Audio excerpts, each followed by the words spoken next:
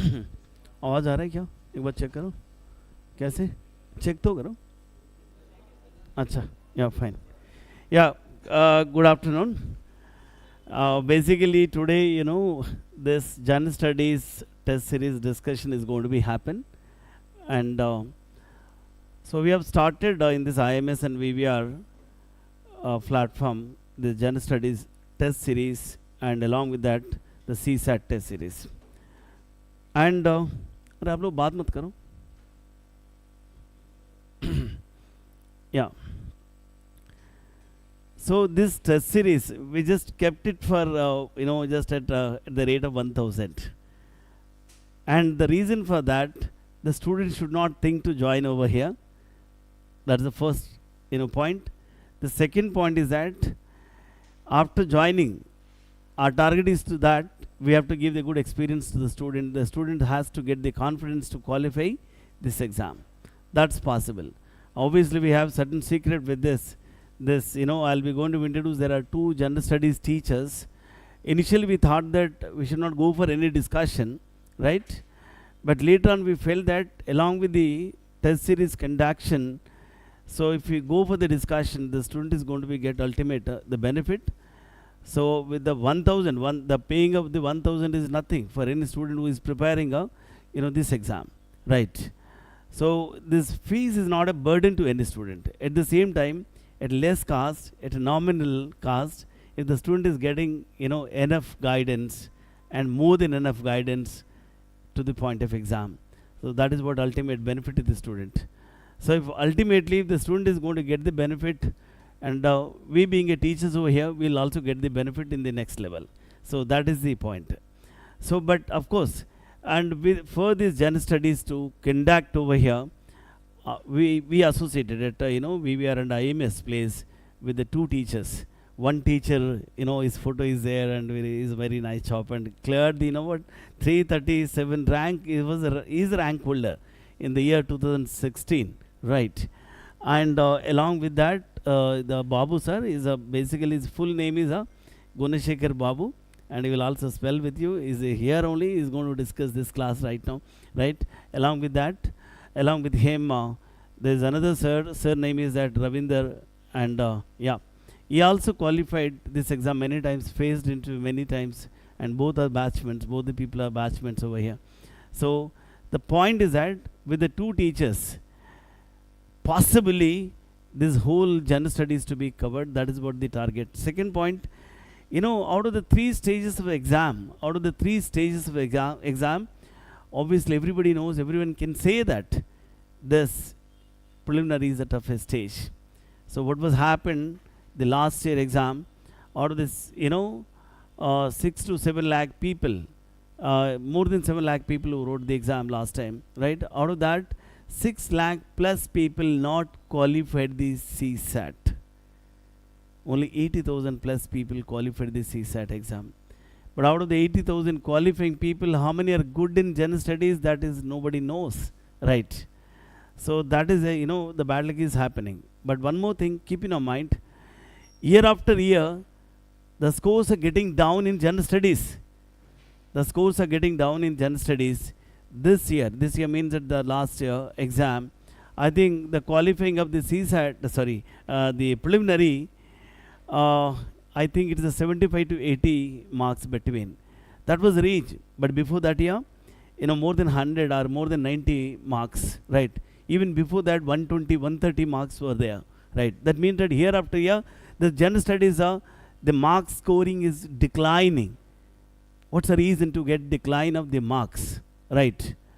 And so I would say here very clearly, I think either there is no enough guidance for the students, or else the students are not much serious. Year after year, the aspirants are not much serious about the exam concern, right?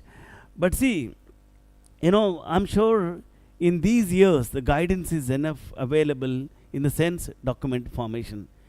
These days are technology days, right? So obviously, and the guidance is available in hand only, basically. So that means that with the over information, the people cannot be not interested must study. Not interested in the sense we can say, I would understand here, when over information is available, people are in a don't care mode. So that might be the biggest reason, right? People will not take seriously any of the information. If the information is not available to the people in hand, then people are going to be approach the teachers. Nowadays, the students are not interested to approach the teachers, but ultimately in Indian society, according to the Indian nature, right? So people, will qualify or will be successful much, by the help of the teachers only. When without the interaction of the teachers, success rate is very less. So that's what my, way over here, right? So, but see, why people are much, getting fail in, preliminary level. There are two things I understand. For the preliminary, no proper guidance is available, right? In the year before, before 2008 year, till that time, or before 2010, till the time, the people used to rush to the, teachers' places, and they used to get guidance one-to-one, basically. But those days have been gone, right? Now people are coming to, even to write the test series also through online. When the teacher interaction is not there, obviously our curiosity is very less, right? So our curiosity is more is important, basically. That's what lacking now, right? So it's very obvious that,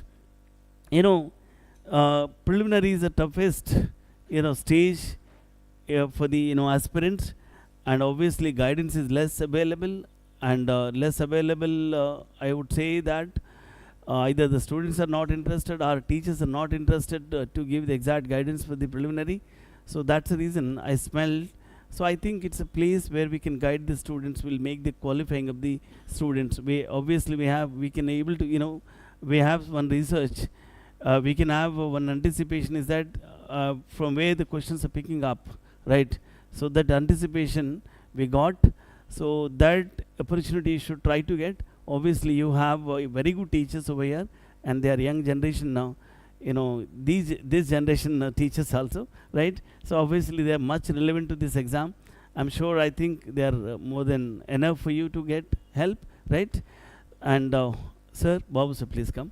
Yeah, he is a Gunashekar Babu, and Babu sir, we shortly call him as a Babu sir, right? And definitely helps you. Is very tall man, right? And please, Ravi sir.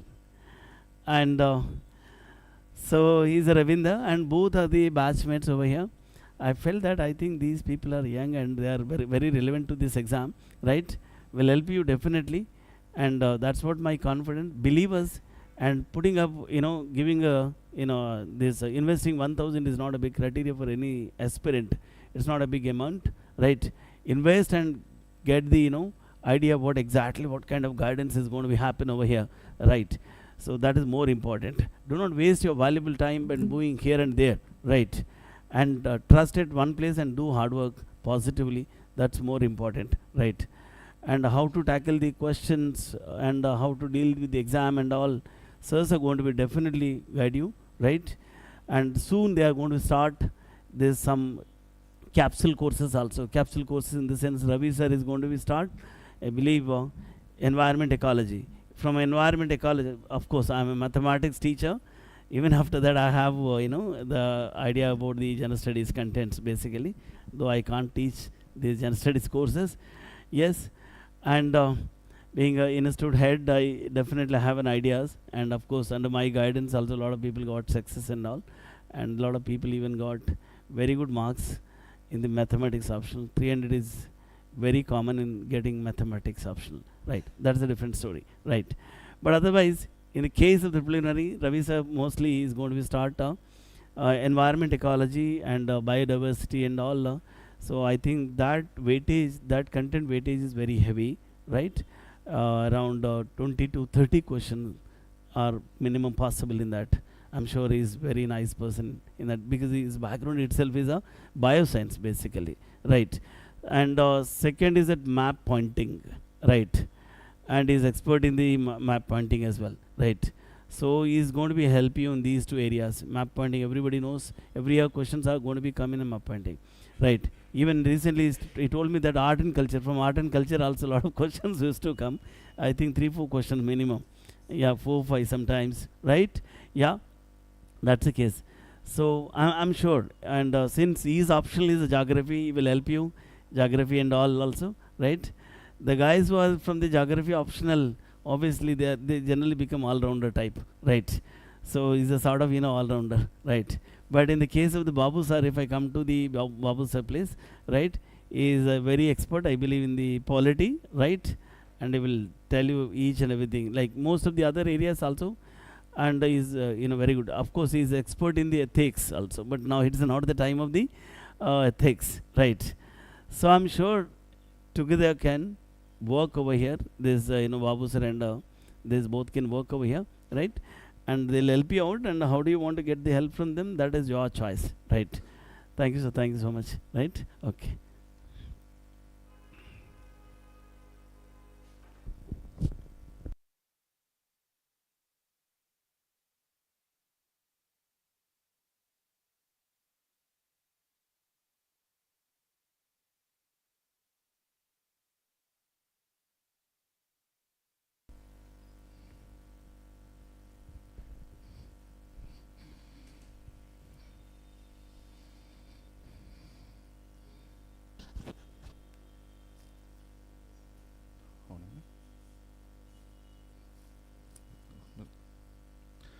Good afternoon to all of you. Think Sir has given enough introduction, so I'm not giving much introduction. We'll just directly get into the discussion. I'm sure that everybody is aware of the fact that today we are here to discuss about the first test. How many of you have given the test in this class? Please raise your hand. Okay, so it would be better that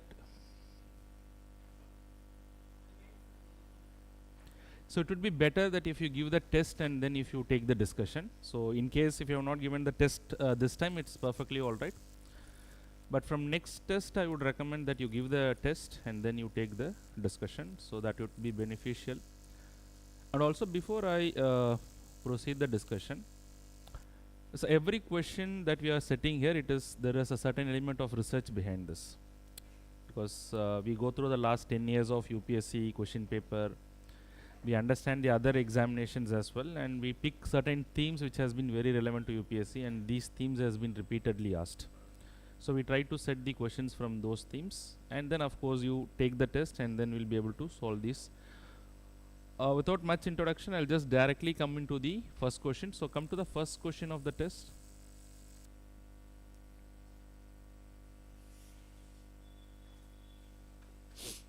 Okay, so this is the first question that was asked in the test. So look into this particular question. Which of the following are the features of the fundamental rights?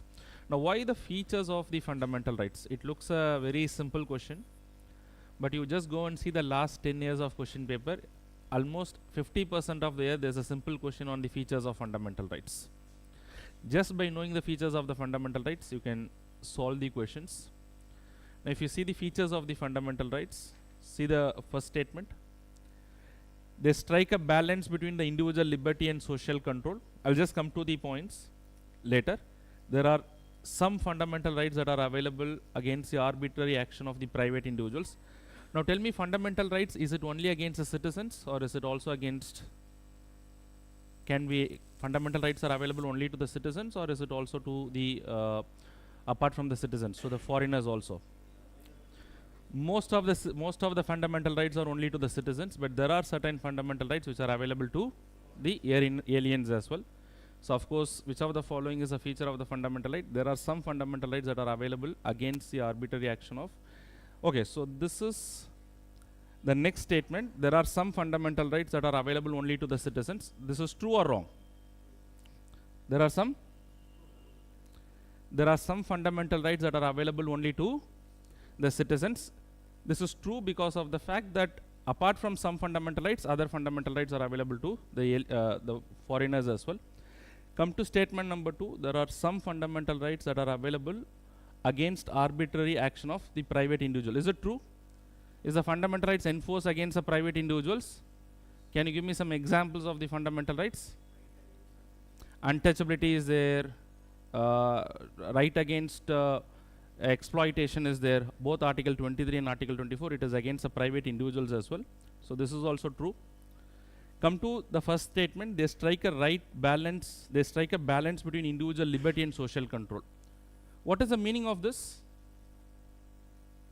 When you say that they strike a balance between individual liberty and social control. That means the fundamental rights are not absolute in character. The fundamental rights do come with certain restrictions. Why these restrictions are there? The restrictions has to be there because you cannot give complete freedom to one individual, which will take away the freedom of another individual in the society.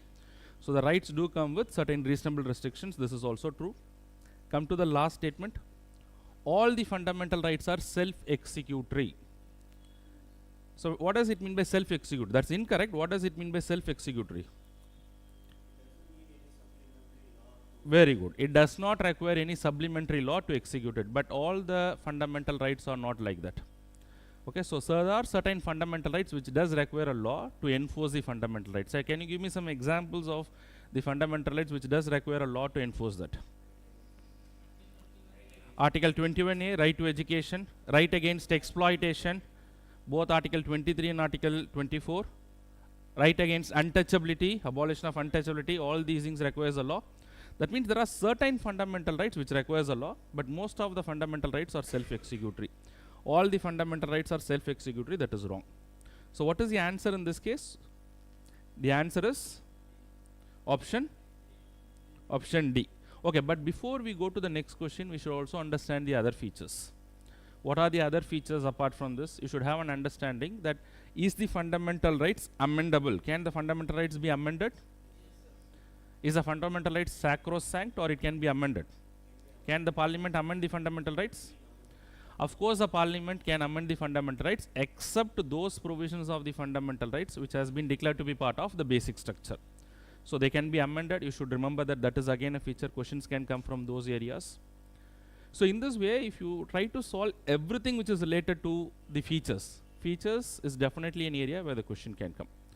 So the idea is not, when we are putting this particular question, it is not only you should know that, okay, I know this particular question. No, that is not the way. You should try to understand the other features as well.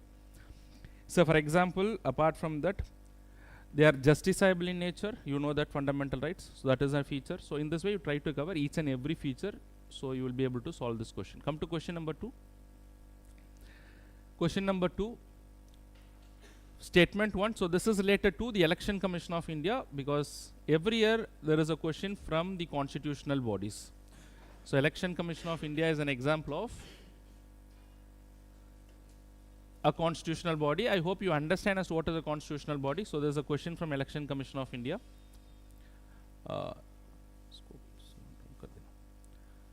So look into that. Question number 2, that is the Election Commission of this is related to the Election Commission of India. Statement 1, lowering of the voting age from 21 years to 18 years was done through the 65th constitutional amendment. And this is not only related to the constitutional bodies, it is also related to the significant amendments in the constitution. There are two topics that is relevant in this area. One is, of course, the question is majorly related to the Election Commission, and other is related to the significant amendments. So this is done by which constitutional amendment? Very good. It is done by the 61st Constitutional Amendment Act in the year 2008. Okay, so before, so not 2008, 1988. Okay, so before I proceed further, can someone tell me what is the composition of Election Commission of India? What the Constitution says with regard to the composition of Election Commission of India? No, composition as in how many members has to be there? How many members has to be there in the Election Commission of India? One election commissioner and 2 other election commissioners. One chief election commissioner and 2 other election commissioners. How many of you agree with this? That the election commission should consist of one chief election commissioner and 2 other election commissioners. No, so what is the composition? What is given in the Constitution? Very good. That is the basic understanding you should have. The composition is not fixed in the Constitution. What the Constitution says, that the composition of the Election Commission shall be as determined by the President from time to time. So if at all a question comes in the examination, the composition is fixed, the composition is not fixed. Who is going to determine the composition? The President. Why I am saying this particular thing is, Before the 61st Constitutional Amendment Act, which has in fact reduced the age, before that the Election Commission of India was just a single member body. There was only just the Chief Election Commissioner. It was subsequent to that, because of the workload has increased to the Election Commission, the President subsequently has appointed 2 more Election Commissioners. All that is given in the Constitution is, if there are other Election Commissioners, you'll have to understand, if the other Election Commissioners are appointed, then the Chief Election Commissioner is designated as the Chairman of the Commission. So keep this in your mind. Who is going to determine the composition? The President is going to determine, and that is not the discretionary power of the President. That is based on the advice of whom? Advice of the Council of Ministers. Now we are coming to the second area in this discussion. Okay, now the Chief Election Commissioner and the other Election Commissioners, of course this particular statement is wrong. This is going to be wrong because it was read by the 61st Constitutional Amendment Act. Now we are going to the second area of the discussion. Now the second aspect of the discussion is, now who is going to appoint the Chief Election Commissioner and the other Election Commissioner? The President is going to do that. Is the President is going to do that on the aid and advice of the Council of Ministers or somebody else? So till 2023, till this year, in the mid of this year, I think May, June, this judgment was given by the Supreme Court of India. Till that point of time, it was based on the advice of the Council of Ministers. But now it is not on the basis of the advice of the Council of Ministers. The Supreme Court has said that it has to be on the basis of a recommendation given by a specific committee. Do you know who comprises of this particular committee? The Prime Minister is going to be part of that particular committee, then Chief Justice of India, and then Leader of Opposition in the Lok Sabha. Okay, in case if there is no Leader of Opposition, then the Leader of the single largest party in the Lok Sabha. So to be a Leader of Opposition, they should have minimum 1/10 of the members in the Lok Sabha. And suppose if it is not there, then the Leader of the single largest party, whichever is the single largest party, the Leader of that particular will also be part of the committee. So what about this particular statement? The appointment of the Chief Election Commissioner and the other Election Commissioners shall be made by the President of India on the recommendation of a committee comprising of Prime Minister, Leader of Opposition in the Lok Sabha, and the Union Cabinet Minister. That is wrong. It has to be Chief Justice of India. Now come to the third statement. The Chief Election Commissioner and the 2 Election Commissioners have the power, have the same powers and receive equal salary and allowances. Is that true? Is it given in the Constitution? How many of you think it is mentioned in the Constitution? What is the article that is relevant to the Election Commission of India? Article 324. So there are few articles probably you'll have to remember. You don't have to remember each and every article, but this is one article that you have to remember.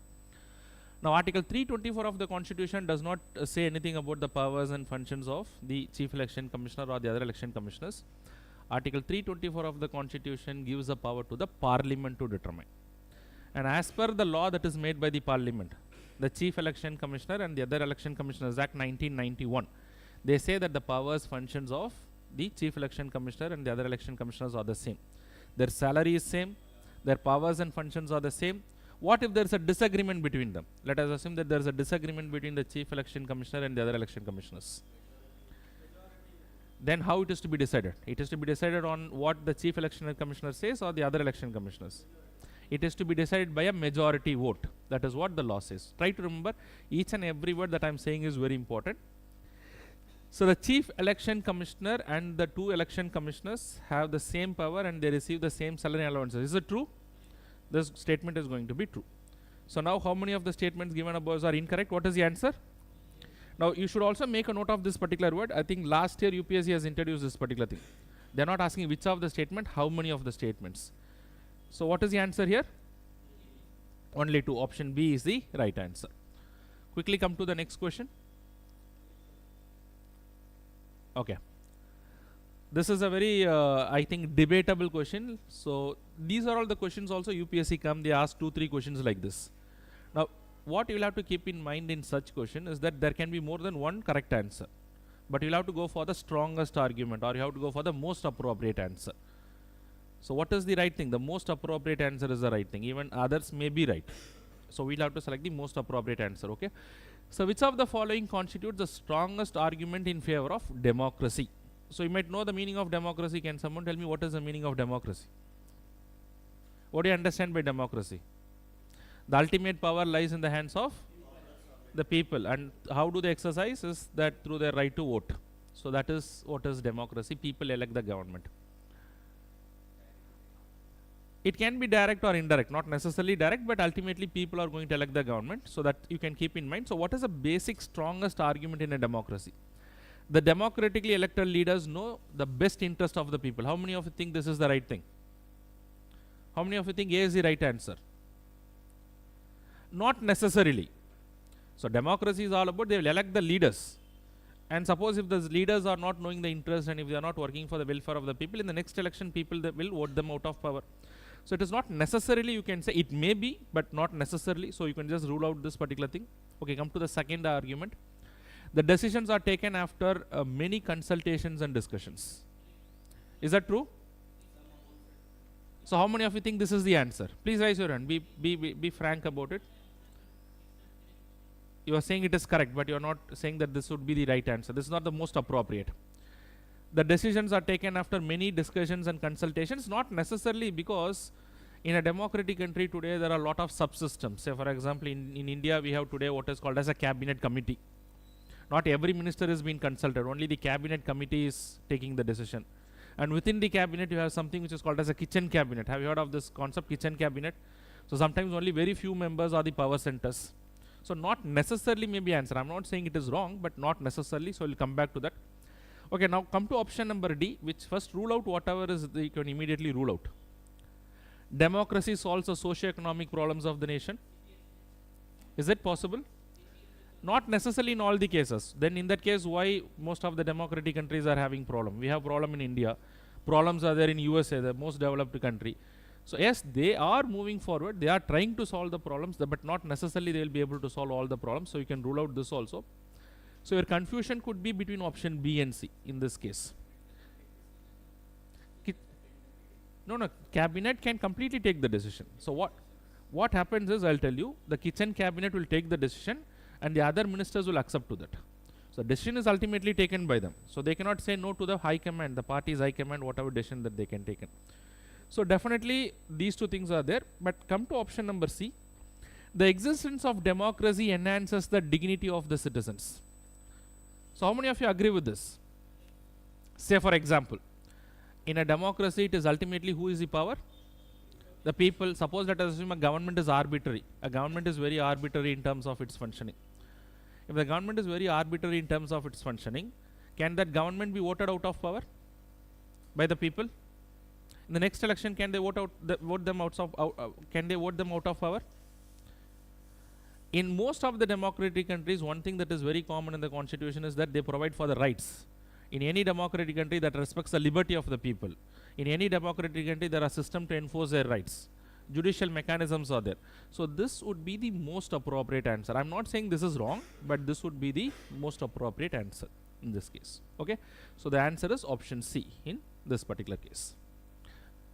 Come to the next question. This is not something that you can answer just by reading the books. You should have a proper application and the broader understanding of the concepts. Then you will be able to solve this question. Come to question number 4. So why schedules? Because every second year there are also questions that has been solved from the schedules as well.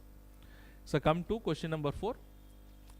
The fourth schedule of the constitution, that is related to what? Which of the following pairs and the schedules, I think which of the following are correctly matched? What about fourth schedule is related to? Rajya Sabha seats. Can you just tell me what is the first schedule? First schedule is related to the union and its territories. Schedule 2 is related to salary and allowances of certain dignitaries. Schedule 3 is related to oath and affirmations of certain authorities. 4 is related to allocation of Rajya Sabha seats. 5 is related to the scheduled areas in general. And 6 is related to scheduled areas in certain areas. Scheduled tribes in certain areas, Assam, Meghalaya, Tripura and Mizoram. Schedule 7 is related to the 3 list, union list, state list and the concurrent list. Schedule 8 is related to the languages. And Schedule 9 is related to laws which has been placed inside this Schedule 9 will have certain element of immunity today. And then Schedule 10 is related to anti-defection law. Schedule 11 is related to functional items for the panchayats and functional items for municipalities in Schedule 12. Just remember the schedules. You can expect a question from these areas. Alright, so fourth schedule, allocation of seats, that is true. Okay, now among the union territories, just listen, among the union territories, does all the union territories have representation in the Rajya Sabha? That can also be a question. Do they have representation in the Rajya Sabha? How many union territories do have representation in the Rajya Sabha today? What are the union territories? Delhi is there, Puducherry is there, and then today Jammu and Kashmir, the Jammu and Kashmir Organization Act provides for representation in the Rajya Sabha, because as a state it had, as an union territory also it is having it. Okay, so these three union territories, they have a representation. So just keep that in your mind when you study these things. The other things also be there in your mind. Sixth schedule of the constitution, provisions relating to administration and the control of. This is wrong because it is related to schedule 5. It is specifically related to Assam, Meghalaya, Tripura and Mizoram. So this is wrong. Come to 10th schedule. The provisions relating to disqualification of the members of the parliament, is it true? This is true because anti-defection law is a kind of disqualification. Can someone tell me? Rest of the UTs are not having it because you'll have to have an understanding as to what is the reason as to why the representation was given in the Rajya Sabha is to give the representation to the states and the union territories, and for which they need to have a very significant population. So there is no significant population, those union territories was not given the representation because the Constituent Assembly allocated the seats what was on the basis of the population. So they thought that certain union territories, or at that matter in fact union territories was not there, but they were under the classification of Part A, Part B, Part C and Part D states, which later turned out to be the union territory. So they're not having significant population, so the representation was not given. And these three union territories that I'm talking about, they have a significant population, so there was a representation to these areas. Alright. So can someone tell me when was this anti-defection law introduced? 52nd or 91st? It was by 52nd Constitutional Amendment Act. 52nd Constitutional Amendment Act 1985, and then subsequently amended in 91st Constitutional Amendment Act in the year 2003. Okay, so it was first by 52nd Constitutional Amendment. Very good. It was through Rajiv Gandhi when he was the Prime Minister of India. I will discuss about the anti-defection later. So what is the right answer in this case? Which of the following are correctly matched? The answer is option C. Very good. C is the right answer. So the idea is, whenever you learn certain things, you will not only learn that particular thing, you will have to learn the relevant areas. So in that way your entire syllabus will be covered. Come to the next question. Question number 5. Consider the following statements regarding the Election Commission. Again, one more question from Election Commission. The Election Commission can refrain political parties from engaging in all sorts of campaigning during the silence period. Now recently there was one chief minister in our country who was refrained from campaigning during this during the silence period. Can anyone guess me which chief minister is that? Anybody from the state of Madhya Pradesh in this class? Who is the chief minister of Madhya Pradesh? So you must be aware of the chief minister. Is the election happening in Madhya Pradesh? Is it over? So Mr. Shivraj Singh Chauhan, he was prevented from campaigning in certain parts of Madhya Pradesh because he was trying to campaign during the silence period. So the Election Commission of India has a power to refrain an individual or a political party to refrain to campaign in elections during what is called as the silence period. So can someone tell me what is the silence period? So in fact the Election Commission of India has its power through the Representation of People Act. Have you heard of this Representation of People Act? Have you ever heard of this Representation of People Act? It's an election law. It's a major election law in our country. We will discuss about that at the later stages. To be very specific, under section 126 of the Representation of People Act, the Election Commission of India has a power to refrain a particular individual or a political party from can refrain them from engaging in any form of campaigning during what is called as the silence period. Can anyone guess me as to what is the silence period, or when the silence period actually starts? That may also be asked in the prelims. No, when does the silence period actually starts? Suppose let us assume tomorrow is polling. So before polling, how many hours the silence period will start? it will start before 48 hours on the day of polling. So you'll have to keep this in your mind. It will start before how many hours? How much hours? 48 hours before the polling, and it is likely to continue till the end of the polling. So try to remember this in your mind, okay? So the election commission can refrain political parties from engaging in all sorts of campaigning during silence period. This is true. Come to statement number 2. So this is from current affairs. The remaining things are conventional. This is how UPSC is also asking. So something related to polity, you cannot just only read the conventional. You should also be aware of what is happening in the current events. Statement 2. The constitution has debarred the retiring election commissioners from further appointment by the government. Is that true? In fact, this is a criticism of the provisions in the constitution. If you comparatively, if you relatively see the comptroller and auditor general, the retiring comptroller and auditor general is prohibited from any further employment under the government. He cannot be appointed. But the same restriction is not there for the Election Commission of India. Is it good or bad? How many of you support that there should not be any restriction? So how many of you feel that the restriction has to be there? Now what is the reason why the CAG is not allowed to enter into any of the other government jobs after he retires?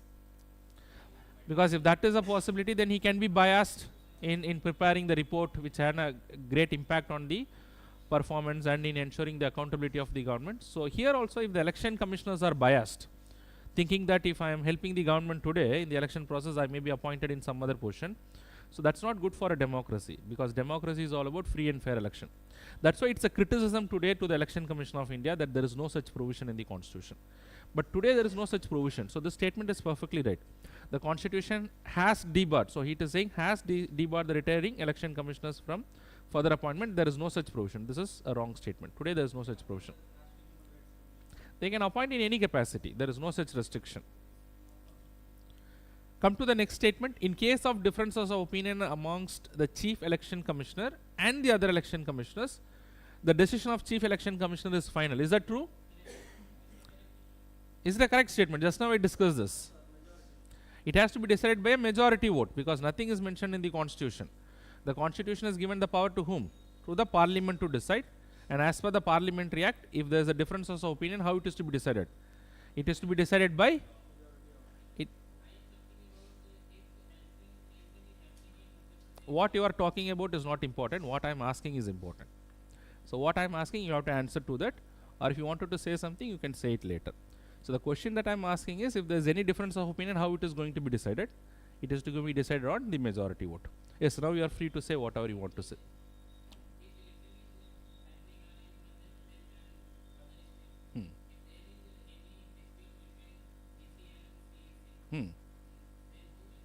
The matter will be decided by majority vote. In any difference of opinion which the election commission has to be decided, it will be decided by the majority vote. That is what the law of the land says. Okay. So what is the statement here? In any case of difference of opinion among the chief election commissioner and the other election commissioner, the decision is to be decided by the chief election commissioner, is not the final. It is decided by the majority vote. So this particular statement is what? Wrong. So what is the answer in this case? It is asking for the incorrect one. So how many are incorrect? Option B. Okay. So whatever is the difference of opinion, it is to be decided by the majority vote. Come to the next question. Alright. So everybody make a note of this also. It will be useful for you to revise in the later stages. Come to question number 5. So why this particular question? You can see that most of the years there is one question from what is called as a historical underpinnings. There is a topic in your syllabus, the first chapter in your Lakshmikant book, which contains, I think, the company rule and then the crown rule. So most of you might be aware of that. This is a little raw area. This is a little factual area. But try to revise this and go and before your examination, because sometimes they can ask you one prelims question from these areas. Okay, so be aware of this. So come to the first question. Consider the following statements about the Charter Act of 1833. Statement 1. The company's monopoly over trade with India was completely ended. Now in 1813, there was some kind of monopoly was ended. So what was the monopoly that was ended in 1813? In fact, every monopoly was ended except for what you are saying. Except for what you are saying is that the company has been not given the monopoly, which was continuing till that point of time. by the Charter Act of 1813, what was brought to an end is that every type of monopoly was brought to an end except for trade in tea and trade with China. So that means completely ended is a wrong thing. So the company's monopoly or trade with India was completely ended. So this particular statement is wrong because they still continued monopoly in terms of trade with tea and trade with China, which also brought to an end when? In the next Charter Act. The next Charter Act in 1833, that was also brought to an end. Now do you know what is a Charter Act? Why it is called as a Charter Act? What do you mean by a charter?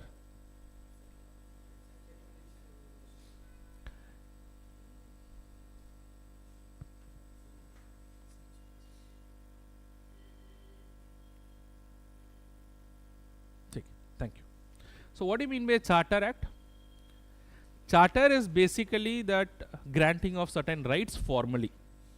So what happened is, starting the Regulating Act, why it is called as Regulating Act? Okay, does anyone know? 1773, why it is called as a Regulating Act?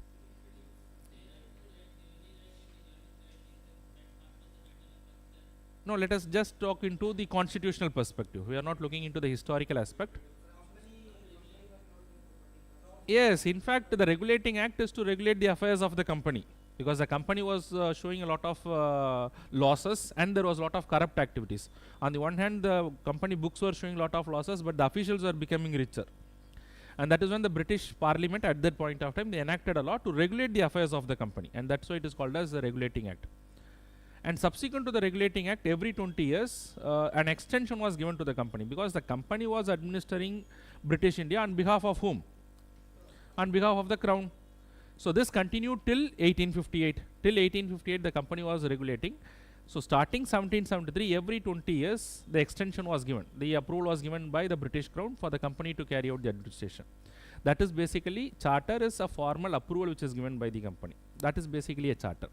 So every charter they made few changes. So this is the change that happened in 1813. Come to statement number 2. The constitutional position of British territories in India was defined explicitly for the first time. So in fact, the Charter Act 1830 tried to do that. So till that point of time, officially, formally they have not put it as to the territory which is controlled by the British is belonging to whom? Belonging to the Crown, but on behalf of the Crown, who is carrying out the administration? The East India Company. So this is true. Come to statement number 3, again factually right. The Christian missionaries were permitted to come to India and to preach their religion. This was allowed under the Charter Act. These are all factual things. We cannot have much explanation here. So this is true. So select the correct answers using the code below. What is the answer? What is the answer here? Option 213. Alright, so come to the next question. Okay, this is a very interesting question. So come to question number 7. So can someone guess the answer? And if you say the answer, I'll also ask the explanation for that. So remember that I'll also ask the explanation. Champakam? Okay, why not the other cases? Keshavananda? No, in fact, Champakam Dorarajan was even before that. Champakam Dorarajan is 1951. Golaknath case? Why Golaknath case?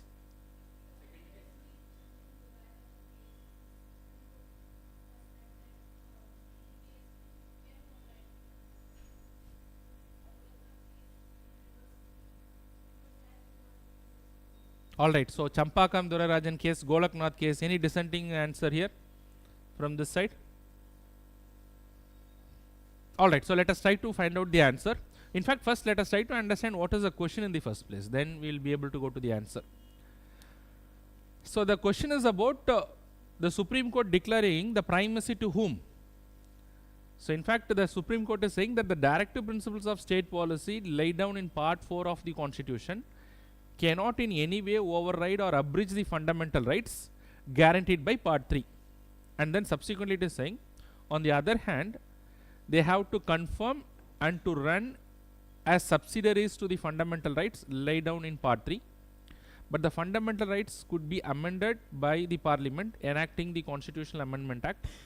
In which of the following cases did the Supreme Court hold this? So what is the basic understanding you should have? What the question is trying to say? The question is trying to say, when there is a conflict between fundamental rights and DPSP, which is superior and which is inferior. The fundamental rights are superior and the DPSP is inferior. But if in order to implement the directive principles of state policy, still the government could implement by amending the fundamental rights. You can amend and you can change the fundamental rights, but without that you cannot, in the way of implementing a DPSP, you cannot take away a fundamental right. That will not accept. So this judgment has been given in which case? That is the question in this case. So now I'll first eliminate certain things. First I can eliminate the Keshavananda Bharati case. I'll directly eliminate this. Why I'll eliminate the Keshavananda Bharati case? Because Keshavananda Bharati case is not related to the conflict between fundamental right and DPSP. In Keshavananda Bharati case, all that they wanted is whether the parliament can amend the fundamental rights or not. That's the question. So you can eliminate that if you know that. Because I cannot go in detail into explanation of all the cases, but let us try to understand the crux. Now come to Minerva Mills case. Okay, before Minerva Mills case, I'll cut down the Golaknath case. Somebody told Golaknath case. Why Golaknath case is not the answer? What is the crux of Golaknath case? The crux of Golaknath case is the Supreme Court said that the parliament cannot amend the fundamental rights. Fundamental rights are permanent. Fundamental rights are sacrosanct. That is not the issue that is there in the question. What is the issue that is there in the question? The issue that is there in the question is conflict between fundamental rights and DPSP. Okay, that is what is there in the question. Okay, the same issue was taken up by the Minerva Mills case also. The conflict between fundamental rights and DPSP, but in Minerva Mills case, the Supreme Court said the fundamental rights and DPSP are like, they have to balance. There has to be a harmonious balance between these two things. It did not say one is superior and one is inferior. Some element of balance was ensured by the Supreme Court in the Minerva Mills case. But in which case, try to understand, in which case the superiority was given to the fundamental rights? It was exactly in the Champakam Dorairajan case in 1951. So either you go to the elimination technique, or if you know, you can come to the answer also. So you know the history behind the Champakam Dorairajan case so that you can easily remember, because last year also there was one question which is related to the first Constitutional Amendment Act. How many of you given last year prelims? How many of you got that question right? So which of the amendment, I think some question was there which was related to the fundamental rights. There was one question. Now, how many of you know about the background of this Champakam Dorairajan case?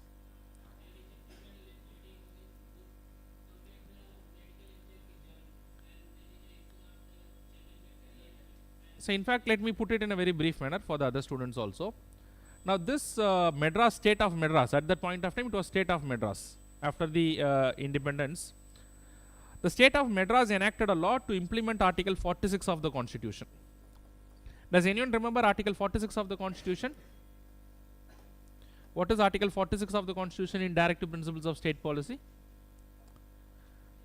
Article 46 of the Constitution says that the state can take measures to uplift the weaker sections, the scheduled caste and scheduled tribe, including reservations also. State means everything which is falling within the definition of state. So what has been done by the state of Madras? They brought in a law which provided reservation to the scheduled caste and scheduled tribe community. Scheduled caste, scheduled tribe, the backward classes, for them in the professional colleges, in engineering colleges, medical colleges, etc. So for them reservation was given. And that reservation was challenged in the Supreme Court. And that reservation was challenged in the Supreme Court, and that came to be what is called as a Champakam Dorairajan case. Now in the Champakam Dorairajan case, they argued that if you give reservation, it is a violation of Article 15 of the Constitution. What is Article 15 is saying? There shall be no discrimination on the grounds of religion, race, caste, sex, place of birth, and so on. So it was argued that it is violation of Article 15. State of Madras argued we wanted to implement the directive principles of state policy. We have an obligation to implement the DPSP as a state. But the individuals were saying that this law is violative of our fundamental right. So is there a conflict between fundamental right and DPSP? The conflict was very open. So now the court has to decide which is superior and which is inferior. So which the Supreme Court has said in this particular case, that the fundamental rights would be superior. You cannot violate any fundamental right in the process of implementing any DPSP. But what you can do is you can amend the Constitution, change the fundamental right, so that there is no conflict between the DPSP and fundamental right, and you implement the DPSP. We have no problem. So in fact, subsequent to the Champakam Dorairajan case, do you know that the first Constitutional Amendment Act was brought in? Do you know what changes has happened in the first Constitutional Amendment Act, 1951? In fact, as a result of this Champakam Dorairajan case, a first constitutional amendment to nullify this judgment, the first constitutional amendment act was brought in. And in fact, they made a change in Article 15. Does anyone know what was inserted into Article 15? No, that already existed. Article 15 class 3 already existed. Article 15 class 4 was inserted. Article 15 class 4 was inserted to give an exception to giving reservation to the backward community. In fact, Article 15 class 4 was inserted by the first constitutional amendment act. Okay, so all these things are not per se very important, but I'm just trying to make you understand the holistic story. So what is the answer in this case? Champakam Dorairajan case. What is your name, both of you? Are you following the class? Is it clear? Champakam Dorairajan case. Why is that is the answer? Why this Golaknath case is not the right answer? Can you tell me?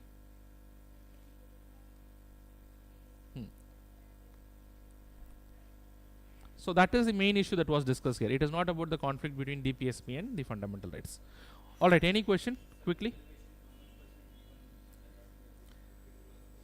So that was only for the state of Madras. Only the state of Madras was giving the reservation. That is not very important. Okay. So that you don't have to remember. That is not important. Any question? What is? Which case? This one. Minerva Mills case. The can someone close the door?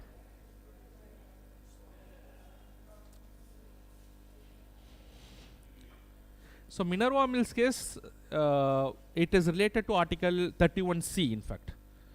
So in Article 31C, some exception was given. In Article 31C, if you remember, there are two directive principles of state policy. So that is Article 39B and Article 39C. So those who are not aware of this, there are two directive principles of state policy, that is Article 39B and Article 39C, which is related to redistribution of wealth in the society and prevention of concentration of wealth in the society. So Article 39B and C, if it is to be implemented by the state, and even if they are violative of Article 14 and Article 19 today, they cannot still be challenged in a court of law. That's the provision of this Article 31. This was the provision of Article 31C. So Article 31C was brought in, and Article 31C says these things. And then later what has been done by the government is the parliament rather amended by the 42nd Constitutional Amendment Act in 1976, and they expanded the scope of this Article 39B and C, which was an exception given to only Article 39B and C, to all the DPSP or Article 14 and Article 19. That was challenged in the Minerva Mills case, and then the Supreme Court said no, this is not possible. So to that extent, if you give the primacy, the balance is maintained. But if you give primacy to all the DPSP over Article 14 and Article 19, the balance is shifted in favor of the DPSP. That is not possible, because DPSP is a non-justiciable part. And what is justiciable? Fundamental rights. So that is the judgment in this case. Is it clear to all of you why this Champakam Dorairajan case? Right? So let us move to the next question quickly. Come to the next question. So try to, because you are spending a lot of time, make sure that the concepts are clear now. So again, you cannot go and spend time. These areas should be very clear in your mind. Okay. So come to the next question. So again, this question has been brought in because of the fact here again it's related to a constitutional body. UPSC, is it a constitutional body? What do you mean by a constitutional body in the first place? Mentioned in the constitution? There are many things related to articles. Say for example, related to tribunals, there are a lot of articles. Is a tribunal a constitutional body? Article 323A, Article 323B talks about tribunal. Please come in. Is the tribunal a constitutional body?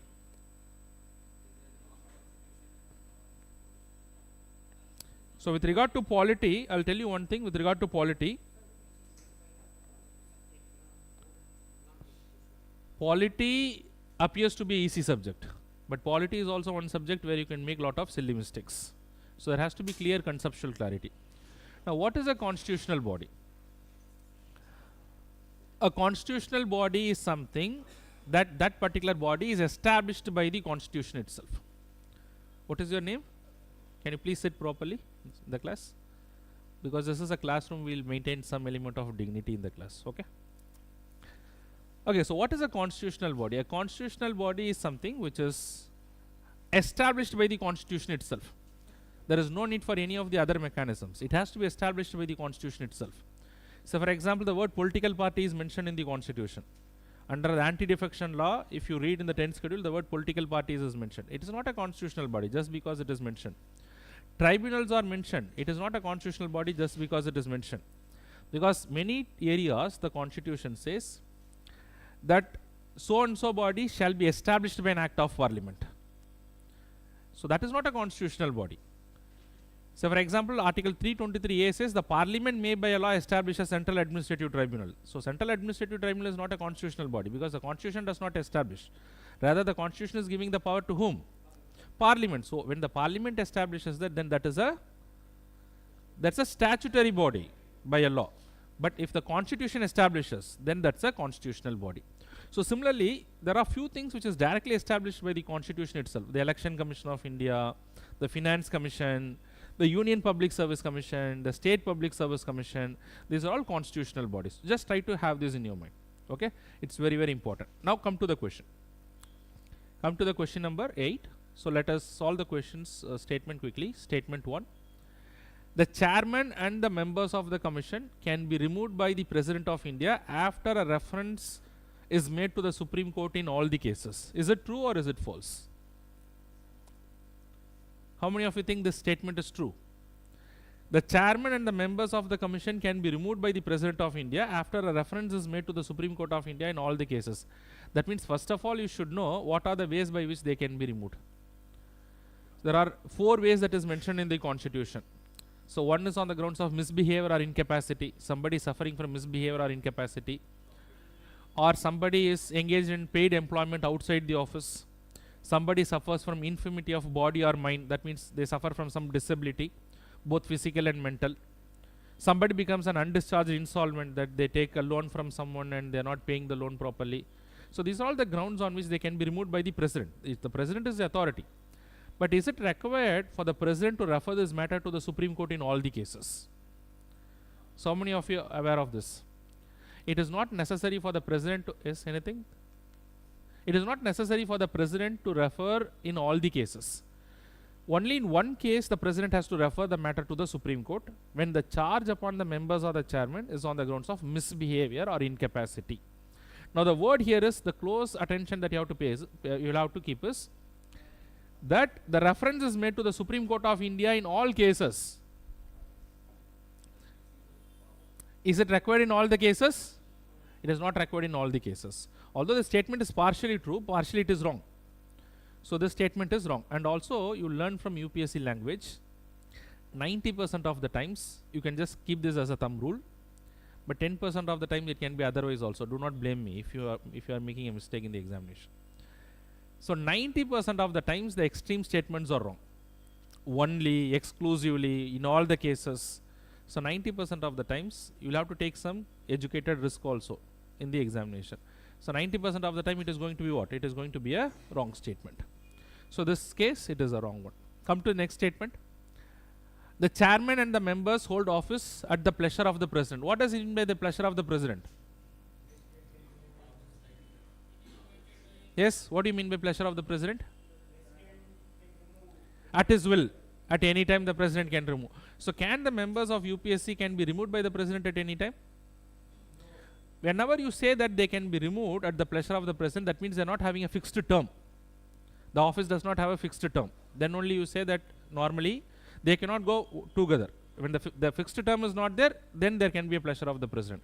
But do the members of UPSC, chairman, they do have a fixed term? In fact, the term is mentioned in the constitution itself. It is 6 years or 65 years, whichever is earlier. So this is not the true case. So it is 6 years or 65 years, that's the right answer. Come to the next statement. The chairman is not eligible for reappointment to that office after completing his first term. Is it true? In fact, the constitution not only prohibits further employment, not only prohibits reappointment, it also prohibits further employment. There is a difference between the word reappointment and further employment. Does anyone know what is the difference between the word reappointment and further appointment?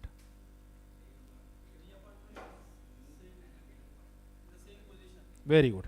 So reappointment means appointing the person from wherever he has retired to the same position. Further appointment in any capacity, in different capacity in the government. So in fact, for the chairman of UPSC, he cannot be appointed in any capacity. Reappointment is also not possible. Further appointment is also not possible. Anyway, the statement is true. Okay, so this particular statement is true. Come to the last statement. The jurisdiction of UPSC is defined as per the constitution and cannot be extended by an act of parliament. Now, in fact, what is the function of UPSC? Can someone tell me? You are all preparing for this. Yes? It's a recruiting agency or it's an appointing agency? So, how many of you think that UPSC will appoint you? It's a recruiting agency or an appointing agency? How many of you think it's a recruiting agency? Students online also, they can just put their comments. How many of you think it's an appointing agency or it's a recruiting agency? Recruiting agency? Please raise your hand. Anybody who thinks it's an appointing agency? The job of UPSC is only to recruit. Even after UPSC recruits, it is not confirmed that you will be appointed. Because who is the appointing authority? The government of India in general. So because for different posts, different appointing authorities there. The point that you are talking about DOPT, it is only for few services, not for all the services. So in general, we'll say it's the government of India. It's the government of India who is the appointing authority. So now you see, there are certain functions which is entrusted upon the UPSC by the constitution itself. But that functions can be extended by an act of parliament. That's what the constitution says. The constitution says by an act of parliament, additional responsibility may be entrusted upon UPSC. So this statement is true or false? The jurisdiction of UPSC is defined as per the constitution and cannot be extended. It can be extended by the parliament. So what is the answer here? Which of the statements are correct? What is the right answer? It is only one. A is the right answer. Come to the next question. Again, this is based on the current affairs. Okay, so how many of you are aware of something which is called as right to privacy? So right to privacy, does it exist today in our country? Right to privacy. So right to privacy does exist in our country, and it is implied under which article of the constitution? Article 21. Is it mentioned in the constitution, right to privacy? It was given only by way of a Supreme Court judgment. In Justice Puttaswamy case in 2017. In Puttaswamy case 2017, the Supreme Court said there exists something which is called as right to privacy. Can anyone define what do you mean by right to privacy? Anyone have an idea? Because you are talking about right to privacy. What does it mean by right to privacy? That is an aspect of right to privacy. What you said is absolutely right, but that's just one aspect of right to privacy. So right to privacy means that the state shall not unnecessarily interfere in the personal matters of an individual. So it's a lot of things that is involved in this right to privacy. In his personal affairs, in his personal matters, there's a domain which is related to the bodily integrity. Suppose you want to do something with your body. The state shall not unnecessarily interfere unless and until it is a nuisance to others. So one aspect of that right to privacy, the Supreme Court also said, is that the sexual orientation of an individual. Now say for example, the Supreme Court said that if an individual is having a sexual orientation towards the same sex or towards an opposite sex, is it his personal matter or is it the business of the state? It's a personal matter. As long as it does not affect others, if it is happening in private, if it is on the basis of consensus, then it is definitely part of what? Part of his right to privacy. And having said this, the Supreme Court struck down a specific provision in the IPC, section 377 of IPC. How many of you heard about this? Which was basically criminalizing the lesbian, gay, bisexuals and transgender sexual orientation. Now, is it a punishable offense today? This is not a punishable offense. So, right to privacy included right to sexual orientation also. Now, as a development of that, suppose let us assume gay sexual orientation people are there. Now, as the development of that, then they filed a case in the Supreme Court. Why don't we get married now? Anyways, our sexual orientation is not a problem. So, we'll get married now. What is the problem? Now you can ask me a question, anyways they can have sexual orientation, what is the purpose of having the marriage? So what is the advantage of having the marriage? So why do you think that they have filed this case? Because their sexual orientation is anyways recognized. But once they get married, a lot of other rights will also come to them. The pension benefits will come, medical benefits will come, property rights will come, insurance benefits will come. That is only going to the spouse, the partner, okay? So that means they also filed a case that now, because right to privacy which includes sexual orientation, why don't you recognize our right to get married? That was filed in the Supreme Court, and then there was a lot of heated argument. Now, do you know what has the Supreme Court has said regarding this? Did the Supreme Court recognize the same-sex marriage? The Supreme Court said that it will not recognize the same-sex marriage. It is not against it. If you read the judgment is not against the same-sex marriage. It is also not recognizing it. They said that the Parliament can make a law which has the competent authority, and if they want by the law, they can recognize this. That is based on this. This particular question has been made. Okay, come to the statement 1. The Supreme Court of India has recently recognized same-sex marriage as a fundamental right under Article 21 of the Constitution. Is that true? It's absolutely not the right thing. Both the Parliament and the state legislature has the power to enact laws on the matters of marriage. Is it true or false? Is it correct? Oh, no. Is it, in your opinion, is it right? So why it is right? Because this marriage, divorce and all these things are an item in the concurrent list in the Schedule 7 of the Constitution. So make a note of this. And because it is there in the news, then it becomes relevant. You don't have to remember each and every item in the concurrent list. No. Certain items in the news, then you should be aware of it. There's a possibility UPSC can ask this. Alright, so it is an item in the concurrent list. So both the Parliament and the state legislature have the power to enact laws on marriage. So what is the answer here? Which of the statements given above are correct? So the answer is option B. Is it clear to all of you? Alright, come to the next question. I think there's one more question. Okay, come to the next question, question number 10. Which of the following has the power to admit a new state into the Union of India? Which is the article that allows for it? Article 2 or Article 3? What is the answer for this question? Article 2 or Article 3? So what? How many of you? Anybody Article 3? What is then difference between Article 2 and Article 3? Yes? Yes, from the back. What is the difference?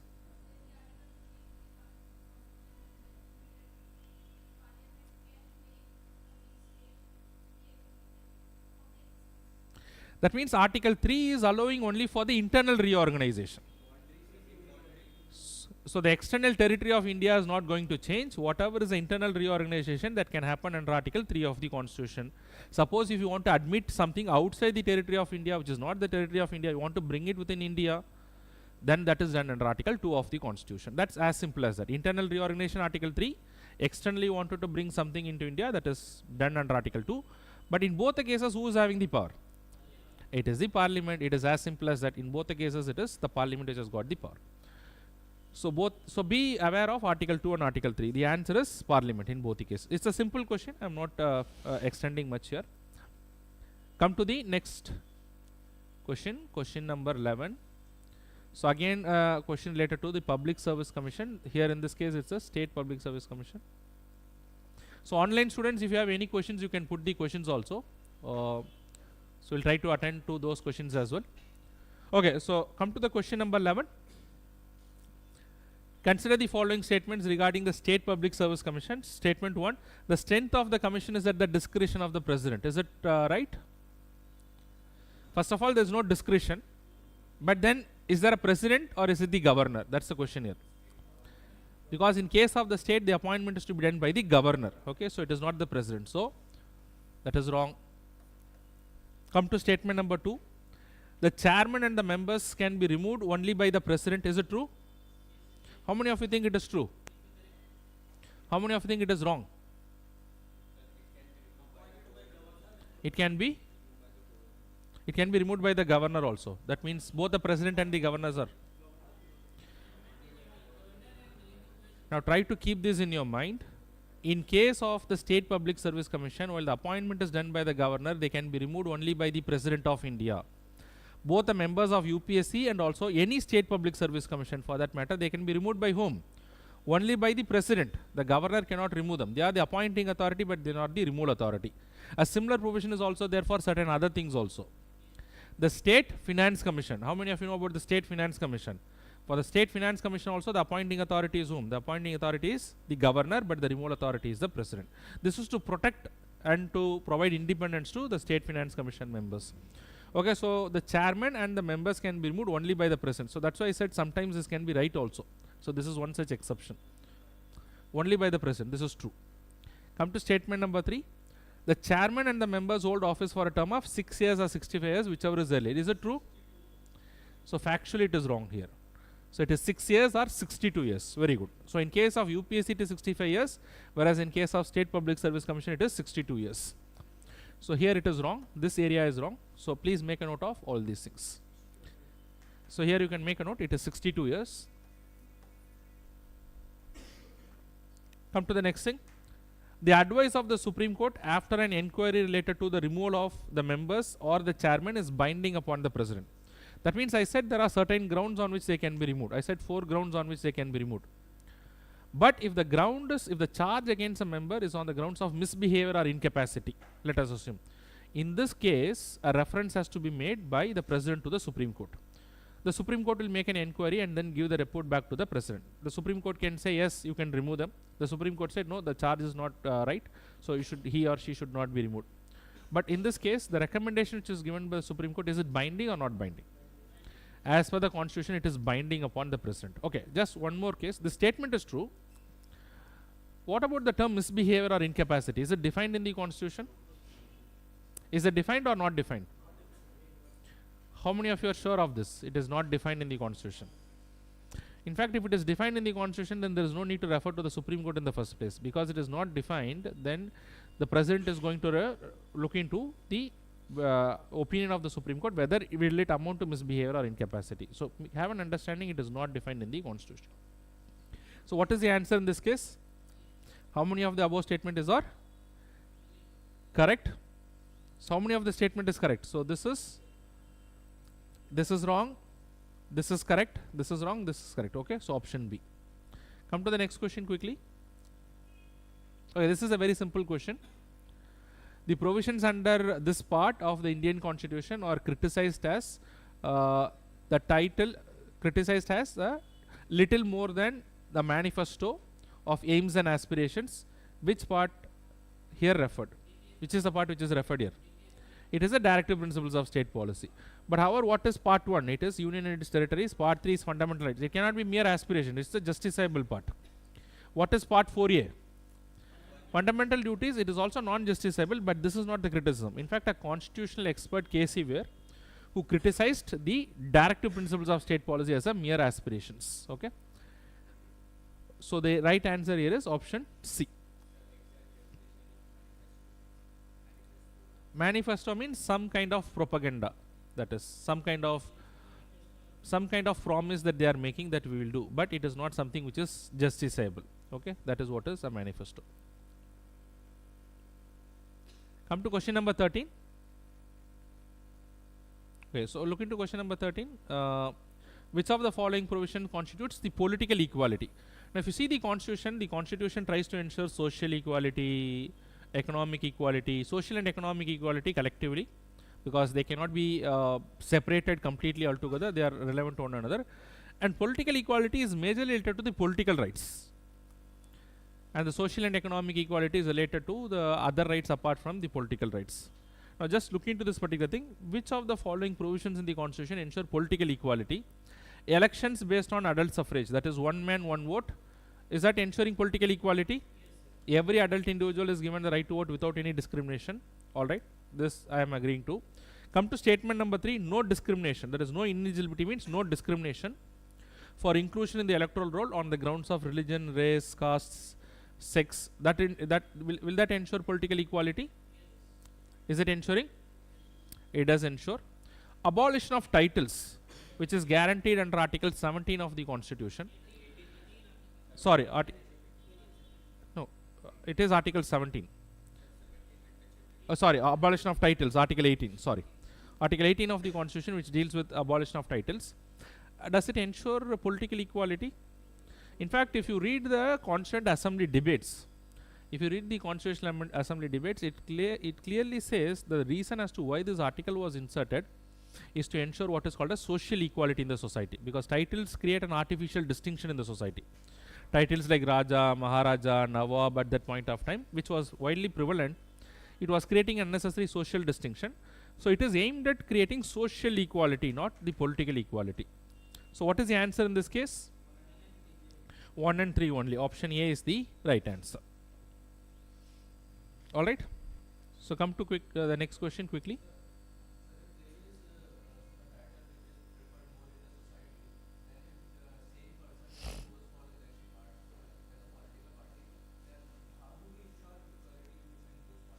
Now first of all, you will have to understand here title means what. Title is not. So here try to understand, under Article 2 of the Constitution there shall be no titles that shall be conferred by the state. The state shall not recognize this.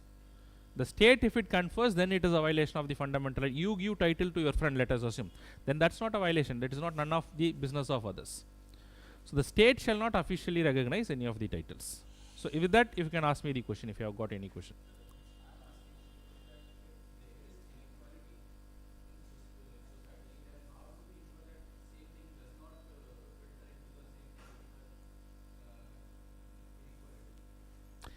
Now see, first ultimately one thing that you have to realize is that we cannot say that there is no inequality in the society. So all that the constitutional provisions, everything, whatever they are trying to do is they are trying to aspire equality in the society. And one of the way that they are trying to minimize the inequality in the society is by abolition of titles, that the state shall not confer that. So I am not saying that there will not be any inequality, there may be. And is a means to achieve the end that will in the long run will try to eliminate the inequality in the society. Yes.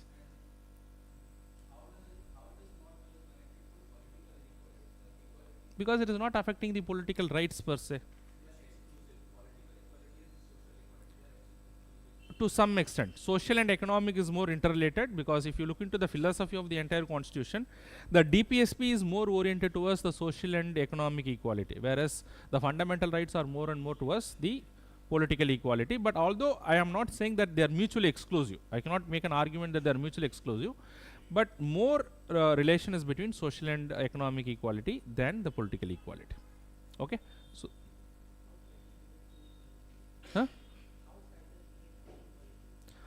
because let us assume that somebody is having a title, and because of the title he is having a privilege when he goes to a public place, and it will automatically create some kind of discrimination, and wherever there is a discrimination it will lead to inequality.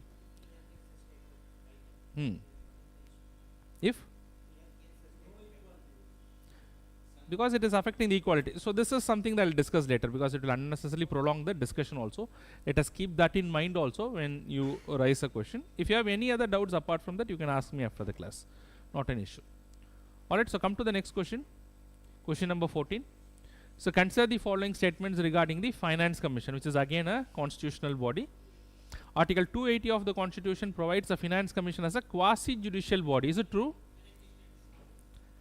It's correct, because in the future if there is any dispute between the center and the state with regard to the distribution of finances and all those things, the Finance Commission can perform that function also.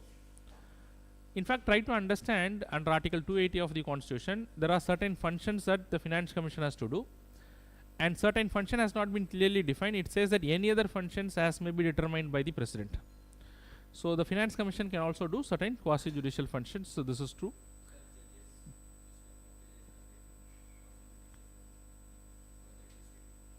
So see, there are certain things that may be not relevant to the question per se, so you ask me the question later, okay? So whatever is relevant to the question, because is otherwise unnecessarily going to distract the discussion. Come to the second thing, the terms and references. In fact, it is terms of reference. The terms of reference of the commission is decided by the central government in consultation with the states. Is it true? In fact, the Finance Commission will give certain recommendations. And what is basically why they are giving the recommendation? They are giving the recommendation as to how the finances is to be distributed between the center and the states. There are certain parameters on which the finances are to be distributed. So what are the parameters on which the finances are to be distributed? Who will determine this? Purely it is based on the recommendation. Purely this terms and references set by the union government. The states have no role to do in this. Okay, so this particular statement is wrong. Come to statement number 3. The composition of the commission is to be determined by an act of parliament. Is it true? The composition of the commission is fixed in the constitution. The composition is fixed. The composition of the commission is fixed in the constitution. You can just open the constitution under Article 280. The constitution says that The composition consists of a chairperson and 4 other members. It's fixed in the constitution. Only that the qualification of these members are to be determined by an act of parliament and not the composition per se. Okay? So the composition of the constitution is fixed in the constitution. The composition of the commission is to be determined by an act of parliament is wrong statement. The advice of the commission is only advisory in nature. Is it true? That's true. It's mostly recommendatory in nature. So what is the answer in this case? So how many of the statements are correct? So 2 statements are correct. The right answer is option B. Alright. Come to the next question. So this is partly from the current affairs. Recently the Prime Minister of India launched Har Ghar Tiranga movement. Consider the following statements. Are you aware of this particular movement? What is the objective behind this movement? It's just to create some kind of awareness about the flag hoisting and all those things. So it is an initiative to hoist the national flag at homes to celebrate Azadi Ka Amrit Mahotsav, marking the 75th year of Indian independence. Is that true? It's completely a true statement, factual, completely a fact. The national flag was adopted on 22nd July 1947. Is that true? That's also true. It was adopted in the Constituent Assembly on 22nd July 1947. And then the next thing is the constitution has detailed rules and instructions regarding the description and display and hoisting of the national flag. What about this? It is in the Flag Code of India 2002. It's the Flag Code of India which provides for these details. So this particular statement is wrong. So before 1947, I don't think we had a national flag. That was not a national flag because India was not a nation at that point of time. India was not an independent nation. So they decided something as a part of Indian National Congress, which is not an official thing, which is not from the government side. It is only for the Indian National Congress they decided this. Alright, so which of the statements given above are correct? So what is the correct statement? It is 1 and 2. Come to the next statement. With reference to constitutional torts. Have you ever heard of this constitutional torts? There is a relevant article in the constitution. What is this relevant article? Can anyone put in the chat box? What is the relevant article regarding this constitutional torts? In the constitution, it is article 300 of the constitution, which talks about constitutional torts. You have to have a basic idea as to what is a constitutional tort. A constitutional tort is a legal remedy. So just listen to me. It's a legal remedy that is available to an individual against a state if an agent of a state is violating some of the civil rights of the people. Now, so for example, the state will have a vicarious liability. Have you ever heard of this vicarious liability? What is this vicarious liability? Suppose let us assume that there is a company, and that company's employees are there. The company employees are doing some activity, and because of the negligence, somebody is getting affected. Let us assume. And will the employee has performed this particular job, and because of the negligence or the act of the employee, which is out of negligence, will the company have any liability? Just a common sense question. Should the company bear the consequences if it is affecting some of the common people because of that act? So how many of you think yes, the company should bear the negligence? Suppose let us assume some poisonous gas is leaked by a company, and because of a negligent act of an employee in that particular company. So will the company should bear the consequence, or is it only the employee? Company should bear the consequences. Then that is what is the concept of vicarious liability. So vicarious liability means not because of the act of the individual himself, but because of the individual's relation with another individual. Even if the other individual is doing something negligently that is affecting certain civil rights of others, then there can be a liability. That is basically what is the vicarious liability. So similarly, under the Constitution of India, the Constitution of India allows whatever the government servant does negligently, and because of the negligent act of a government servant, if the common people are getting affected, will the government have a liability? The government will have a vicarious liability. Okay, that is what is provided under Article 300 of the Constitution. Now, based on that, now let us assume in India there is no legislation. The Constitution talks about this, but is there an explicit law on this matter? So if you see, if there is an explicit law on this matter, there is no explicit law. Okay, So in India, there is no legislation which governs the liability of the state for the torts committed by its servants. So this is true because there is no explicit law. A court of law can award monetary compensation to the victims in such cases. Is it possible? Because of the provision and because of the Article 300, although there is no specific law, but in case of violation of the rights of the people, a monetary compensation can be provided by the state, which has happened in number of cases also. So in that case, although the Bhopal gas tragedy does not fall within the definition of state, because it's a private organization, but let us assume if the state is doing it, do you know, you'll have to understand to call something as a state, it has to fall within the definition of Article 12. That's a different thing.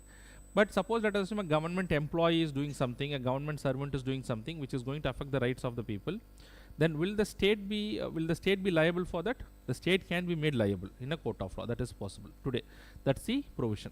Although there is no explicit law that is made by the parliament in this regard, but based on the provision of Article 300, this is possible. That's basically what is the constitutional torts. Government and then the servant also. I'm saying that the servant can be liable, but the government can also be made liable. Yes? It is more than that, in fact. Article 12 says a lot of things about the state. Okay, so just try to remember this answer in this case, whatever is the concept. So what is the answer in this case? Both 1 and 2. Just try to understand as to what is this vicarious liability and the constitutional torts. So normally UPSC does not ask this question, but just to sometimes they ask some miscellaneous questions as well. That's why this has been covered.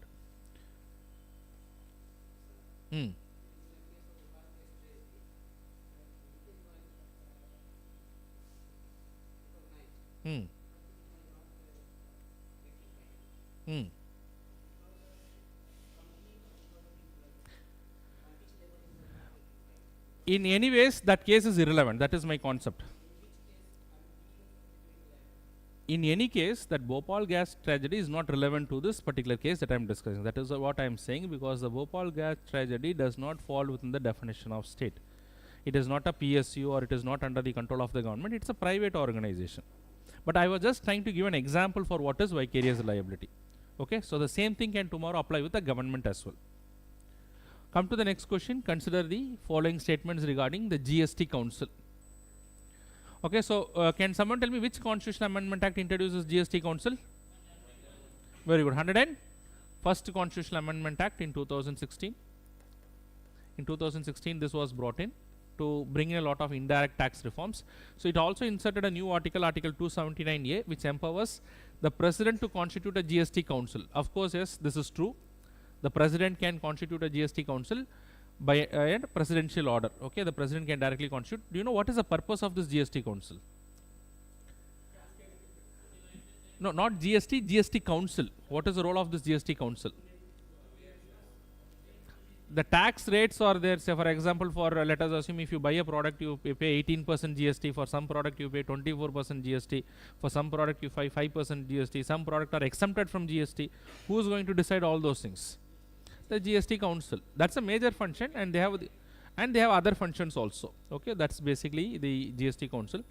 The Prime Minister is the chairperson of the GST Council. Is that true? It is the Union Finance Minister who is the chairperson and not the Prime Minister. Okay, that is wrong. And apart from the Union Finance Minister, the State Finance Ministers are members to that. Okay, so that is definitely a wrong statement. Third statement: 3/4 of the total members, 3/4 of the total members of the council will constitute quorum for conducting the meeting. What is the meaning of the word quorum? Minimum number of members. Say for example, tomorrow in this class I say that I am going to cancel the class because there is no minimum number of strength. That means quorum means you should have a minimum strength to conduct the proceedings. That is what is quorum. So what is a quorum in case of Lok Sabha? 1/10 of what?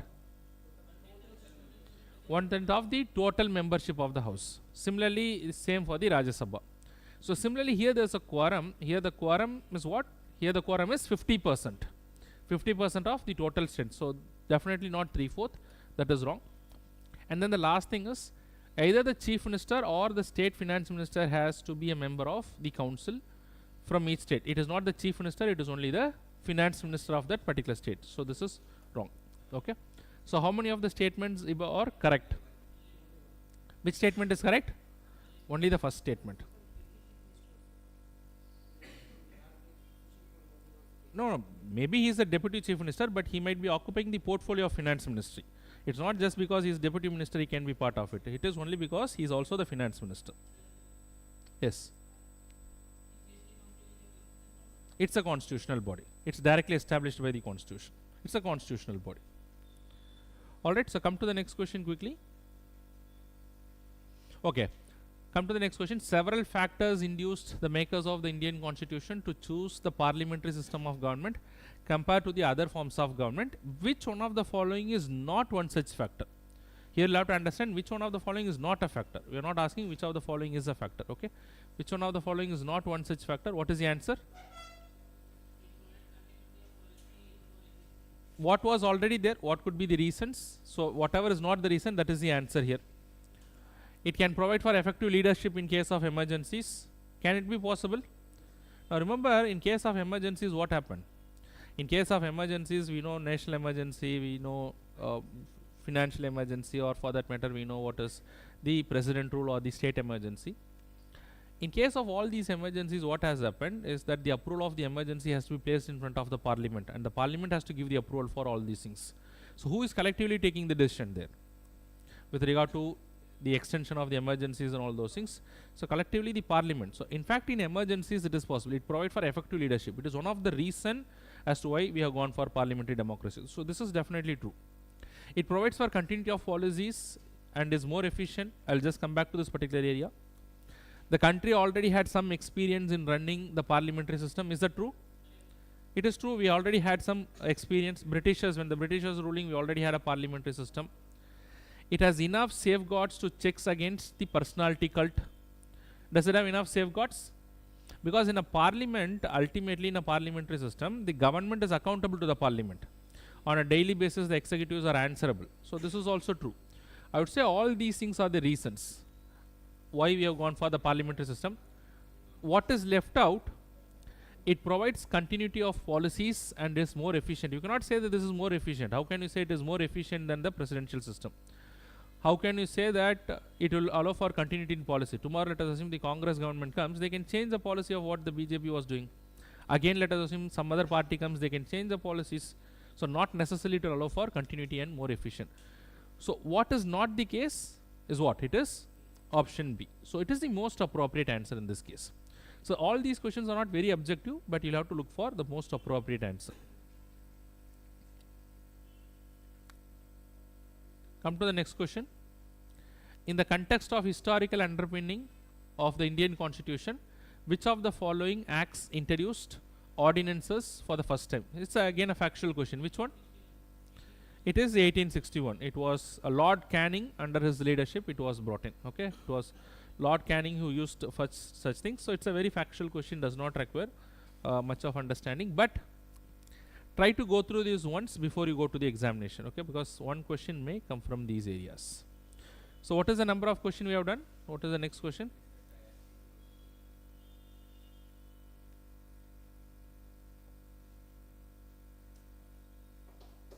Okay, come to the next question.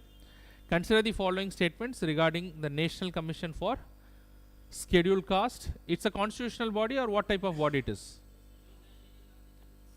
It's of course a constitutional body. So consider the following statements regarding the National Commission for Scheduled Caste. Article 338A of the Indian Constitution provides for its establishment. Is that true?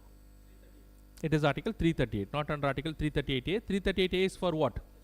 National Commission for Scheduled Tribes, not for caste. So this is wrong. Come to statement number 2. 89th Constitutional Amendment Act 2003 bifurcated NCSC and NCST. Is it true? That's factually true. 89th Constitutional Amendment Act is what? It has done it. Next statement. The Commission is also required to discharge similar functions with regard to the Anglo-Indian community as it does with respect to the scheduled caste. Is that true?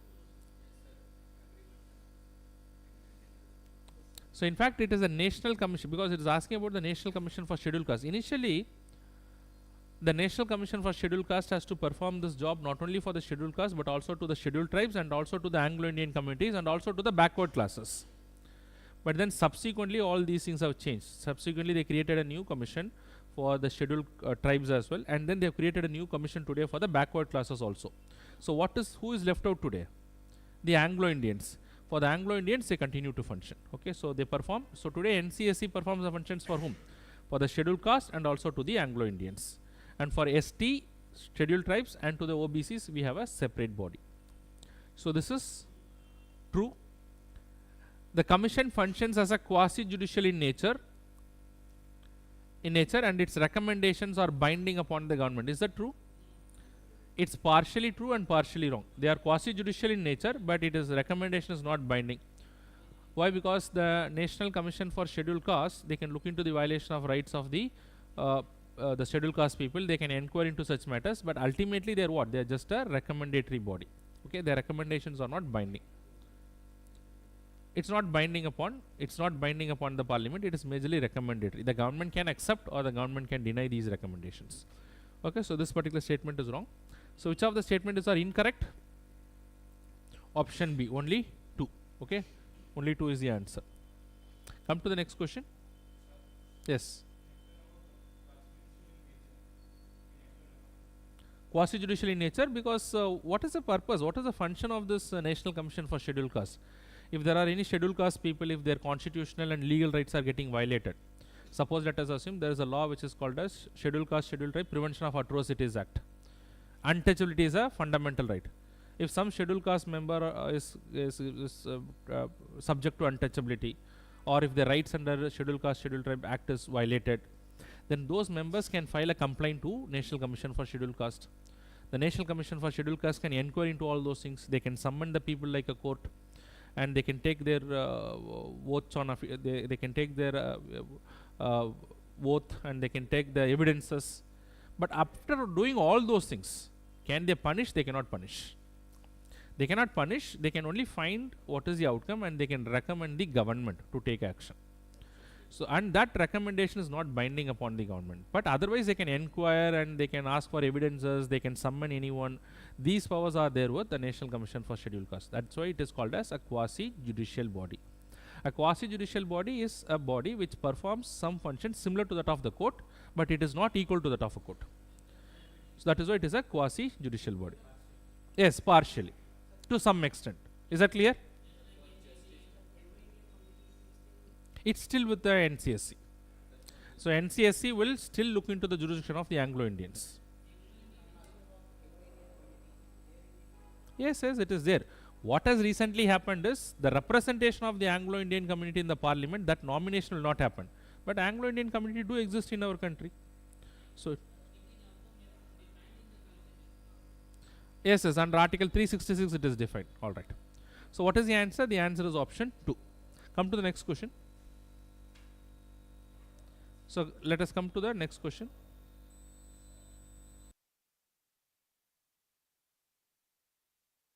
Come to the next question. Which of the following rights are assured under the right to life and liberty of the Indian Constitution? So what are the things which is implied under Article 21? So what is the answer in this case? Right to die with dignity. What does it mean? There's a specific term for this, right to die with dignity. Passive euthanasia, very good, because euthanasia would not be completely right. What is right is passive euthanasia, because what is not recognized in our country, what is recognized is only passive euthanasia. The active euthanasia is not recognized. I hope you all understand the difference between passive and active euthanasia. So right to die with dignity in Aruna Ramachandra Shanba case, it was recognized. The case name is not very important. Right to marry a person of one choice, is that fundamental right? In the Hadia case in 2018, it has been recognized. Subsequent to right to privacy, right to marry a person of one choice, that's a logical continuation of that. Right to privacy, Puttaswamy case, it is recognized. Right to travel abroad, is it a fundamental right? Right to travel abroad, is it a fundamental right under Article 19 or is it under Article 21? Because under Article 19 we have the right to freedom of movement. So within the territory of India under Article 19, and to move outside and to come back to India under Article 21, and in which case it was recognized? It is in the Mena Gandhi case in 1978. So what is the answer in this case? Yes? Article? No, no, only in Article 21. And Article 19 is only within the territory of India. Outside India is only from Article 21. No, you have to see what is the right. Right to travel abroad means outside India. Yes, it is from only Article 21.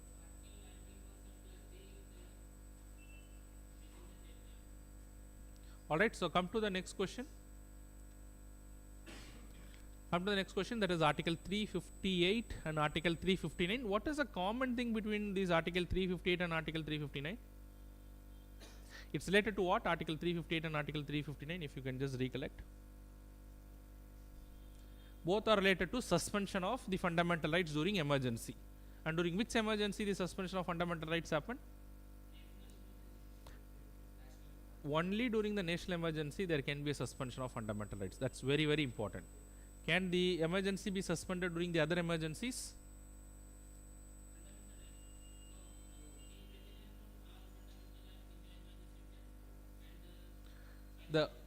The fundamental rights can be suspended only during the national emergency, not during the other rights. Okay, so that will have to be very clear. So what is the difference between Article 358 and Article 359? That is something that you have to understand. Okay, just quickly make a note of these things between Article 358 and Article 359. If you see Article 358 of the Constitution and you see Article 359 of the Constitution, in both the cases, well, the common thing is the fundamental rights can be suspended, whereas in Article 358 the suspension of the fundamental right is automatic.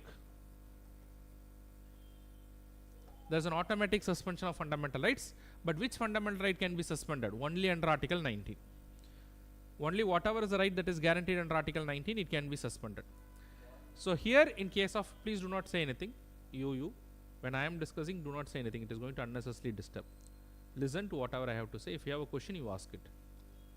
So I am here only to teach, okay? You don't say anything, unnecessarily disturbing the online students also. If you have any questions, you are free to ask. That is not a issue. Article 359 of the Constitution. So here it is automatic, here it is not automatic. So here how the fundamental rights are suspended? The fundamental rights are suspended by a presidential order.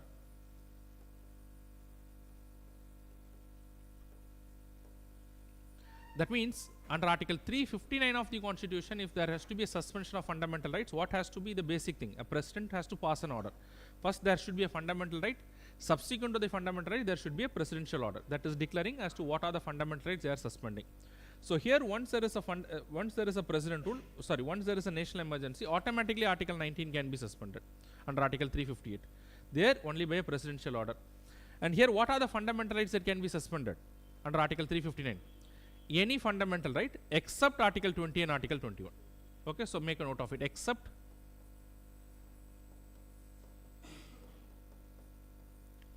Article 20 and Article 21. All the fundamental rights can be suspended. But here, which fundamental right? Only Article 19. Now the third difference is also very important. What is the third difference? The third difference is what is the ground on which a national emergency has to be proclaimed. So here under Article 358, if the national emergency is proclaimed only on the grounds of war and external aggression,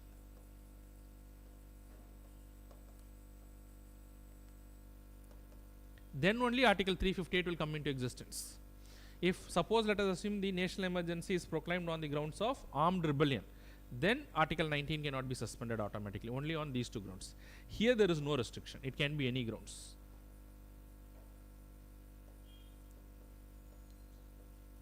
Here there is no restriction. So once you remember this, you can answer any question that can come either from Article 358, Article 359. So Article 358 and Article 359, what is the similarity in them? Both are related to suspension of the fundamental rights, although there are certain differences. Is that clear to all of you? Alright, so what is the answer in this case? So come to the question now. Article 358 and Article 359 of the Indian Constitution deals with which of the following situations?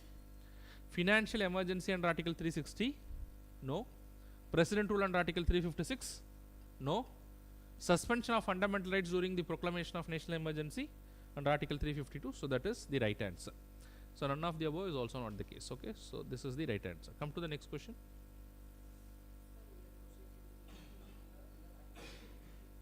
In this question,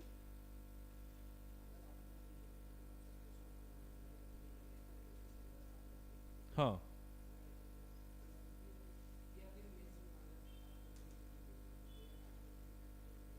No. The fundamental rights will be suspended under Article 358 or Article 359. Listen and understand this. The fundamental rights can be suspended under Article 358 and Article 359 only when the national emergency is proclaimed under Article 352. So under which article the President can proclaim the emergency? Under Article 352. Once Article 352 through which the emergency is proclaimed, then using Article 358 or 359, the fundamental rights can be suspended.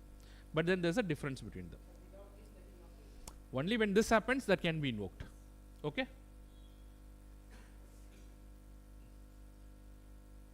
So come to the next question.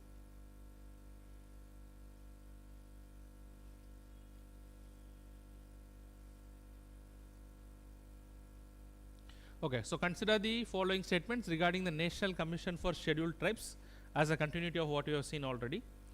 Commission for Scheduled Tribes. It's a constitutional body established directly by Article 338 of the Constitution. It is 338A, so we can eliminate this. The tenure and the conditions of service of the chairperson and the other members are mentioned in the Constitution. Okay, is that mentioned in the Constitution? I'll just come back to that area. The Commission has the functions related to ensuring full implementation of the PES Act. So in fact, if you see, the certain functions has to be performed by the Commission. The Commission has to perform a number of functions. And one of the point, if you see the function, is also saying that the Commission has to perform certain other functions as may be determined by an Act of Parliament, as may be determined by the President. The President can entrust more functions upon that.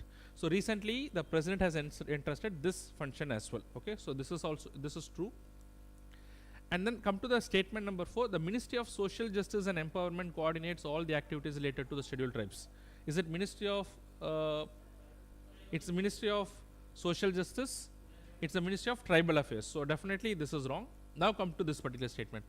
The tenure and the conditions of service of the chairperson and the other members are mentioned in the Constitution. In fact, it is not mentioned in the Constitution. It is only by the presidential order, subject to any law made by the Parliament. Okay, so it is not directly specified in the Constitution. So this is also wrong. So what is the answer in this case? How many statements are incorrect? The right answer is only 3. Is the right answer. Yes, the President has a power by a rule or subject to the law that is made by the Parliament. Okay. So now what we will do is Ravindra sir will continue the discussion for few questions and then I'll again come back with the discussion. Okay. Yes sir, please continue. I'll just come back after some time.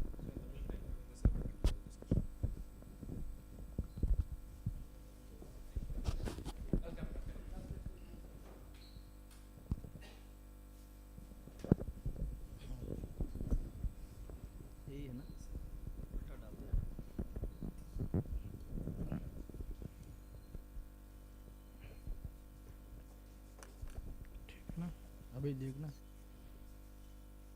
अच्छा इसको क्या करूँगा ये जेब में डाल दो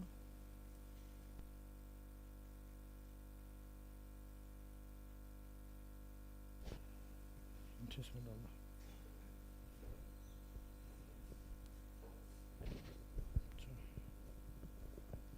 अच्छा ठीक है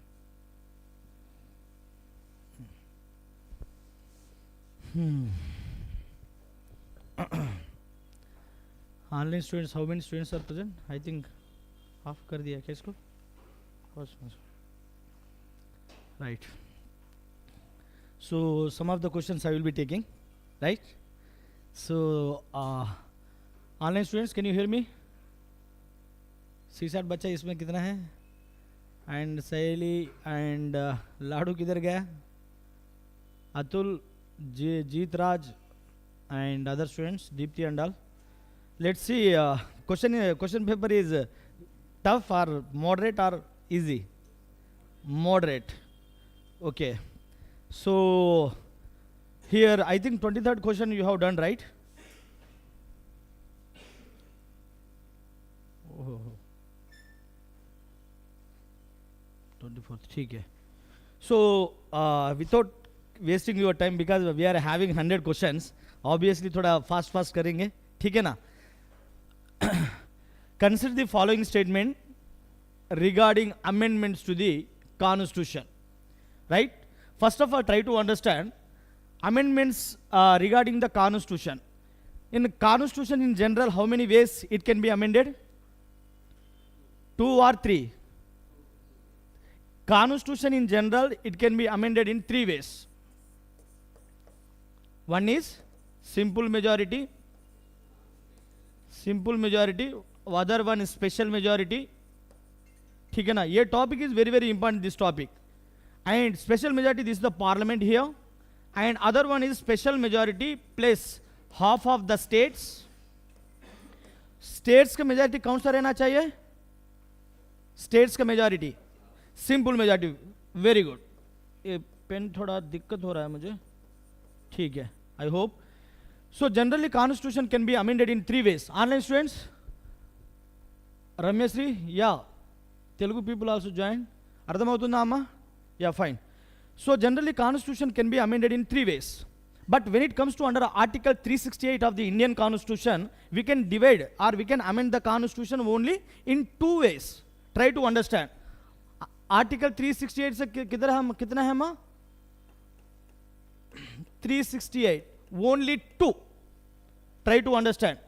Because normal ordinary legislation making law also, it is a constitution, but doesn't come under the Article 368. Last year prelims में भी आया था, right? So what is the procedure of the amendment of the Indian Constitution under Article 368? क्या होता है procedure? Jagdish, what is the procedure to amend the Constitution under Article 368? Because this topic is very very important, most of the years ये question आया था. क्या होता है? First point क्या हो सकता है? ऑनलाइन स्टूडेंट्स 46 रुपये से आंसर दे रहा है. What could be the procedure? First you have to introduce the bill either in the Lok Sabha और राज्यसभा. फर्स्ट पॉइंट, लोकसभा हो सकता, राज्यसभा हो सकता. Who can initiate this procedure? Who can initiate this bill?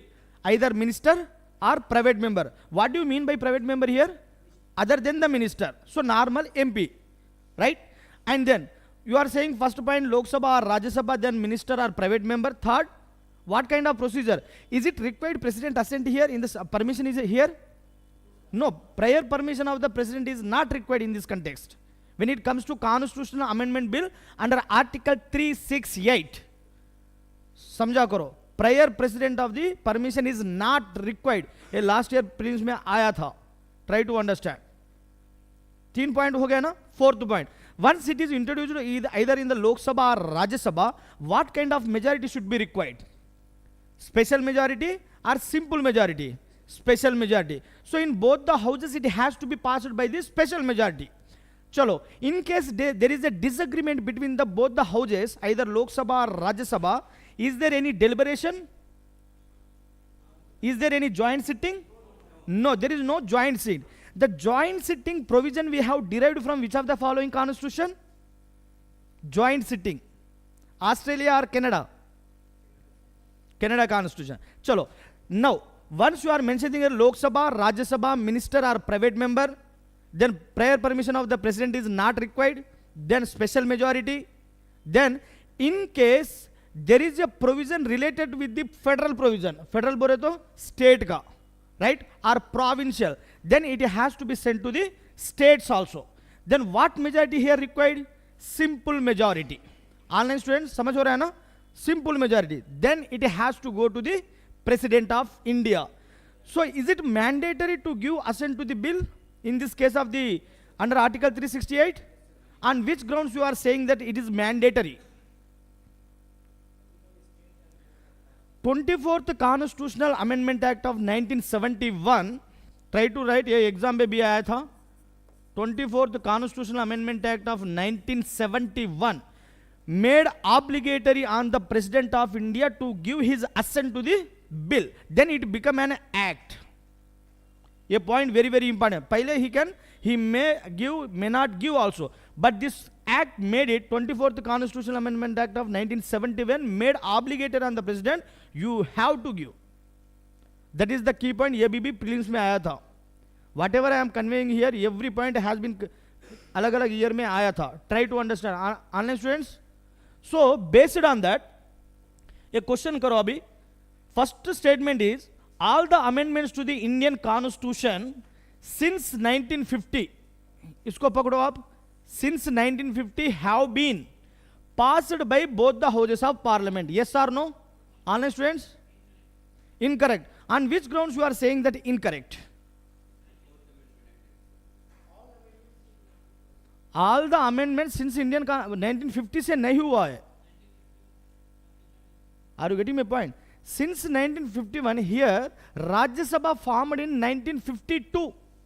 इधर पूछ रहे हैं 1950. But in 1950 Lok Sabha, provincial parliament is there. You can say provisional parliament was there. Provisional parliament, only Lok Sabha, not Rajya Sabha. Rajya Sabha came into force in 1952. Try to understand. इधर क्या पूछ रहे हैं? 1950. समझ हो रहा ना माँ? इधर क्या पूछ रहे हैं? 1950. So एक गलत होता है. But in case 1950 बोले तो सही. It is true. Yes or no? Try to understand. Provisional parliament. So first statement is wrong. Online students. Amit Ranjan, what is your answer, ma? Second option in all cases mentioned. Sayali Survesh, Rameshri. Yes, sir. Okay. Then an amendment to the Indian Constitution must be approved by not less than half of the state legislature in all cases. All cases mean, of course, this provision is mentioned in the federal mean all in all the cases. है ना? Simple majority, that is half of the state legislature has to accept, has to approve it within how many days? Within how many days state legislature has to approve with the simple majority? बताओ माँ. Last guys, be silent माँ. Otherwise just आप बाहर जा सकते हो. ठीक है ना? क्लास में रहेगा, डिस्टर्ब नहीं करना है. देखो बिकॉज लाइव जा रहा है ना. Because of you this should not be happen. ठीक है? So here there is no time limit. The time limit what has been mentioned in the constitution, this has been asked in the exam. Are you getting my point? So there is no time limit, especially when it comes to this provision. So this provision क्या हो जाएगा then? सही है नहीं है? All cases when it comes to federal provision. When it comes to federal provision, this point is correct. But all the states बोले तो गलत. Half of the states बोले तो सही. Are you getting my point? समझ हो रहा है ना? Online students, already I have explained this last class. All cases बोलते हो sir, special majority plus half of the state by simple majority में कुछ भी आए दो, ऑल केसेस हो जाएगा उधर. हाँ हाँ तो उधर स्टेट ही बात कर रहे हैं ना. स्टेट बोल तो फेडरल ही है ना.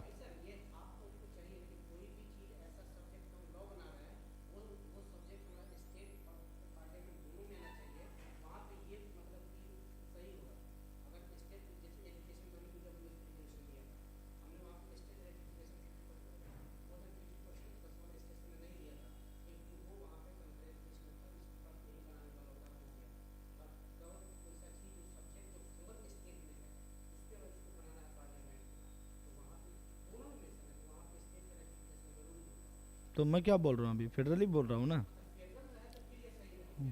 फेडरल गए, ठीक है ना. सो फर्स्ट स्टेटमेंट क्या हो जाएगा माँ? Wrong. But when it comes to two is correct. So answer is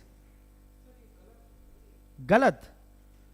Regarding amendment to the constitution, and amendment to the Indian constitution must be approved by not less than half of the state legislature in all cases.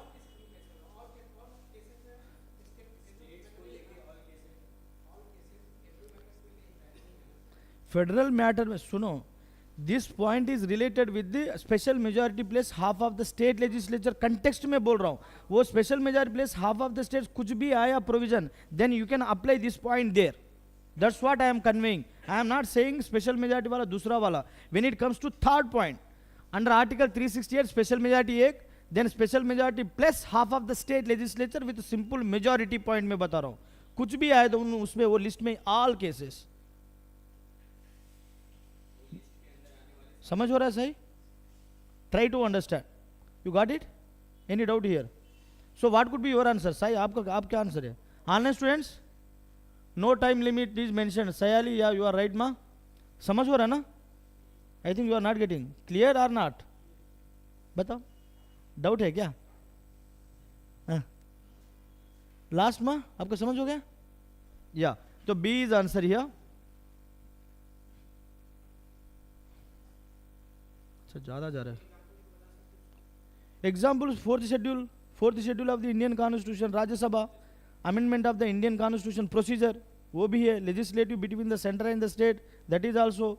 Election to the president of India, centre and the state they are participating. क्या sir?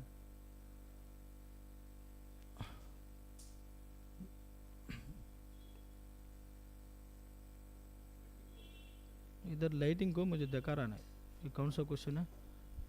एक बार कर देना, वो lighting से मुझे reflect हो रहा है. 25 निकाल देना. उधर उधर उधर पकड़ना.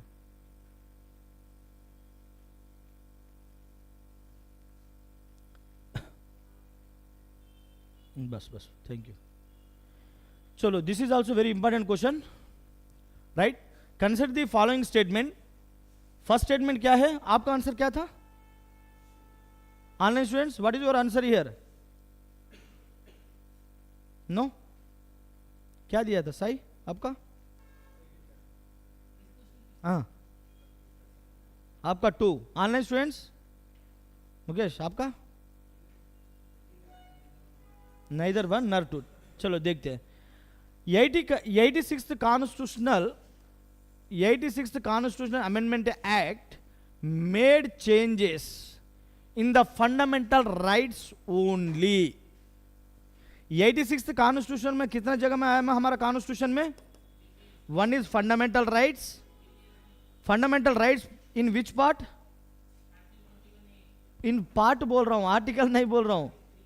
Part is 3 and then DPSP part 4, fundamental duty part 4A, ये है ना?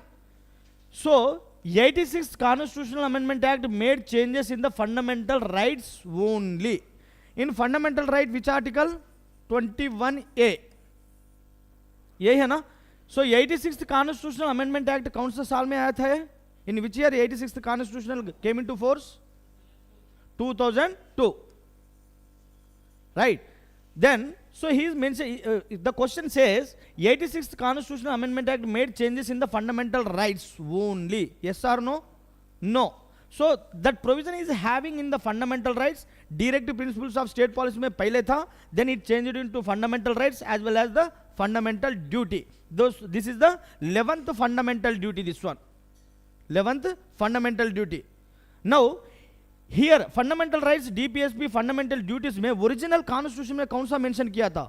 Fundamental rights, DPSP, fundamental duty, which is mention in our original constitution.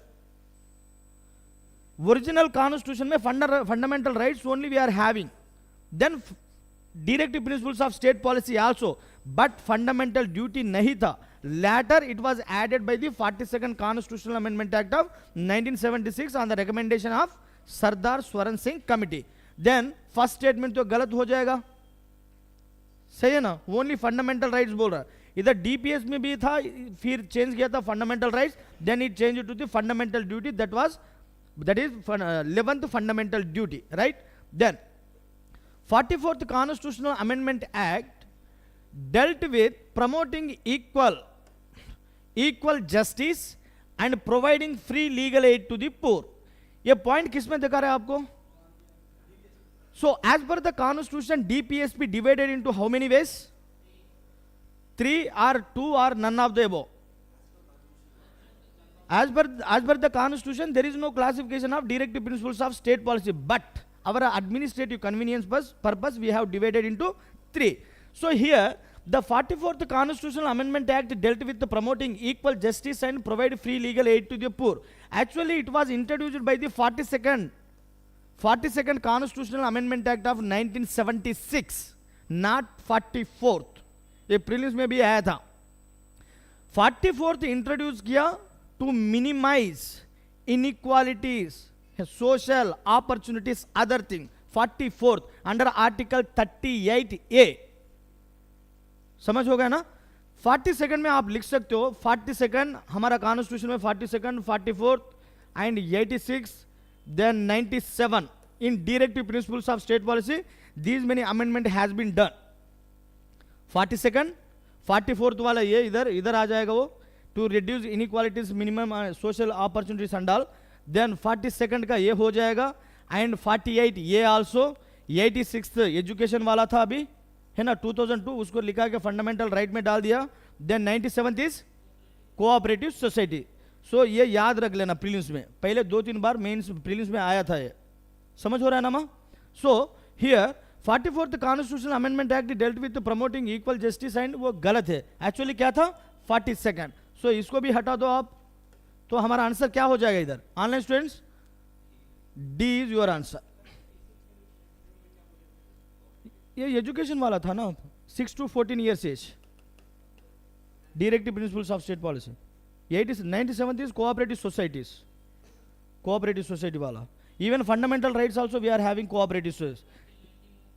हाँ, even we are having separate part also cooperative societies, है ना. Then 26 अरे हाँ ये सही सा नहीं आ रहा है ये.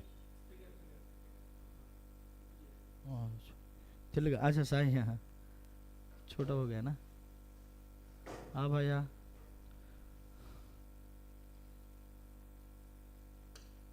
फिर को पेन डाल देना, नीचे कर देना क्वेश्चन को. हाँ बस 26 ठीक है. अभी पेन का ये लिख सब, हाँ ठीक है, नहीं जा रहा है फिंगर का. Okay okay, no I got it right. चलो ये आंसर क्या था ये क्वेश्चन का. इधर से लाइट ज़्यादा पड़ रहा है इसीलिए दिक्कत हो रहा है. In context of national commission for backward classes consider the following statement. What is your answer my here, 1 2 3. अच्छा आपका D. Online students Sayali Amit Ranjan. So here tell me what do you know about the this backward class commission. कुछ evaluation बता सकते हो क्या, how it एवॉल्व्ड.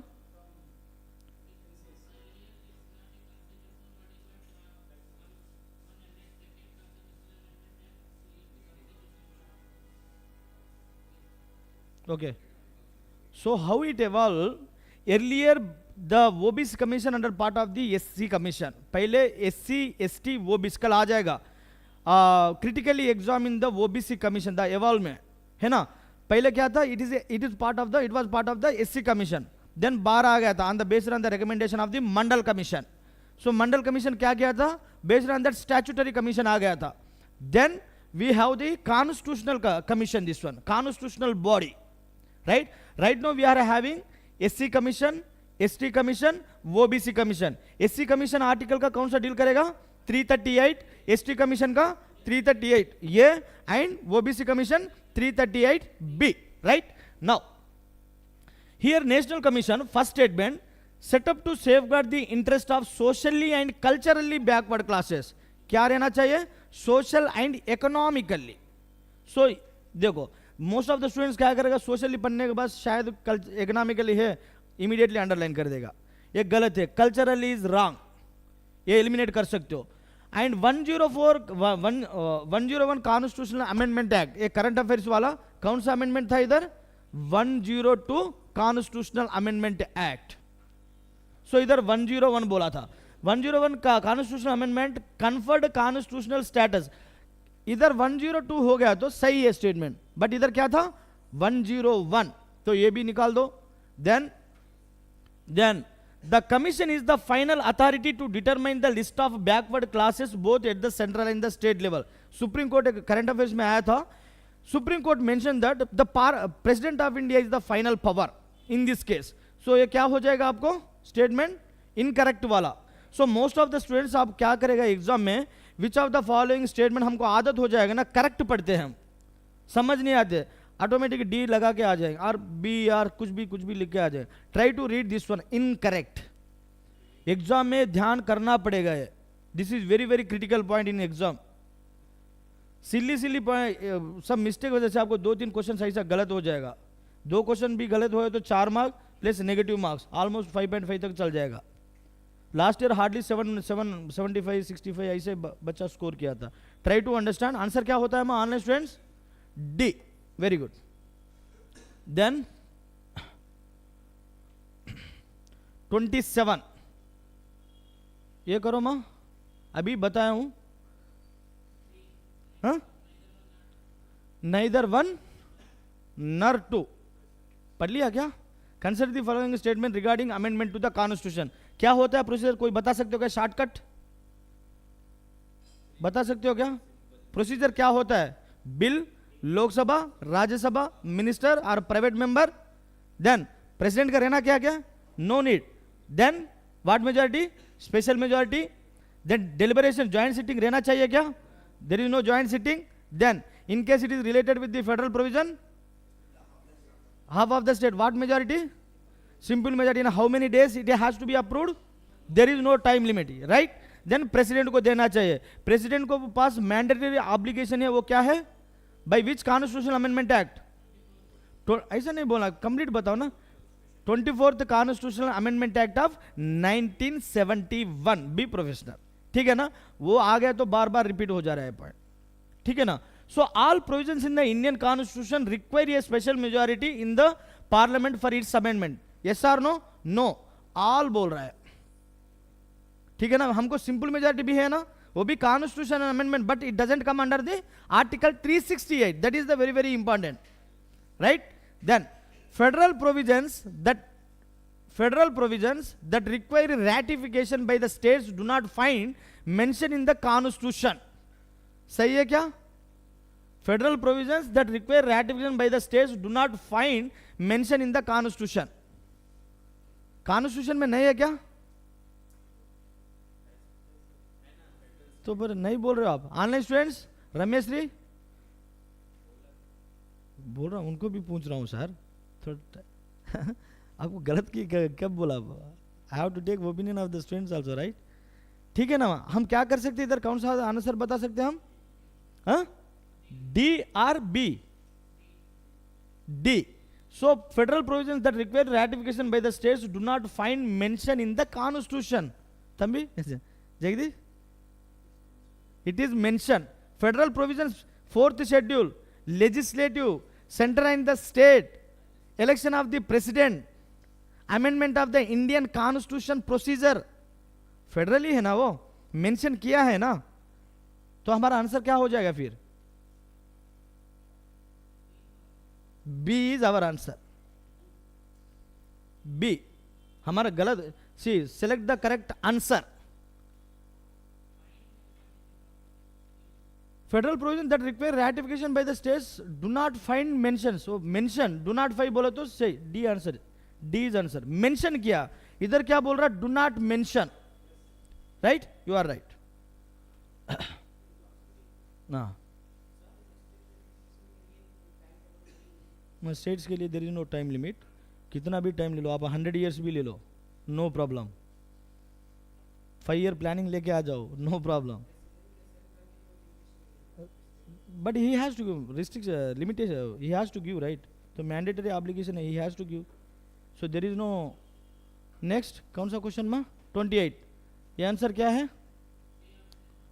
3 options only. As of now, the right to property under Article 300A could be considered as right in which of the following ways? ये right to property बार में क्या क्या आपको पता है, बताओ थोड़ा.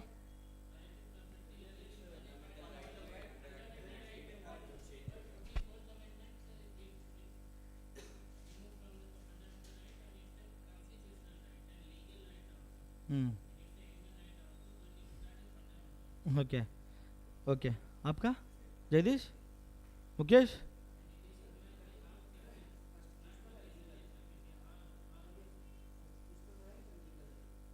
ओके. नाउ सी, इधर थोड़ा मैं आपको पॉइंट्स बताता हूं, ध्यान से लिखो. 40 किधर चल गई? यही है ना? हाँ. 42nd Constitutional Amendment Act of 1976 ये क्या हो रहा है? चलो, 42nd Constitutional Amendment Act of 1976 imposed certain restriction on the right to property. अच्छा से सुनो ध्यान से. 42nd Constitutional Amendment Act, online students, Piyush आप आंसर दे रहे हो, सुनो माँ, Piyush Kansal, you are right, but the thing is explanation दे रहा हूँ. Online students, if you are having any doubt please ask me here. So 42nd Constitutional Amendment Act of 1976 imposed restriction on the right to property. First point. Then 44th Constitutional Amendment Act of 1978 removed or deleted the right to property and placed under Article 300A. Now it is a constitutional right or legal right. So here both constitutional or legal right. It is not fundamental right. Fundamental right means which is exclusively mentioned under part 3. There you have to amend by the special majority. And that is it comes to most of the provision basic structure. The basic structure has been proclaimed in the case of the Keshavananda Bharati case. Try to write that year also in bracket में 1973. Right?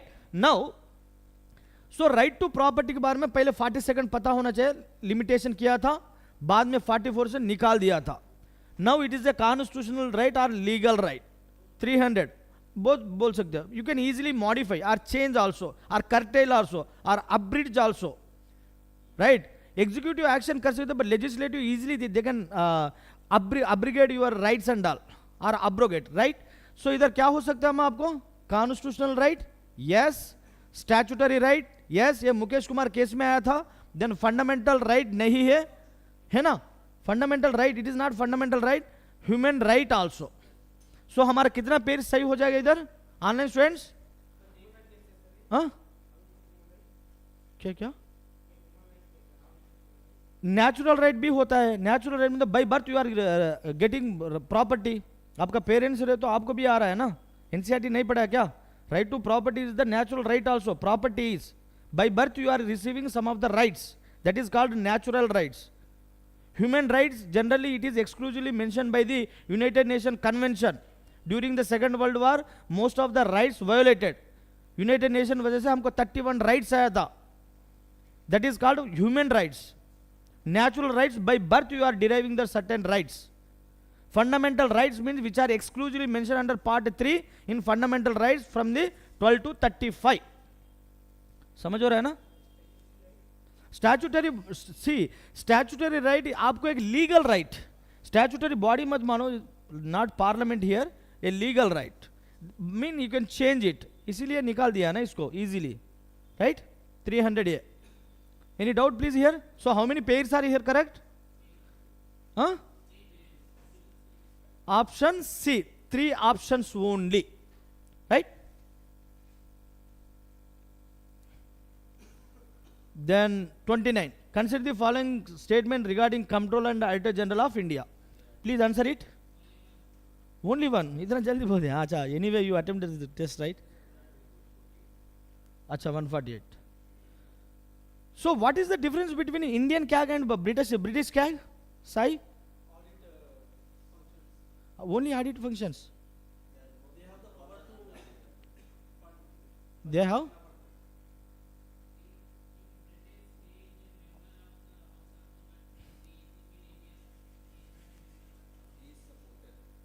So when it comes to in Britain, he is comptroller plus auditor.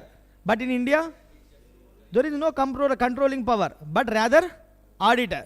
So here in this case of consider the following statement regarding Comptroller and Auditor General of India. So बता सकते हो क्या इनका provision कुछ article क्या क्या आ सकते हैं हमको CAG में?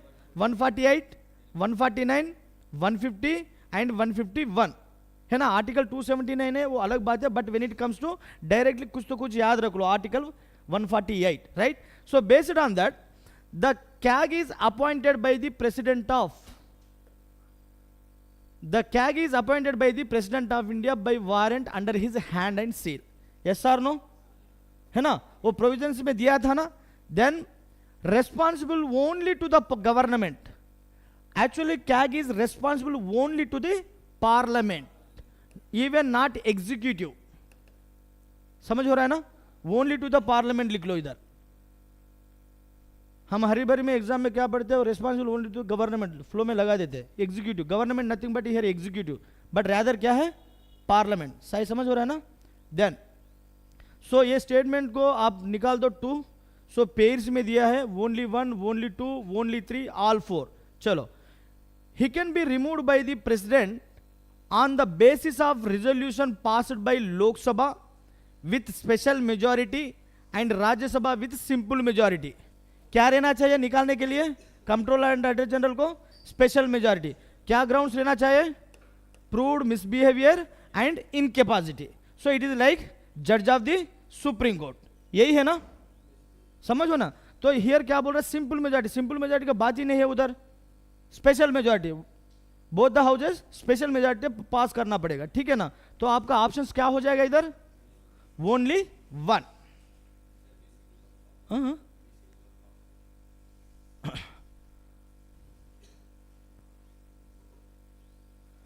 अभी सार लेगा नेक्स्ट क्वेश्चन. बाबू सार को थोड़ा ब्रेक दिया हूं. See polity session is done by sir करेगा. थोड़ा आपको भी ब्रेक चाहिए क्या?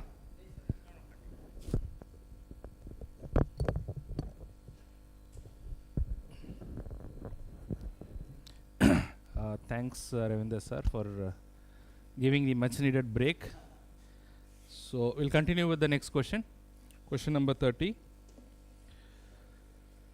So listen to the question, and also the online students, you can also put your comments. So come to question number 30. When personal liberty is taken away by a competent legislation, then the person affected can have no remedy. This statement implies which of the following? Okay. So many of the students might have some kind of problem in understanding what is this due process of law, what is this procedure established by law. So what is the answer? Can anyone tell me what do you think is the answer in this case? Procedure established by law. Somebody who is saying that it is due process of law. It's procedure established by law, or is it due process of law? Alright, so let us try to understand basically what is procedure established by law. In a layman word, I'll try to explain you, and then you say what is the answer. Most of you might be knowing the answer. Suppose let us assume that if the courts can look into, the judiciary can look into, or the courts can look into,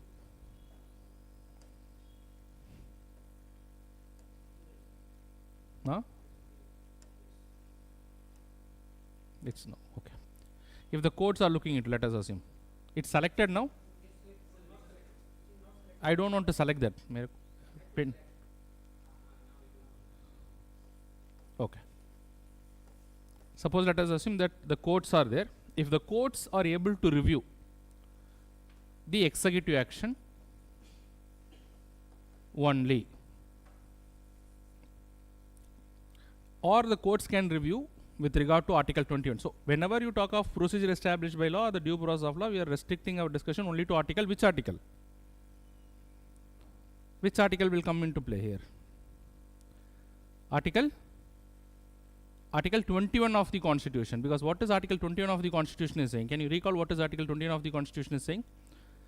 No person shall be deprived of his right to life or liberty except in accordance with the procedure established by law.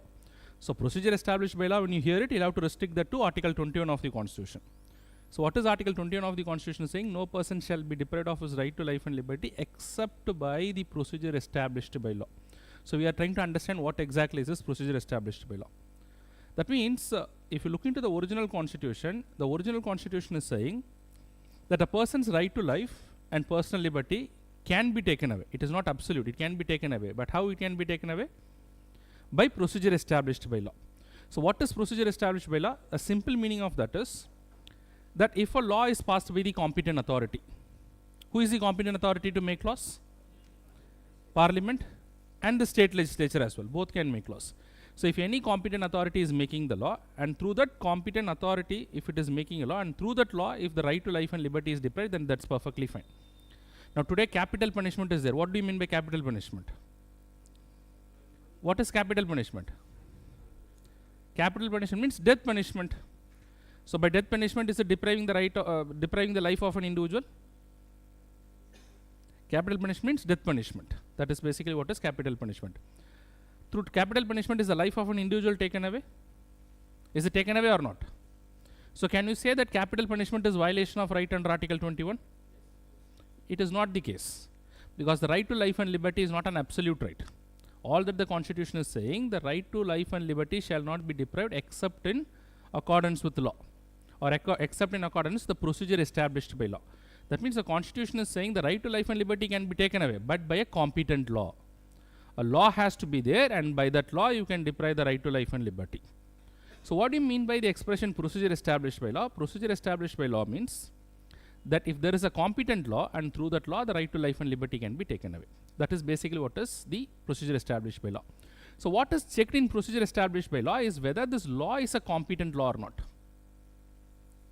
Competent means, what is the meaning of competent? Whether it has been passed by the authority which has the power to do this. And who has the power to make the law? Parliament and the state legislature. So both can make a law, and by that law they can deprive the right to life and liberty. That is basically what is procedure established by law. But then what difference does due process of law makes? How is due process of law different from the procedure established by law? Whereas procedure established by law is saying whether the law is a competent law or not. That's it. It is not checking whether the law is a fair law, whether it is a good law or it is a bad law. The justness, fairness is not seen. Even the law can be bad, but if the law is made by the competent authority, who is the law-making authority? The Parliament or the state legislature. Even they can make a bad law, but if it is competent to make a law, by that law they can deprive the life. But what is due process of law is saying? Due process of law is saying it is not only that it should be a competent authority, but that competent authority should also make a fair law. It should make a good law. Then only through that law you can deprive the right to life and liberty of an individual. So now just come to the question. When the personal liberty is taken away by a competent legislation, then the person affected can have no remedy. So this statement implies which one of the following concepts? So it is only talking about the competent legislation. So what is the right answer here? It is procedure established by law or due process of law? So instead of competent legislation, if they are saying that if the personal liberty of an individual is taken away by a fair law, by a just law, then what is the answer here?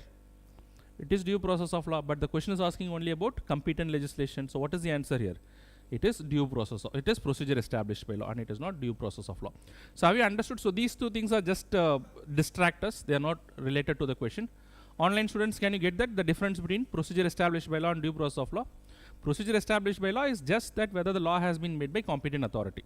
Due process of law, the law that is made by the competent authority, whether that is a just law, whether that is a fair law, that will also be checked.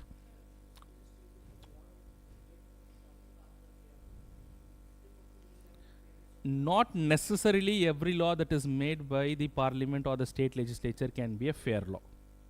It can be a bad law also, but it is not violating the Constitution, let us assume. It's not a good law. Good and bad is what? It is based on your judgment. And that is not violating the Constitution, but in essence it is not a good law, but it is not violating the Constitution. But now when you apply due process of law, it should be a reasonable law. It should be a fair law. So the Supreme Court can also look into the justness and fairness of the law. Earlier they will not be able to check the justness and fairness of law when it comes to Article 21. You don't confuse it with the other articles. It is only related to Article 21 of the Constitution.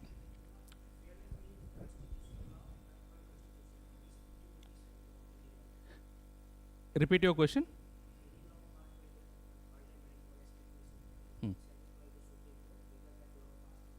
Not every law is challenged. So when the court will decide, only when the law is challenged, it is not that every law made is going to be challenged. Only when you challenge that law, then only the Supreme Court is going to decide. And in case of Article 21, they have to check the justness and fairness. Today, when they apply the principle of what is called as the due process of law and not the procedure established by law. Is that clear? Yes. Huh.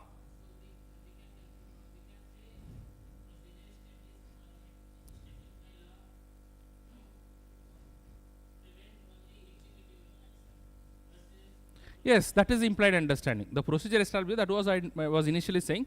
So the courts can initially, by the doctrine of procedure established by law, they can look only into the executive action, not the legislative action. But by applying due process of law, they can look into what? Both legislative as well as the executive action. Okay, so legislative means they will see whether the law is fair or not. Executive, whether the law is implemented properly or not. Both can be checked by what is called as due process of law. By procedure established by law, they will see whether the law is implemented properly or not. They will not see the fairness of the law. Okay, that's the basic understanding you should have. All right. So come to the next question. So the answer to this question is option A. Come to the next question. So consider the following statements. The right to property from the list of fundamental rights has been removed by the 42nd Constitutional Amendment Act. Is this statement true or wrong?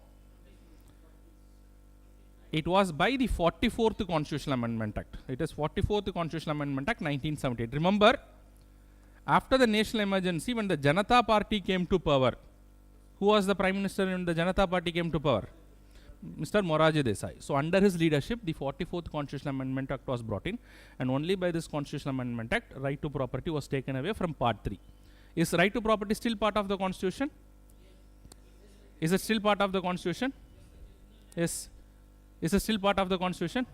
So can someone tell me, online students, is it a part of the Constitution? And if it is part of the Constitution, which article it is there? Very good. It is under Article 300A. That means right to property still continues to be a constitutional right, but it is no longer a fundamental right. Okay, so this particular statement is wrong factually. So changes in Article 300 of the Constitution requires a constitutional amendment under Article 368. That means it is still part of the Constitution. So can it be amended by the Parliament? And if it has to be amended, it has to be amended under which article? Under Article 368 of the Constitution. Very good. So it can be amended, but it requires a constitutional amendment under Article 368. Under Article 368 means it requires special majority. So whenever you say an amendment under Article 368, then means it is implied that it requires a special majority. But depending upon whether it is amending the federal provision or the non-federal provision, then it will go for the ratification of the states as well. Okay.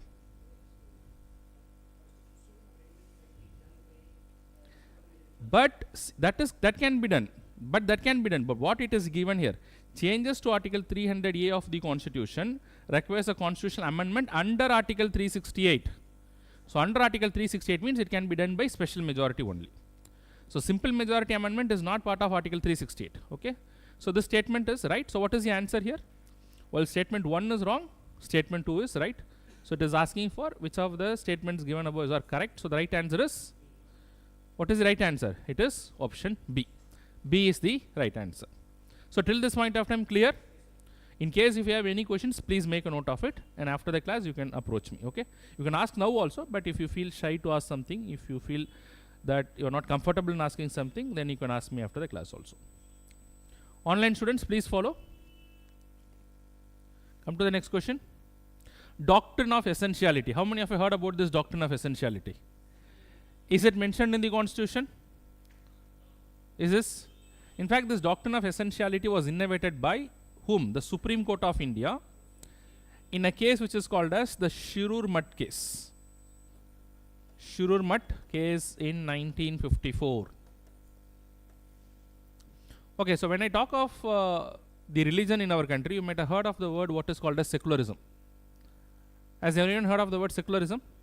What do you mean by the concept of secularism? In India, what do you mean by secularism? The state does not discriminate on the basis of religion. Okay, one aspect is as, okay, the state should not discriminate on the basis of religion. Based on religion, there should no employment, or based on religion, there can be no taxation, whatever. No discrimination should not be there. But tell me one thing, in India, we also called, although India is a secular state, we also call India to be following what is called as positive secularism. Whereas there is also a concept of what is called as negative secularism. I think all of you might have at least heard of it, even if the concept is not very clear. Some of you might have a clear concept also. So what exactly is the difference when we say positive secularism? And in negative secularism, one aspect of the negative secularism is that I am not explaining it completely, but I am trying to give a fundamental idea. One of the aspects of negative secularism is that the state does not interfere in the matters of religion. Now in India, tell me, can the state interfere in the matters of religion? Can the state interfere in the matters of religion? Has the state struck down the triple talaq? Now there is a law in our country which has restricted the instant triple talaq. And instant triple talaq was a religious practice of the Muslim community, which is now restricted by an act of parliament. So there is a state interference in the matters of religion, and that is exactly what is called as positive secularism. So what is positive secularism? The state that does not discriminate, but at the same time the state can intervene in the matters of religion. But then religion is a very sensitive matter, or it is not a sensitive matter? It's a sensitive matter. So if the state intervenes too much in the matters of religion also, it's problematic. So somewhere the state should intervene, but it should not too much intervene. Or in other words, we should say that there should be some kind of Lakshman Rekha. So that is beyond which the state should not intervene. And that is for this particular reason, the Supreme Court of India has innovated what is called as this doctrine of essentiality. Now what do you mean by doctrine of essentiality? In the opinion of Supreme Court of India, can you all follow till this point of time? So what is this doctrine of essentiality? In the opinion of Supreme Court of India, doctrine of essentiality is that in every religion there are certain essential practices, essential religious practices, and every religion will have certain non-essential practices. So a religion is combination of both these practices, certain essential practices, certain non-essential practices. And what the Supreme Court is saying, what is an essential practice? In the opinion of the Supreme Court, without these practices the religion cannot exist. The practice of religion is not possible, and such practices are what is called as essential practices. And without certain practices the religion can exist, and the propagation of the religion, the practice of the religion is possible. So those practices are called as non-essential practices. So for all the reason the Supreme Court innovated this particular doctrine is that whenever the state is trying to intervene in the matters of religion, and if the religious people have a problem, then the matter can go to the court. The court will decide whether it is an essential practice or a non-essential practice. If it is an essential practice, the state should not intervene. If it is a non-essential practice, the state can intervene. So even in the triple talaq case also, the matter has gone to the court. You might be aware of the fact. And in fact, the Supreme Court ruled that the instant triple talaq is not an essential practice. Without instant triple talaq, Muslim religion can continue. In Sabrimala temple case, there also they argued that this is an essential religious practice of the Hindu religion. The Supreme Court declared this is not an essentially religious practice. Without it, the religion can be practiced. So now tell me the answer. What is the answer with regard to doctrine of essentiality? So doctrine of essentiality is related to determining the important religious practices. Okay, the other things are distracted. Is it clear as to what is doctrine of essentiality? Okay, so very important, you should have an understanding of this. Alright, so with that I'll just move to the next question. Online students, is very clear? If you have any questions, you can put it in the comment box. So come to the next thing. Article 33 of the Constitution. What is the common objective of prohibition as well as certiorari? So you'll have to find the common objectives between prohibition and certiorari. Now in fact, what is the article that is relevant here? Article? What is the article that is relevant? Article 32. Article 32 and also Article 226. The High Court can also issue writs, but if you see the Supreme Court, it is Article 32. And in fact, they can issue 5 types of writs for the protection of the fundamental rights. The Supreme Court can also issue it. The High Courts can also issue it. All the 5 types of writs. What are the 5 types of writs? Habeas corpus, mandamus, prohibition, certiorari, and quo warranto. But what is the difference between the writ issued by the Supreme Court and High Court in terms of their powers? While the Supreme Court can issue writs only for the protection of fundamental rights, the High Courts can issue writs for the protection of both fundamental as well as the legal rights. But when it comes to the territorial jurisdiction, when it comes to the territory, the Supreme Court can issue writs for the entire country, whereas the High Court can issue writs only within the territory of the concerned state. These are the basic understanding you should have. Now let us come to the question. Now prohibition is with an idea that a lower court is not trying to exceed its jurisdiction. Now as per the Constitution of India, for the violation of fundamental right, who can issue writs? The Supreme Court and High Court. High Court can do that under Article 226, Supreme Court under Article 32. What about the district courts? Can they issue writs for the protection of fundamental rights? Can the district courts do that? Does the Constitution gives them the power? So what if a district court is trying to entertain a writ petition? No, that is a separate thing. I'm just asking, what if a district court, who will prevent a district court from entertaining a matter related to fundamental rights? Then the High Court and the Supreme Court can issue a writ of prohibition to the subordinate court, telling that you do not have the jurisdiction to do this in the first place. Understood? That is basically what is called as writ of prohibition. But let us assume the district court has already exceeded its jurisdiction. So suppose if the High Court and the Supreme Court is brought to its notice that the lower court is trying to exceed the jurisdiction, so before doing it, they can issue the writ of prohibition. But already if this has been done, the court was not aware, then also that order is not a legal order, because the court does not have the authority to do that in the first place. Then in that case, what you can use is what is the writ of certiorari. That's why you have to understand, while the writ of prohibition is preventive in nature, while the writ of certiorari is what? It's curative in nature. So curative in nature means even if a lower court which is not having the jurisdiction has passed an order, that order can be quashed by the higher court, and that is done through what? By the writ of certiorari. So majorly writ of prohibition is what? It is preventive, and certiorari is, it is curative in nature. But one thing that you have to remember, while the writ of prohibition is preventive in nature, whereas the writ of certiorari is both preventive as well as curative. So you can also prevent, and if the mistake has happened, you can also cure it. Okay, so both preventive and curative. So with this knowledge, you just come to the understanding. Okay, to quash the order or the decision of an inferior court or a tribunal, is it common to both of them? So this quashing order can happen under which writ? Only through certiorari, not through prohibition. So it is not common, so you eliminate this. Alright, so you can eliminate this safely. To ensure the jurisdiction of the inferior court or the tribunal is properly exercised. While this is preventive, this is both preventive and curative. So is it common to both of them? Huh? To quash the order or the decision of the inferior court. That means this is curative in nature. That means once the order has been passed by the lower court where it is not having the authority, that is curated. That order is quashed. Quashed means that order is set aside. And that can be done only by certiorari. And it is not common to both. So you are eliminating this because the question is asking, what are the common objectives? So it is not the case. To ensure the jurisdiction of an inferior court or the tribunal is properly exercised. That is a common objective because it is preventive. It is both preventive and curative. So it's a common objective. Accepted? Now come to this. To ensure that the functioning of the inferior court is within the limits of the jurisdiction. So again, to prevent the misuse of the power. Is it a common objective? Accepted. But this is not the case. So what is the answer here? Only 2. Is it clear to all of you? Which of the following is correct? Is it clear to all of you, online students? Alright. Come to the next question. So it is all very important that you have a conceptual understanding in all these areas. Okay, come to the next question.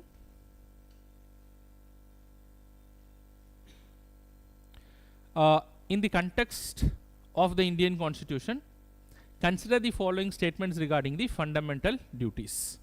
So I think you have enough basic information about fundamental duties. Part 4A of the Constitution. Was it there in the original Constitution? And when it was inserted into the Constitution? Very good. 42nd Constitutional Amendment Act 1976, based on the recommendation of Swaran Singh Committee. Basic information you should have. Initially there were 10 fundamental duties. So presently how many fundamental duties? 11. And the 11th one was inserted by 86th Constitutional Amendment Act. Very good. 2002. So all these things are very clear. Fundamental duties are confined to the citizens, to the Indian citizens only. Is it right or wrong?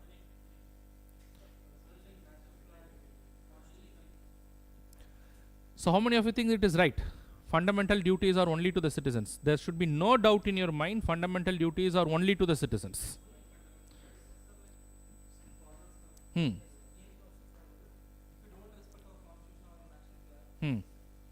So in that case, what is the problem? So okay, let us assume that if you are not respecting the national anthem, let us assume it is a fundamental duty. What is the very nature of fundamental duty? They are not justiciable. Nobody can punish you just because you are not following the fundamental duty. And in fact, the fundamental duties are only for the citizens. Don't worry, do not have any confusion on that. Fundamental duties are absolutely only for the citizens. Now you might be asking that somebody is disrespecting the national flag, they are punished also. Not they are punished just because it's a violation of the fundamental duty. There's a specific law for that. There's a specific code for that, which is enforceable. But fundamental duty per se, as it is non-justiciable in character. Do not have any confusion in that. And fundamental duties are for whom? Only for the citizens. Okay, so this is definitely true. Citizens, of course, Indian citizens. This is with regard to the Indian Constitution. No, why you are talking about others? What is the question? The question is talking about the Indian Constitution. It is not talking about the Constitution across the world.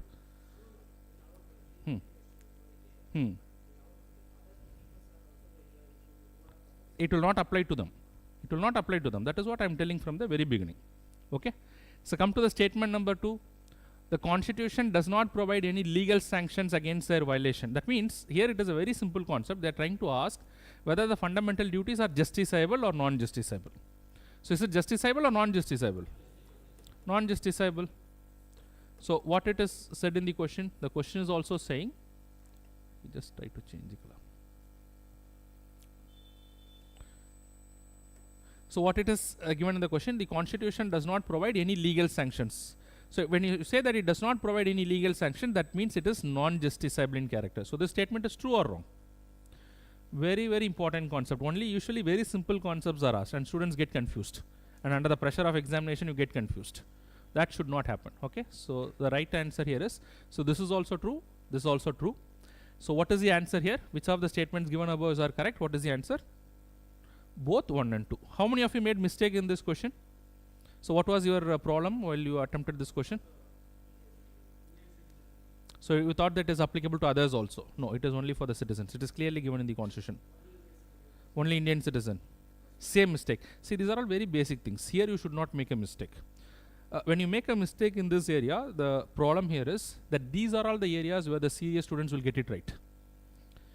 If everybody is making a mistake, you are also making a mistake, no issue. You are at no loss. You are still having a level playing field. But all the serious candidates are getting it right, but you are getting it wrong, then you are out of the race. So these are all the areas where you should never make a mistake. Clear? Come to the next question. Okay. In the context of the Attorney General of India. So who is this Attorney General of India? Of course, I'm not asking the name. If you know the name, you can say it. But otherwise, what is his function?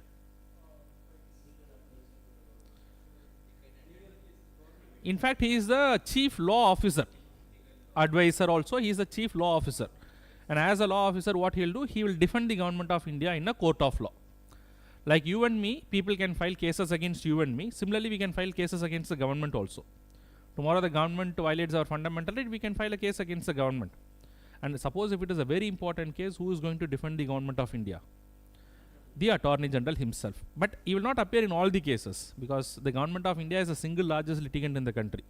There can be 1 lakh cases against the government.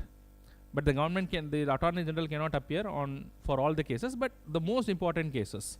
Have you heard of the Aadhaar case, which was against the government, the Rafale deal case against the government? So important cases, the Attorney General is going to appear and to defend the government.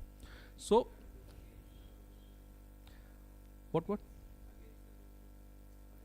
So let me just explain. So in the process of explanation, if you have any doubts, you ask me, because when you ask a random question, that is going to disturb the momentum of the class. So whenever that point comes, so if it is not clear, you can ask me. Okay. So the Attorney General is a constitutional body. Do anyone know the article under which the Attorney General of India is appointed? Very good. Under Article 76 of the Constitution, who appoints the Attorney General of India? The President can appoint the Attorney General of India for the very purpose that he is going to defend the government of India. And to defend the government of India and to perform his duty effectively, there are certain privileges that is given to the Attorney General. So you should also be aware of those privileges. And what is his basic function? His basic function is to defend the government of India, court of law. His basic function is to advise the government on the legal matters, and any other function as may be entrusted by the President.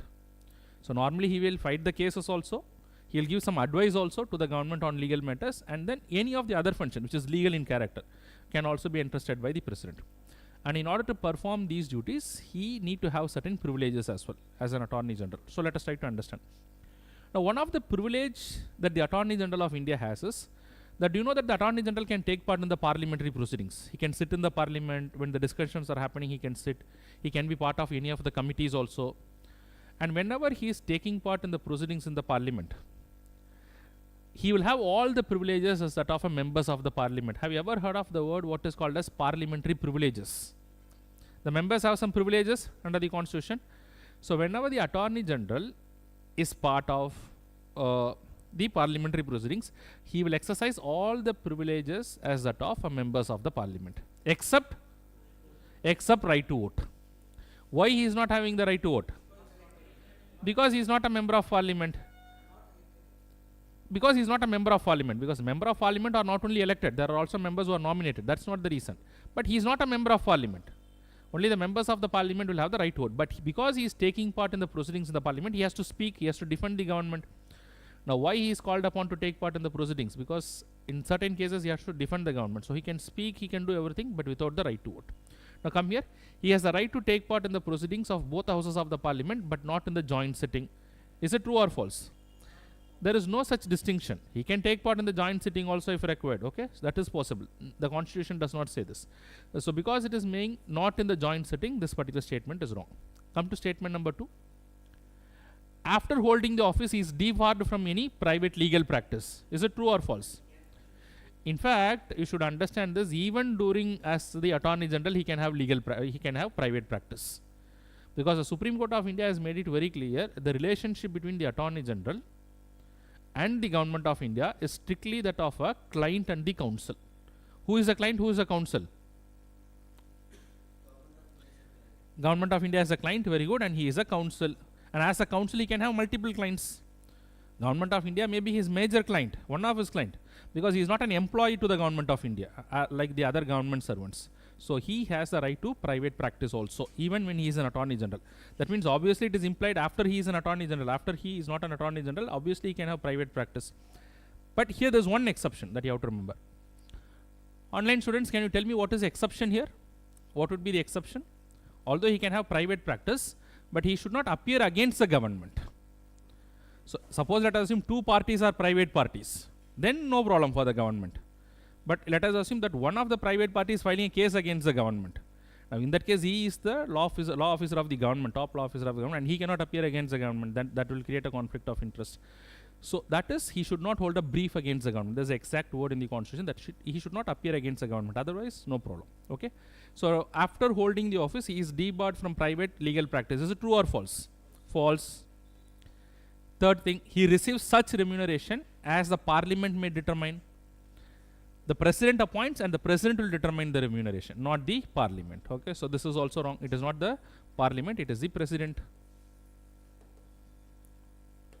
And come to the last thing, an eminent jurist in the opinion of the president can be appointed as the Attorney General of India, because the constitution says that somebody who is appointed as the Attorney General of India should have the same qualifications as to be appointed as a judge of a Supreme Court. And one of the qualifications to be appointed as a judge of a Supreme Court is an eminent jurist in the opinion of the president. So this is right. Okay. So what is the answer here? They're asking for the incorrect one. So how many are incorrect? This is incorrect. This is incorrect. So what about this one? This is also incorrect. What is the answer? See, is it clear to all of you?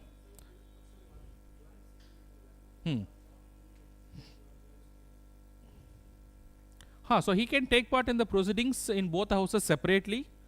Separately he can take part, or he can take part in the joint sitting also. Not necessarily. In the voting purpose, let us assume there is a debate legally happening, so the government can call the Attorney General. See, the constitution does not prohibit that. So you cannot assume that the joint sitting is only for this particular purpose. If the constitution is not prohibiting that, then he is allowed to do that. Whether you have a precedent, whether you have an example, that's a different thing. But the constitution does not prohibit that. Is that clear? So what is the answer? Only 3. Huh? Yes, he is part of the Union Executive. He?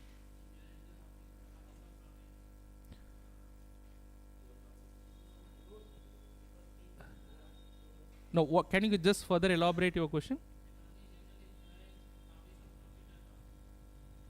You mean to ask that can the Attorney General have office of profit? Is that your question? The constitution doesn't say anything regarding that. The constitution is silent on that. But please try to understand, the Attorney General of India can have private practice, that is allowed. The Attorney General of India can also engage with private clients, but he should not be appointed as a director in any of the other companies without the permission of the government. He should seek the prior permission of the government, and he can retain those positions as well. So with regard to office of profit, nothing is mentioned. So nothing is mentioned, then I cannot talk about it. I can talk about what is there in the constitution. Alright, so come to the next question. So how many of you got it right in this class, this question? This is a very, very important area. Either you can expect a question from Attorney General or simultaneously from the Advocate General also. Come to the next question. Okay, so see the next question with reference to, what is the next question? We are in 35 or 36? Okay, so come to the next question, 36. With reference to the Indian Constitution, which of the following statement is correct? So this is related to the Constituent Assembly, not an important topic, but you can still have an idea about these things. The demand for the Constituent Assembly for India was accepted by the British through the August offer. So is it correct? So August offer happened in 1940. I'm not getting into the history part, but if you see this August offer in 1940 for the first time that the British has officially recognized that India will have a Constituent Assembly. So even before that, India was demanding that we need to have a Constituent Assembly to draft our own constitution. You can say that this was starting the idea of Gandhiji. Way back in 1920 itself, this idea started. 1935, 1934 and 1935 it became very concrete. We were making the demand. The Indian National Congress was making the demand. But when it was officially recognized by the Britishers for the first time by the August offer in 1940. Okay, so this is factually right. There is nothing to discuss on that. This is factually right. The Constituent Assembly had only elected members. Is it true? The Constituent Assembly in fact had representation from both the things. One is the princely states as well as the provinces. You know that the British India was having two types of territories. Can anyone tell me what is the difference between a British province and a princely state?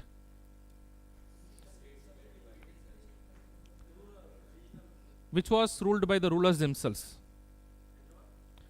Princely states. And wherever there was some form of elected government is the provinces. So provinces had an elected government. Princely states, although under the control of the British government, largely it was an autonomous region. Say for example like Hyderabad.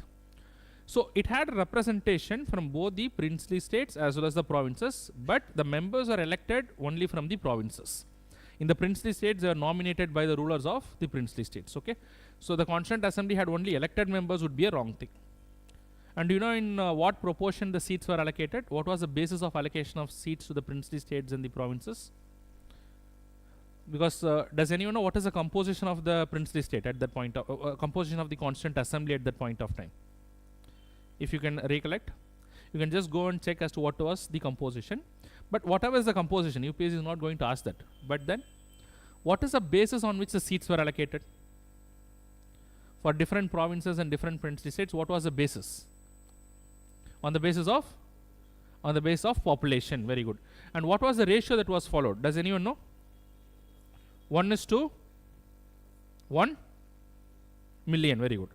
1:1 million. So try to remember this. For every 1 million population, one seat was allocated in the Constituent Assembly.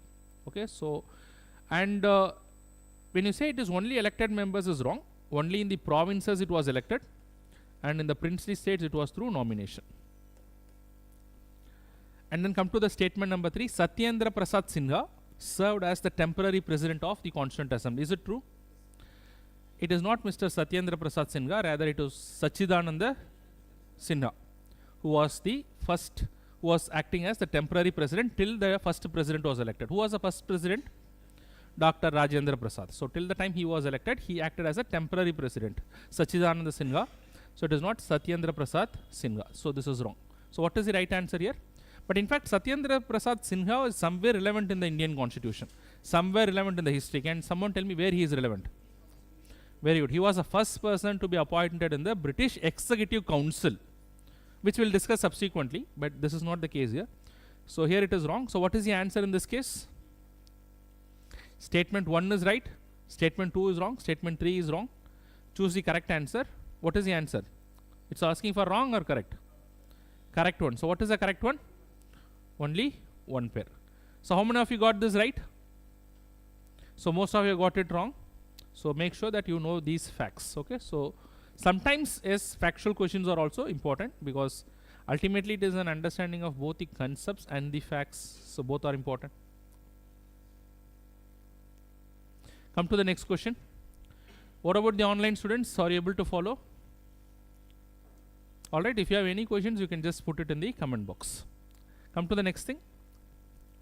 Which of the following are the fundamental duties under part 4A of the Constitution? This is a very, very important theme. Very simple question. But even in this, students make mistake. It's not only that you know the fundamental duties. You should be in a position to identify between a fundamental duty, directive principles of state policy, and a fundamental right. How many of you are capable of doing that right away? That I'll be able to differentiate between a fundamental right, Fundamental duty. If I give 4-5 statements, which is a combination of, let us assume, fundamental duty is also there. In between, directive principle is also there. 1 or 2 fundamental right is also there. So how many of you will be able to segregate this? So this is very, very important theme. So UPSC asked this particular theme as well. We cannot teach all those things. I can say that these are the areas where the question is likely to come. So whatever I'm saying is based on certain set of research. Okay. So now tell me which of the following or the fundamental duties under Part 4A of the Indian Constitution. To develop a spirit of inquiry and reform, is it fundamental duty? Okay, true. To respect the national flag and national anthem, is it a fundamental duty? True. To strive towards excellence in all spheres of individual and collective activity, is it? To cast a vote, there is no such fundamental duty. There are 11 fundamental duties. This is one. Is it fundamental right? Is it a part of directive principles of state policy? No, you leave that. Just answer to my question. To cast a vote, is it a fundamental right? Is it a part of fundamental directive principles of state policy? It's not a fundamental right. It's not a fundamental right. It is nowhere related to it. It's a constitutional right which is guaranteed under Article 326. That's a different thing. And that too, it is not to cast a vote. It is only you have the right to vote. Whether you vote or you doesn't vote doesn't matter. Nobody can force you to vote. But if you want, you can vote. So what is the answer in this case? It is option A is the right answer. Be very clear about all those things. Very, very important thing. And again, one more important thing in DPSP, that you should be in a position to identify which of the directive principles, either it is part of socialistic principles or Gandhian principles or liberal intellectual principles. So you should be in a position to identify this also. So try to remember at least the socialistic principles so that you can differentiate that from the other principles. All right. So come to the next question. Question number 35. So this is repeated, huh? All right. So I'll just move forward. Have you already discussed this? So this is Advocate General of the state, and that is Attorney General. All right. So let us see with regard to the Advocate General. He has the right to take part in the proceedings of both the houses of the state legislature or any committee of the state legislature. Is that true? Now, in fact, whatever is there for the Attorney General. Where? Okay, okay. So anyways, we'll solve it. Here it is a different thing. So he has the right to take part in the proceedings of both the houses of the state legislature or any of the committees of the state legislature. Is that true? So he can take part similar to what we have seen in case of Attorney General. Only thing is, for the Attorney General and the Advocate General, so there you, wherever the President comes, you replace that with the Governor. Wherever the Supreme Court comes, you replace that with the High Court. Otherwise, everything else is the same. He enjoys the same privileges as the members of the state legislature while taking part in the proceedings of the House, including the right to vote. Does he have the right to vote? There is no right to vote because he is not a member of a state legislature. He receives such remuneration as a state assembly may decide. Is it true? Who will decide the remuneration? There the President will decide. If the President is deciding there, here who will decide? The Governor will decide, not the state legislature. It is to be decided by the Governor. Come to the last thing. An eminent jurist, in the opinion of the Governor, can be appointed as the Advocate General. Is it true? Because no, it is not about the President. Because somebody who is to be appointed as an Advocate General should have the same qualification as that of a judge of a High Court. And for a judge of High Court, there is no such criteria. Is that clear to all of you? So this is wrong. Not just because of the President and the Governor difference. So how many of the statements given above are incorrect? What is the answer here? Option C. Very good. So how many of you got it right? Very good.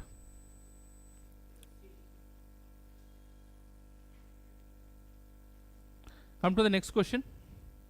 Which of the following is the characteristics of liberalism? What do you mean by liberalism? First, you should know the idea of liberalism.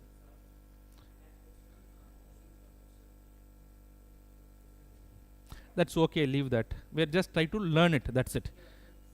We are not worried about whether it is wrong in the paper or something. We'll learn the concepts. Okay, that is the objective behind this. Okay.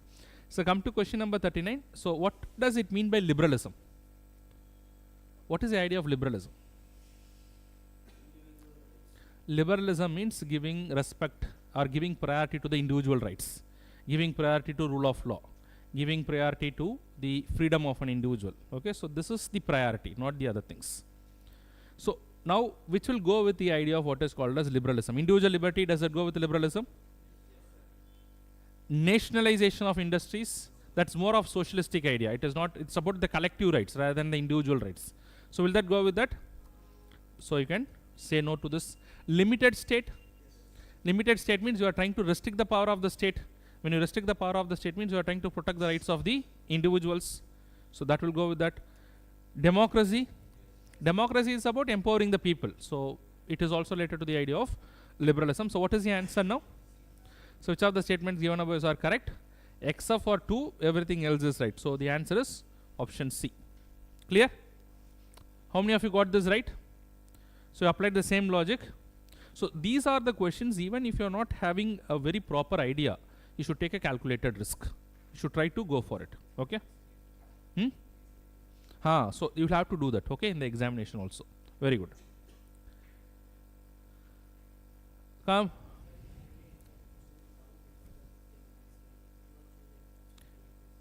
So okay, now it is clear to you, because democracy is about individual liberty.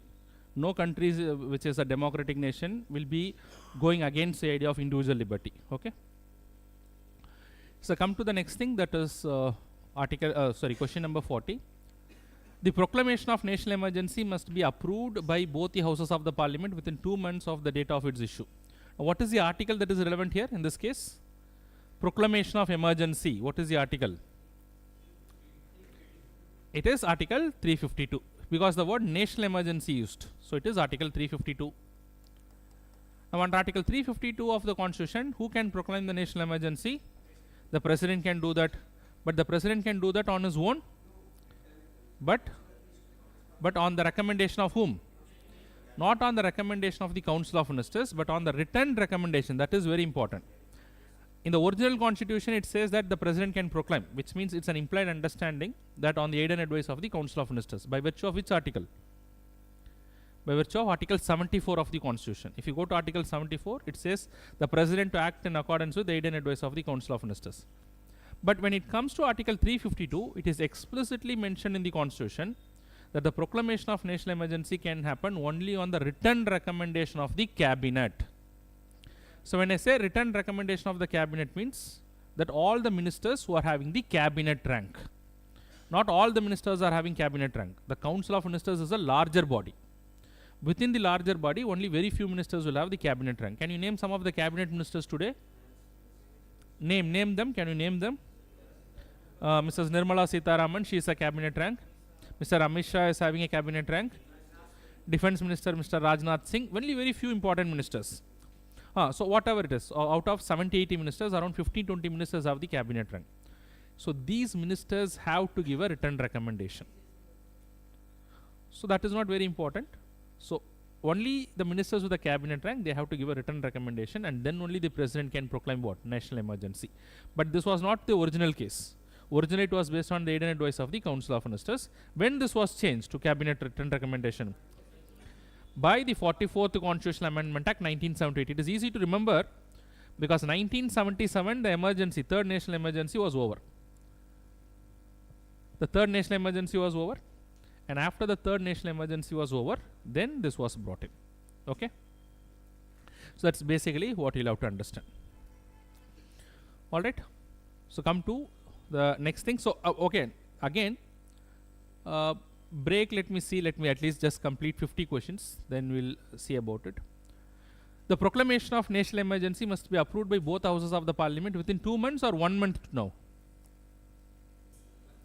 Initially it was 2 months, but presently it is what? After the 44th Constitutional Amendment Act, it was 1 month. So here the problem is 1 month. It is not 2 months today, it is 1 month. So what is this particular statement? It's wrong. How many of you got this right? Made mistake of the month because of the month. So it is 1 month now. If approved by both the houses of the parliament, the emergency continue for 6 months and can be extended for an indefinite period by the approval of the parliament every 6 months. Is it true? Can it be extended indefinitely? Suppose let us assume tomorrow there is a national emergency, which is not the case right now. There are only 3 national emergencies, but tomorrow let us assume there is a national emergency. Can that national emergency for extended for 10 years? So that's what I'm asking. So the whatever is given in the constitution is indefinitely. So I'm asking, can it be extended for 10 years, 15 years, 20 years? Yes, it is indefinite. Even it can be extended for 100 years, provided every 6 months approval is given by the parliament. Okay. So indefinite means indefinite. But the parliament has to give an approval with a majority. What is a majority with which the parliament has to give the approval? What majority is required? Simple, special, absolute, effective majority. What majority is required? So you'll have to remember this, special majority is required. It is special majority. Initially it was simple majority, but then by the 44th Constitutional Amendment Act it was changed to what is called as the special majority. Okay. So make a note of everything, so anything can be asked in the question. Is that clear to all of you? So statement 1 is wrong because of the months, and if approved, this is true.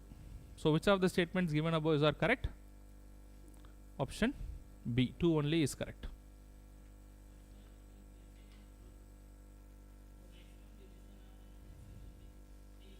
That is for president rule. Okay, for national emergency there is no such restriction.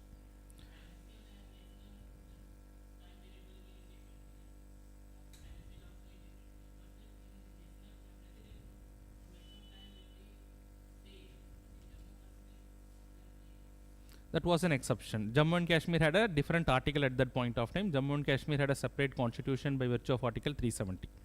Okay, so that's the case. I will explain that if you want after the class. Okay, for Jammu and Kashmir there was an exception because Jammu and Kashmir was having a different article at that point of time, but today it is not the case. Okay, so come to the next question. Which of the following is not part of Niti Ayog's core function? So what is this Niti Ayog? Whether it is a constitutional body, is it a statutory body, or it is a body established by executive order? So it's not a statutory body and it is not a constitutional body. It's basically a body established by executive order. Okay, that's what is the Niti Ayog.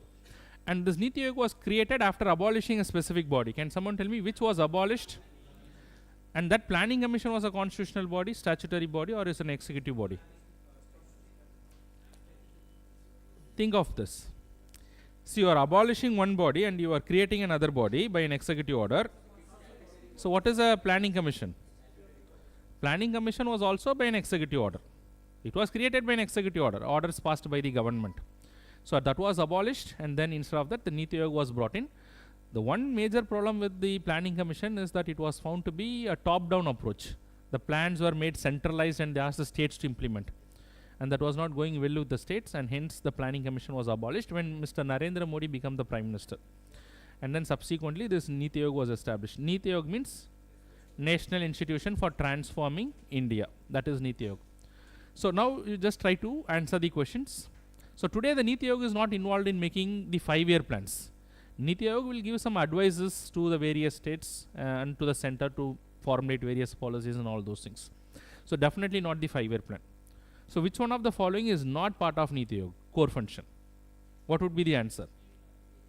So A, you can clearly say that it is not formulating the 5-year plan as it was done by the planning commission. So today what is the role of Niti Ayog?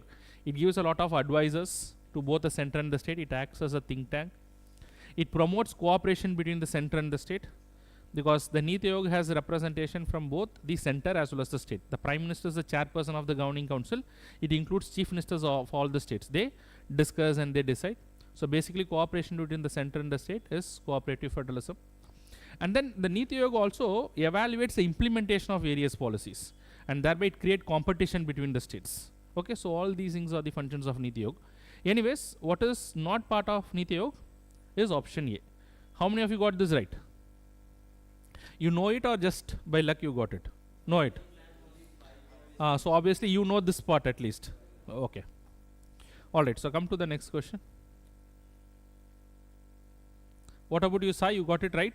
The previous one? You did not attempt. It's a quite easy question. You should attempt those questions. And in case if you are leaving out those questions, then you are in a disadvantage position. These are all serious students who will get it right. Okay, come to the next question. This is? Okay, let us try to answer this. The right to marry a person of one choice is an example of classic liberalism. Just now we have seen the idea of classic liberalism. liberalism would lean towards what? Individual rights. So suppose let us assume a society is there, a society is not liking such a marriage for the caste reason or for any of the other reason, but an individual wanted to get married. So right to marry, which is now recognized, is it with the idea of what? It is giving priority to what? Individual likings, individual's liberty. Okay, so the right to marry a person of one choice is an example of individual liberalism. So is this statement individually right? Individually it is right. Now look into the answer. The answer is saying if both A and R are individually true and R is also a correct explanation. If you feel that R is explaining what is there in A, then option A. Option B is saying both A and R are individually true, but R is not a correct explanation. This is individually true, this is also individually true, but there is no relationship between them. In that case, option B. If A is true but R is false, if A is false but R is true. So this is basically how you have to solve this question. Now let us try to understand the reason. Classical liberalism always privileges the rights of an individual over the community values. Is it explaining what is given in A? It is always giving weightage to what? It is always giving weightage to individual privileges and individual rights rather than the societal or the community values. So is the reason explaining the assertion? Is it explaining it? How many of you feel it is explaining? Please raise your hand. It is of course explaining, there is no doubt in that. So what would be the answer in this case? It is option A. A is the right answer. Suppose if it is true but it is not explaining, it is not giving the reason, then what would be the answer? B would be the answer, and accordingly you can decide. So liberalism, when you say classical means a traditional, or it would be the most important thing in part. Okay, that's basically what does it mean by classical.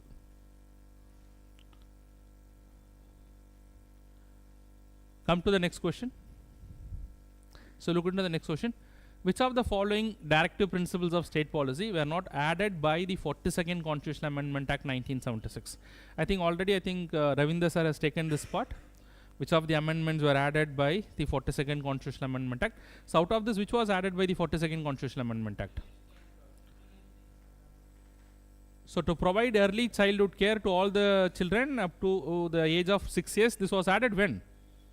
This was not added by the 42nd. This was added by the 86th. Which of the following principles were not added? So let us see that it is added by the 86th. To take steps to secure the participation of workers in management, it was added by 42nd. Can someone say the article of this also? 40? 43? Yeah, very good. 43A. Very good. Although you don't have to remember the article, you don't have to remember this. To minimize inequalities in status, income and opportunities, this was added by? This was related to Article 38 and added by which article? Very good. Article 44th Constitutional Amendment Act 1978. So this is again a very important thing. In number of years, UPSC has asked this question, a very factual question, but you should remember the different amendments that has happened to directive principles of state policy. Which amendment? Basically, I think there are 3 amendments. 4 including the 97th Constitutional Amendment Act, cooperatives, 42nd, 44, 86 and 97th. So just try to segregate, keep a note of that. So this is a very, very relevant topic. So what is the answer in this case? So this is to minimize inequality. So this is not the case. This is not the case. So this is true. And you are asking about not. What is the answer? 1 and 3 only. That is option A. So how many of you got this right? Very good. So this is again a very important thing. Come to the next question. Which of the following statements are correct about the National Institute of Labour Economics Research and Development? These are all some miscellaneous areas. You don't have to worry about this, but still the question has been put in because you should come to that mindset that some miscellaneous questions will also be asked. UPSC also put, I think, 4 or 5 miscellaneous questions. And you should not worry about this because you are not here to answer each and every question. What is the mark that you need to clear the examination? What is your name? What is your name? You are interested in the class? If you are interested in the class, you can be there. If you are not interested, you can go out and you can do whatever you want to do.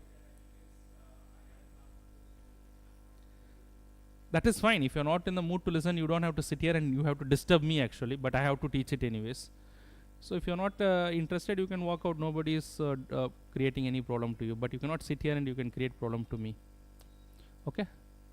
Okay. So come here, the 44th constitutional 44th question.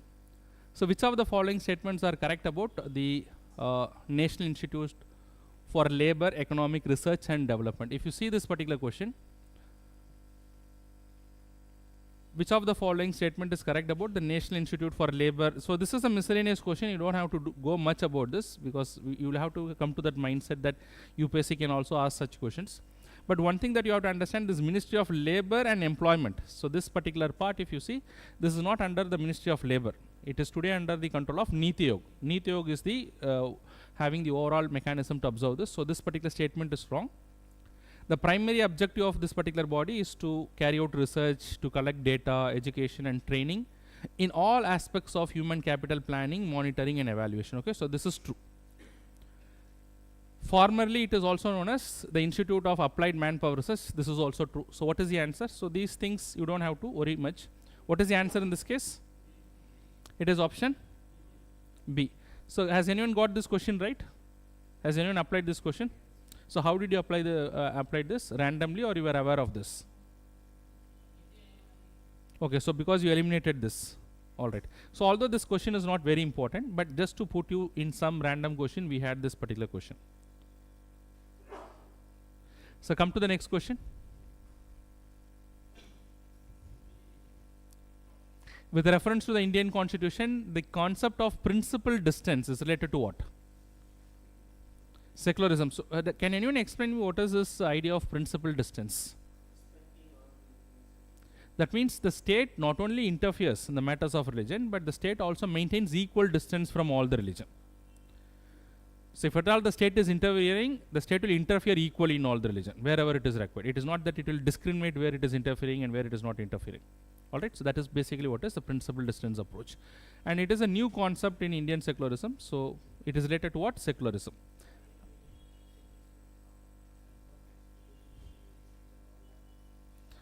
No. That is not the answer here. The answer is it is related to secularism. There is nothing which is called as principal distance approach when it comes to what? When it comes to separation of powers. Online students, do you follow? If you have any questions, you can just ask that.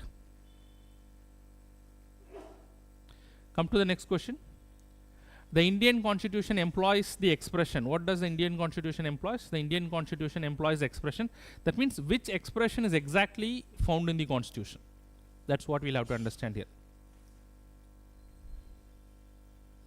Which expression exactly found? National emergency is there. President rule is there. Financial emergency. Which word or which expression is exactly found in the Constitution?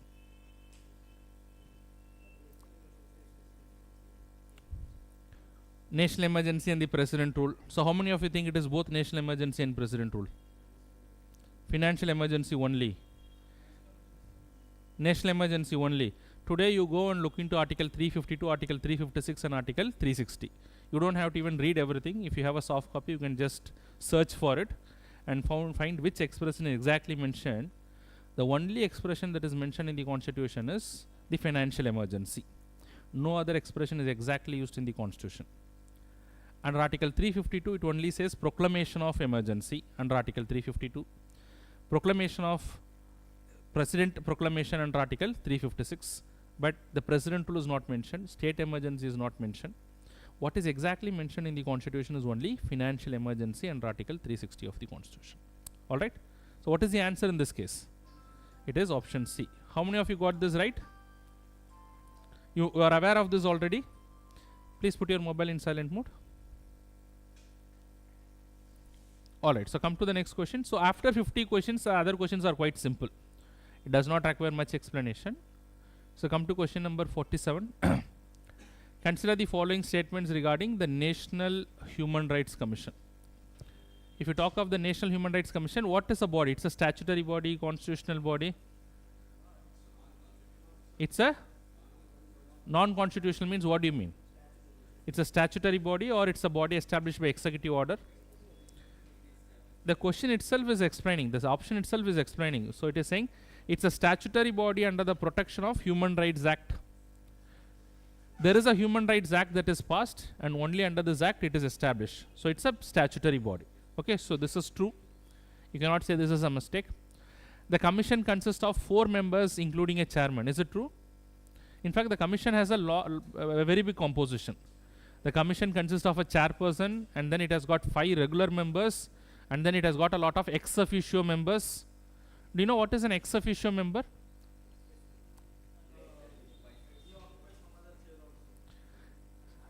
So who can tell me as an ex officio, at least an example for ex officio? Whoever is elected. Very good. An ex officio person is someone by virtue of occupying one post, he is also occupying another post. He is also appointed or he is also taking care of another post. Whoever is elected as a vice president in ex officio capacity also becomes a chairman. So similarly, it has a lot of ex officio members also. The National Commission for Women, the National Commission for Scheduled Castes, the National Commission for Scheduled Tribe. All these chairpersons also become ex officio member of what? They also become ex officio member of the National Human Rights Commission. Okay, so you see here, the commission consists of 4 members is definitely wrong because it has a very large membership. The regular membership itself is 5, and then ex officio members are there. The chairperson and the members are appointed by the president on the recommendation of Union Council of Ministers. That is not the case. Today these members are appointed by a specific committee. Is anyone aware of that particular committee? So the committee has got few members. Let me just read it out who are part of that particular committee. So the committee consists of, you can make a note of it quickly, Prime Minister, Union Home Minister, Prime Minister, Union Home Minister, leader of Speaker in case of Lok Sabha, leader of opposition,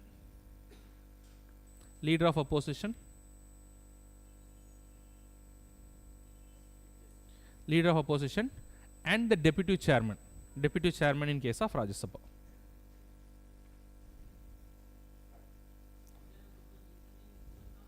No, leader of opposition in Lok Sabha. Leader of opposition in Lok Sabha and the deputy chairman in case of Rajya Sabha. Okay, so these may not come in the examination, but you better be prepared for all these things. So this particular statement is also wrong. The chairperson and the members are not eligible for reappointment after the completion of the first term. Can they be again reappointed to the NHRC? In fact, as per the Act, as per the Human Rights Act, they can be appointed for 2 terms. So once they retire, again they can be appointed. And what is the term that the Act provides for? 3 years or up to 70 years, whichever is earlier. That is the term of the members and the chairperson. Okay? No, 3 years or 70 years. That is the term. It has been amended now. Presently it is 3 years or 70 years. So the chairperson and the members are not eligible means they are eligible. They are eligible for 1 more term. After that they are not eligible. Up to 70 years. Okay, so what is the answer here? Which of the followings are incorrect? It is C, only 3. Okay, let us see that after 50 questions if a break is possible or not. So online students. So come to the next question. With reference to the composition of the Constituent Assembly, consider the following. So with reference to the composition of the Constituent Assembly, consider the followings. Again related to the Constituent Assembly, the representatives were directly elected by the people as per the first past the post system. Were they directly elected to the Constituent Assembly? So what was the system? It was through proportional representation and it was indirectly elected, most importantly. It was indirectly elected, it is not directly elected. So who elected the members to the Constituent Assembly? See, in case of princely states, it was nomination. And in case of provinces, it was election, but it was an indirect election.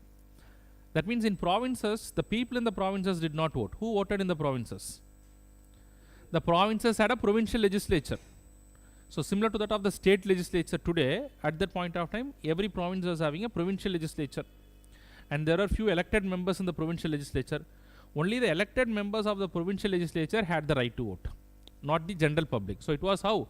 It was not direct election, but rather it was indirect election. Okay, so the answer is indirect election.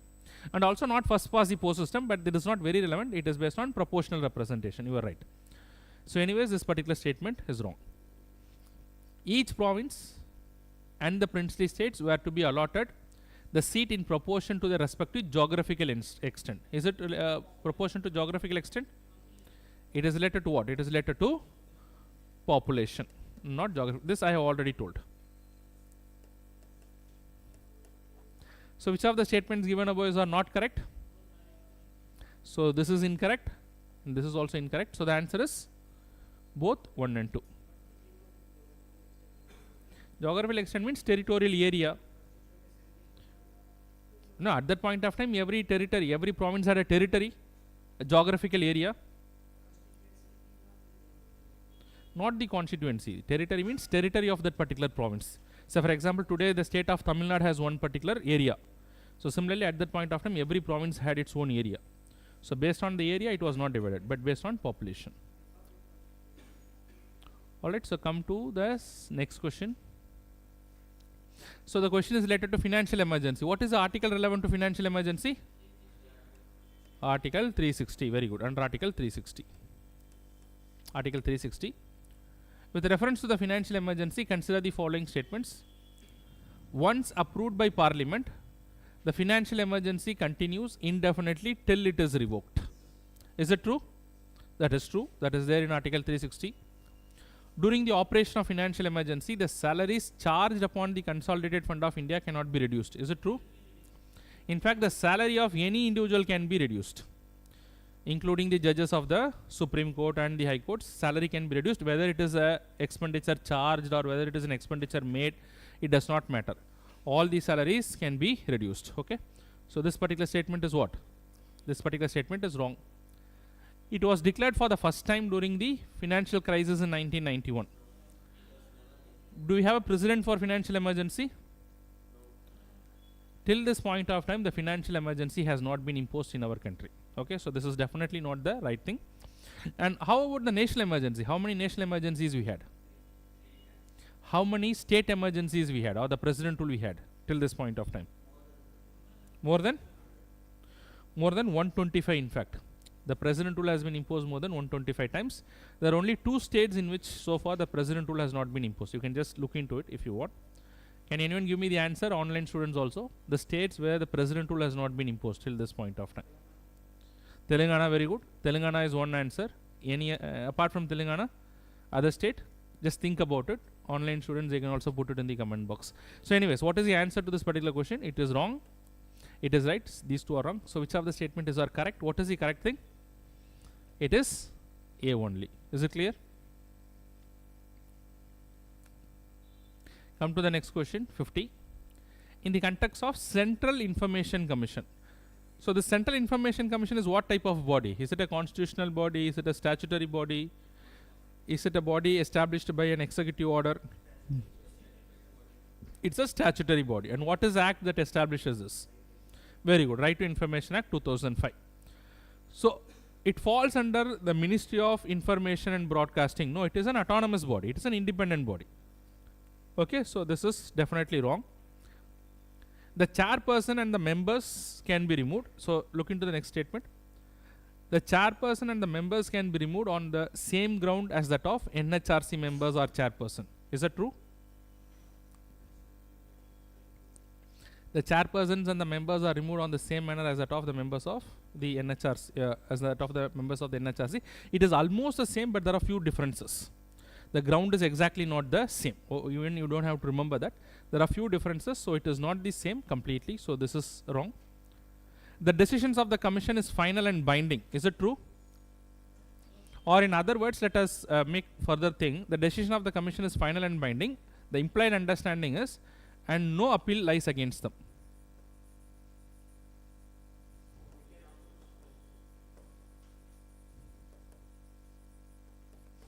There is no appeal that can lie against them. That means once an order is given by the Central Information Commission, you cannot appeal to the High Court or to the Supreme Court. Can you make an appeal against the order of CAC? Of course you can make an appeal. Okay, so this particular statement, if you have this particular meaning, this is also wrong. So which of the statements given above are correct?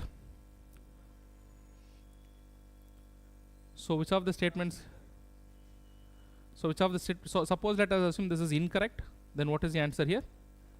So all the three are incorrect. Okay, so this is the answer. Okay, I think there is some changes that has been made to the question which is not reflecting here. There is some changes in the question. Huh? Okay, anyways, so this is the understanding you should have. Okay.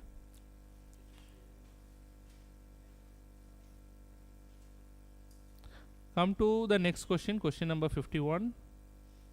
Okay, so do you need a break? Can we continue? How are you okay with this? You're okay with that? All right. So come to the next question.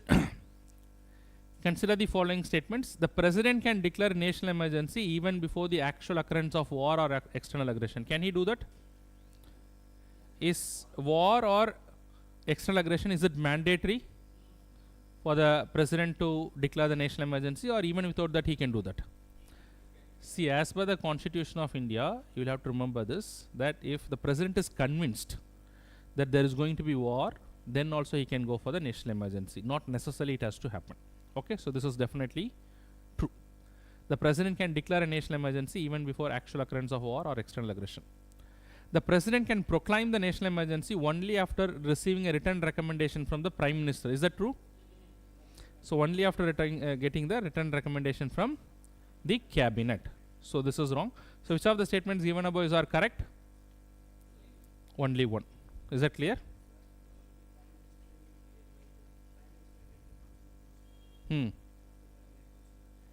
Prime Minister? But Prime Minister alone will not make the cabinet. The Prime Minister can head the cabinet, but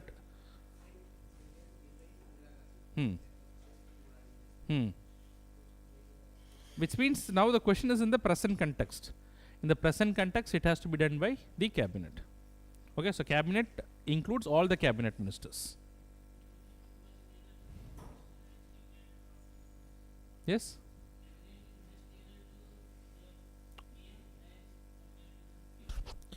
It is not about nearer, whether it is reflecting the exact expression. In the Constitution, if they are giving cabinet, then it should be the cabinet and not the other thing. After the 44th Constitutional Amendment Act, it is now the cabinet. Okay, so it is the cabinet that has to be taken into consideration. So the answer here is what? Answer is only one. So come to the next question. We are in question number 53. Okay, one last question. So we'll see this question and then we'll have a 10 minutes break. Okay, so only 10 minutes break after this. So come to the next question. In the context of the State Information Commission, consider the following statements. It is a statutory body established under the provisions of the Right to Information Act. Is that true? It is only under the Right to Information Act, both the Central Information Commission and the State Information Commission both are established. This is true. The governor has to refer the matter to the concerned State High Court in case of removal of the State Chief Information Commissioner and the State Information Commissioner on the grounds of proved misbehavior or incapacity. How many of you think this is true? This is partially true but not fully true. Because the governor has to refer the matter to the Supreme Court and not to the High Court. As per that, who has to be? It has to be referred to where? To the Supreme Court of India, not the High Court, because it is given High Court, but it is the Supreme Court.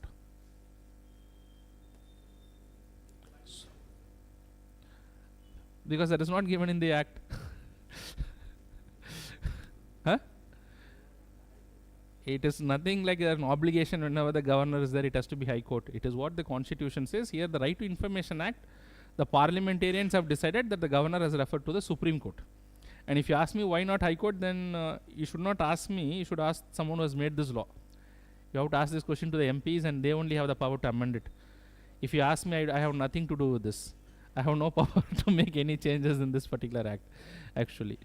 So your question might be, like in most of the cases where there is a governor, it's a High Court. Why there is not High Court in this case? Because the Supreme Court is the highest court of India. So probably the opinion has to be sought from the Supreme Court itself. The tenure of office as prescribed by the Parliament or until 65 years, whichever is earlier. What is the answer? Is it right or wrong? This is not right as per the new amendment that has happened. As per the latest amendment to the RTI Act, in 2021 an amendment has been done, and in this amendment today the tenure is not directly prescribed in the act itself. Rather, the power has been given to the central government. So central government can change as it wants. I think as per the latest notification of the central government is 3 years. Okay, so anyways, this particular statement is not right. Okay.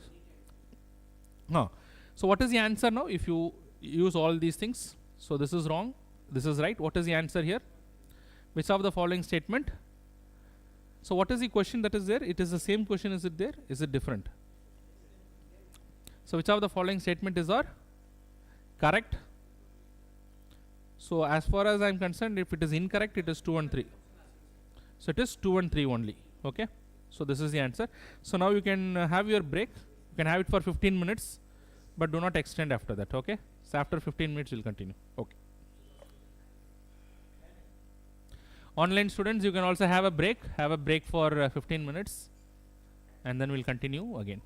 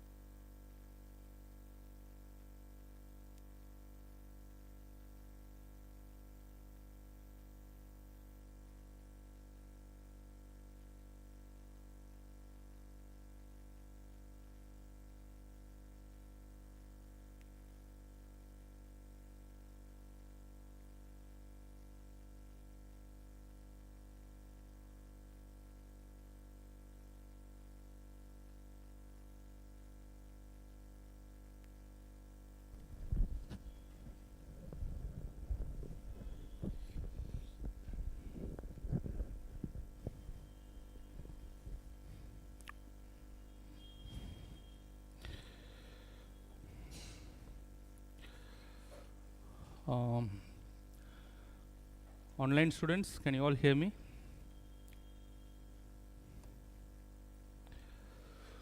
So as per the request of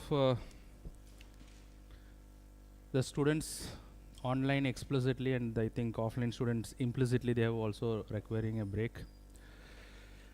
So we have done with the break. So what is the last question? We are looking into question number 53. Alright, so we'll move to question number 54 now. Okay. So we'll move to question number 54.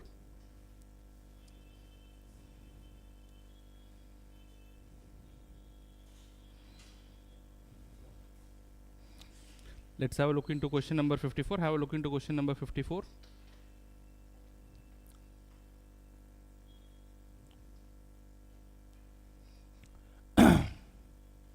With reference to the working of the constant assembly, again a question from constant assembly.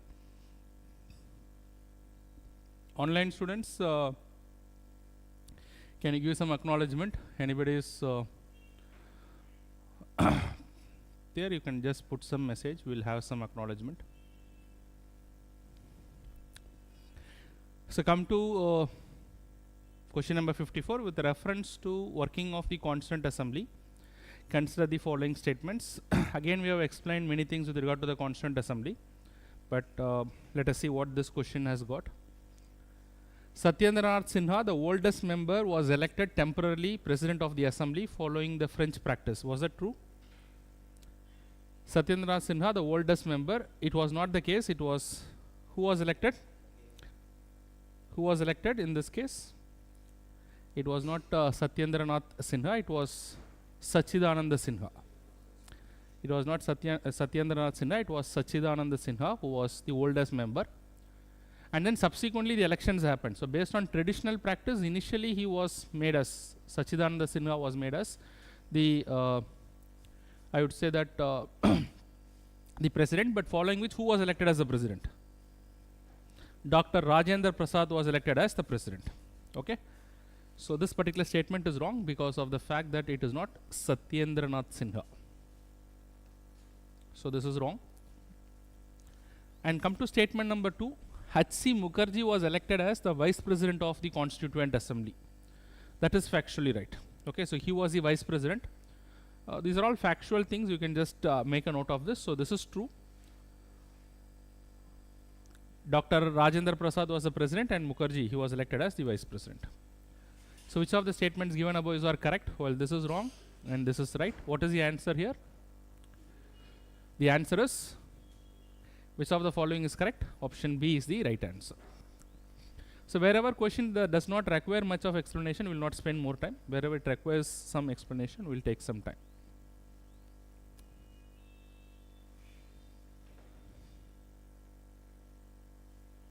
Come to question number 55. Which of the following provisions has been declared to be part of the basic structure by the Supreme Court of India? So before I proceed, so in which case this basic structure doctrine was propounded by the Supreme Court? Keshavananda Bharati case. In which year? It was in which case? It was in the Keshavananda Bharati case.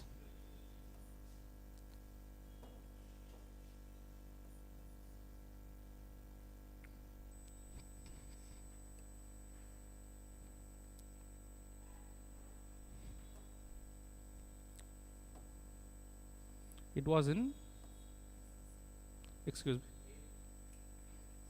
me,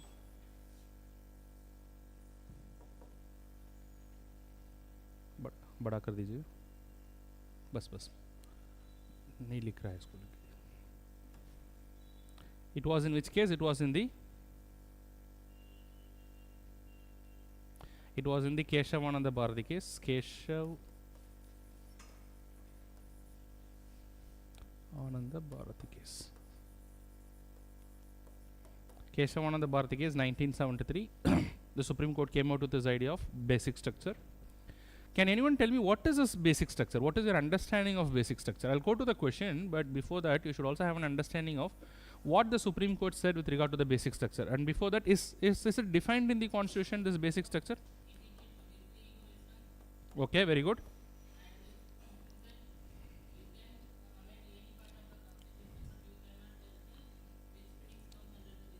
Very good. So that means that the Supreme Court has said in this particular case that the amending power of the Parliament is not unlimited, rather it is limited. So the question that the Supreme Court has to decide in this case is whether the amending power of the Parliament under Article 368 is it unlimited or limited. So if it is unlimited, that means they can amend any provisions of the Constitution. That's basically what they have to understand, whether the amending power is limited or unlimited. The Supreme Court said very categorically it is limited. And it is limited to what extent? It is limited to the extent that the Parliament cannot take away the basic structure in the Constitution or the basic features in the Constitution. It is nowhere defined in the Constitution. So who is the final authority to determine as to what constitutes the basic structure? It is the Supreme Court of India. And accordingly, number of cases starting 1973, the Supreme Court declared number of provisions to be part of basic structure. It declared the factors like sovereignty in the preamble, and then it has declared democracy, it has declared the various elements like justice, and then a number of other cases, the things like rule of law, secularism, independence of judiciary, to name a few. So all these things has been declared to be part of basic structure. Now the question is, among all the things, which of the things is declared to be part of basic structure? Parliamentary system has been declared to be part of basic structure. There is a judgment. Judicial review has been declared to be part of basic structure. It was declared by the Supreme Court in Minerva Mills and number of other cases. But nowhere the emergency provisions has been declared to be part of the basic structure. Till this point of time, there is no such judgment. So what is the answer here in this case? The answer is 1 and 2 is right, but not 3. So the right answer is option A. A is the right answer. The amending power of the Parliament is limited.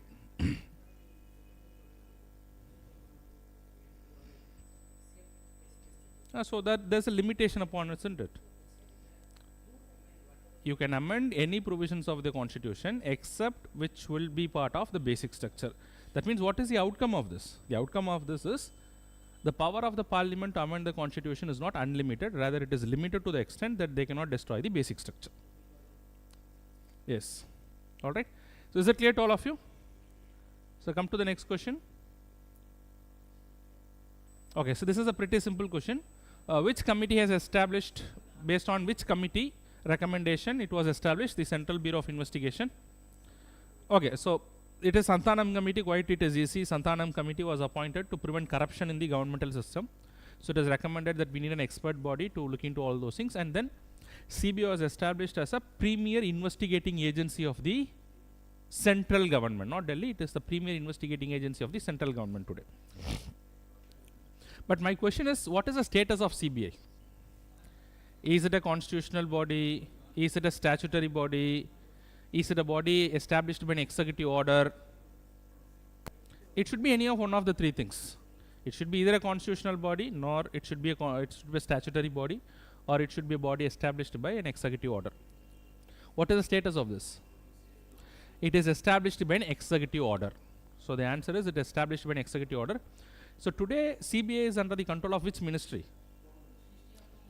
Initially it was under the control of Home Affairs. In 1963 it was established. At that point of time it was under the control of Home Ministry. But today it is under the control of Ministry of Personnel and Training. Today it is an executive body. But the administrative control has gone to which ministry today? Ministry of Personnel and Training. Very important, okay? So they can ask you this. Training, DOPT. So to be very specific, it is under the control of Department of Personnel and Training, Ministry of Personnel, Pensions and Public Grievances. Okay?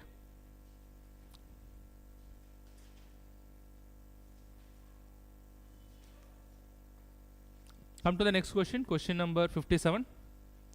So consider the following statements regarding the Charter Act of 1853. You know that among the Charter Act, this is the last Charter Act.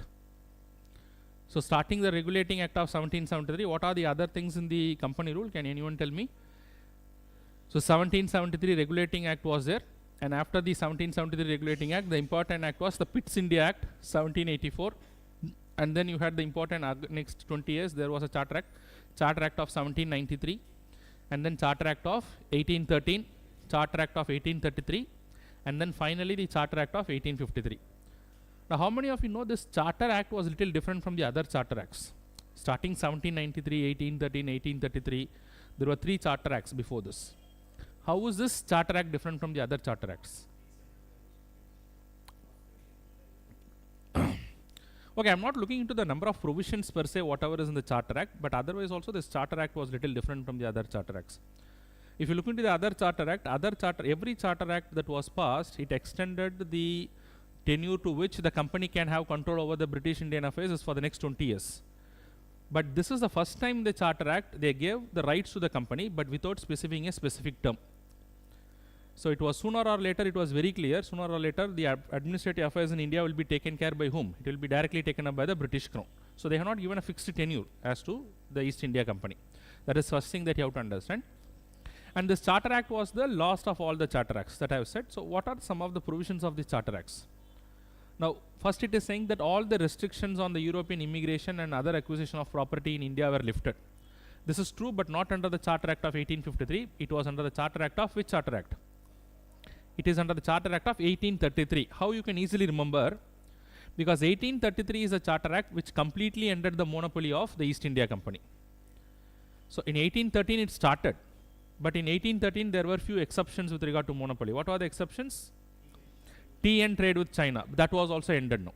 And because that has ended, they allowed others also to come and do whatever they want to do.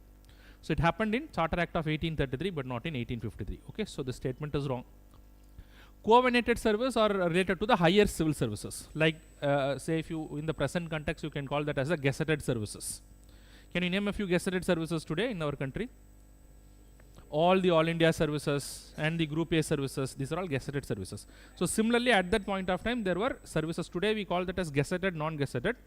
At that point of time, it was called as covenanted, non-covenanted. Okay, so the higher services are covenanted civil service. The covenanted services were thrown open to Indians. Was it thrown open to Indians? In fact, they tried to do it in 1833 itself, but they are not able to do it in 1833. They initiated in 1833, but it was successful in 1853. Because in 1833, there was a lot of opposition from the Court of Directors. You might have heard of a word which is called as Court of Directors. And there was one more body which is called as Board of Control and Court of Directors. What is the difference between these two words? That is the Court of Directors and the Board of...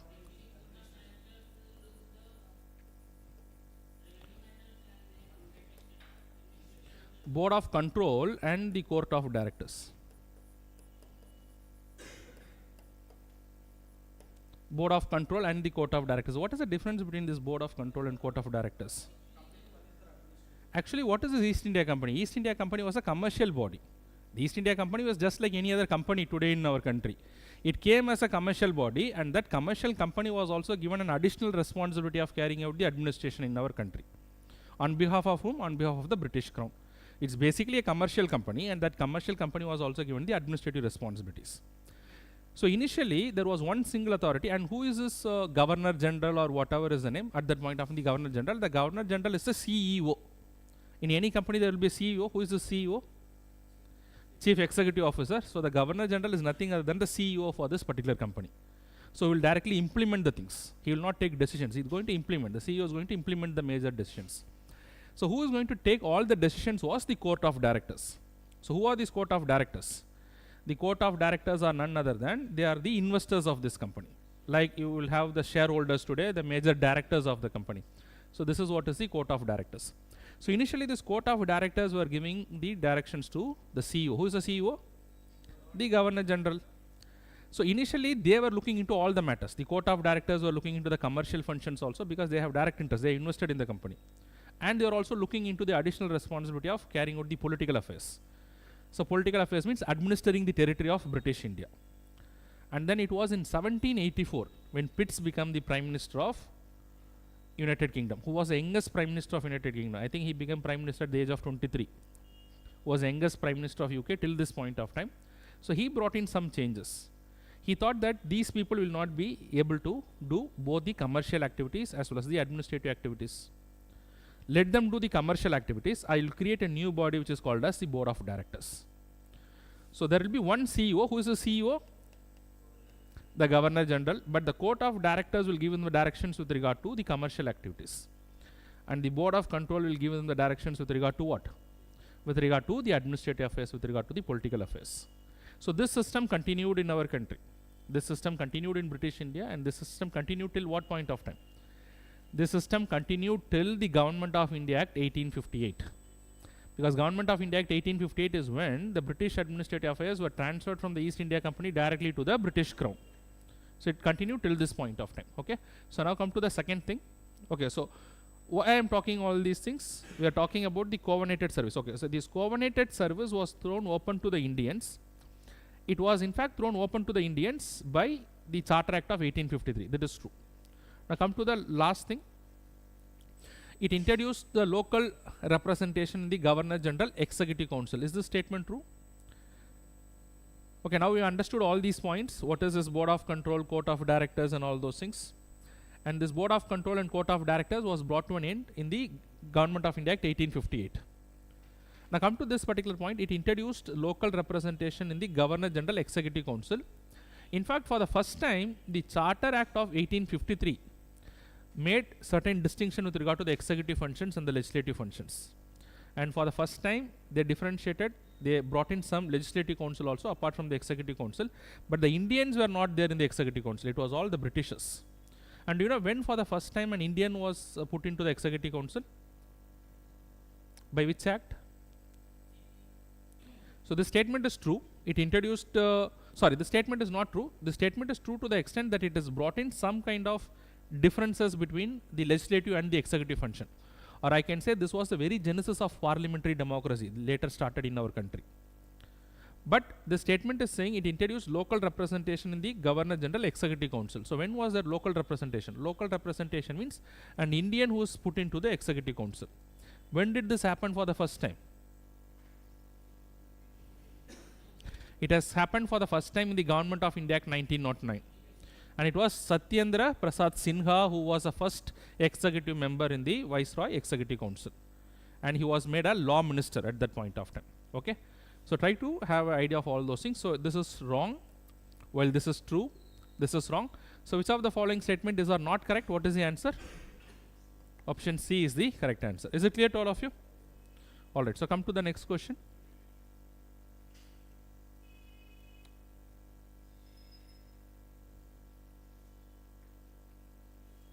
So come to the next question.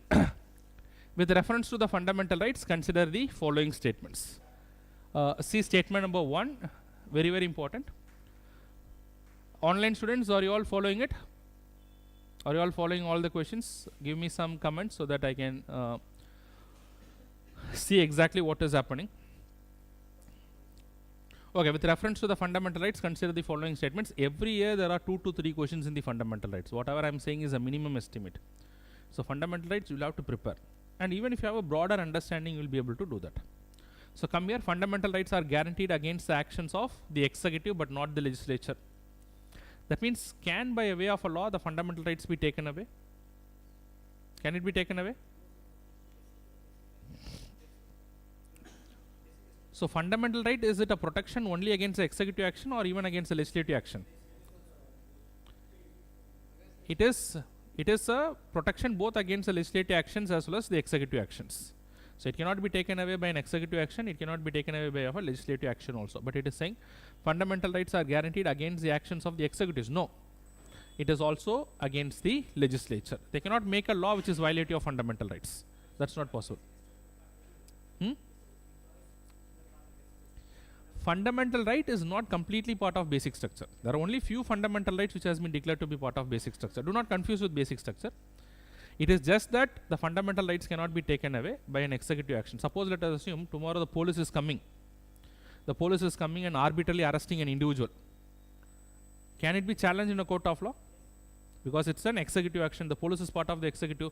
But let us assume a law is made by the parliament and that law is allowing the police officer to arbitrarily arrest. Is it allowed? Can we challenge that law itself? There are few exceptions, you don't worry about that right now. There also there is no arbitrary arrest. There is all challenge in the court and the court has allowed them. So arbitrary arrest is not followed with a law or without a law. That is not possible. So you can challenge both the executive actions as well as the legislative actions. Okay. So the fundamental rights are guaranteed both against the legislative as well as the executive actions. When you say it is only against the executive action, that is wrong.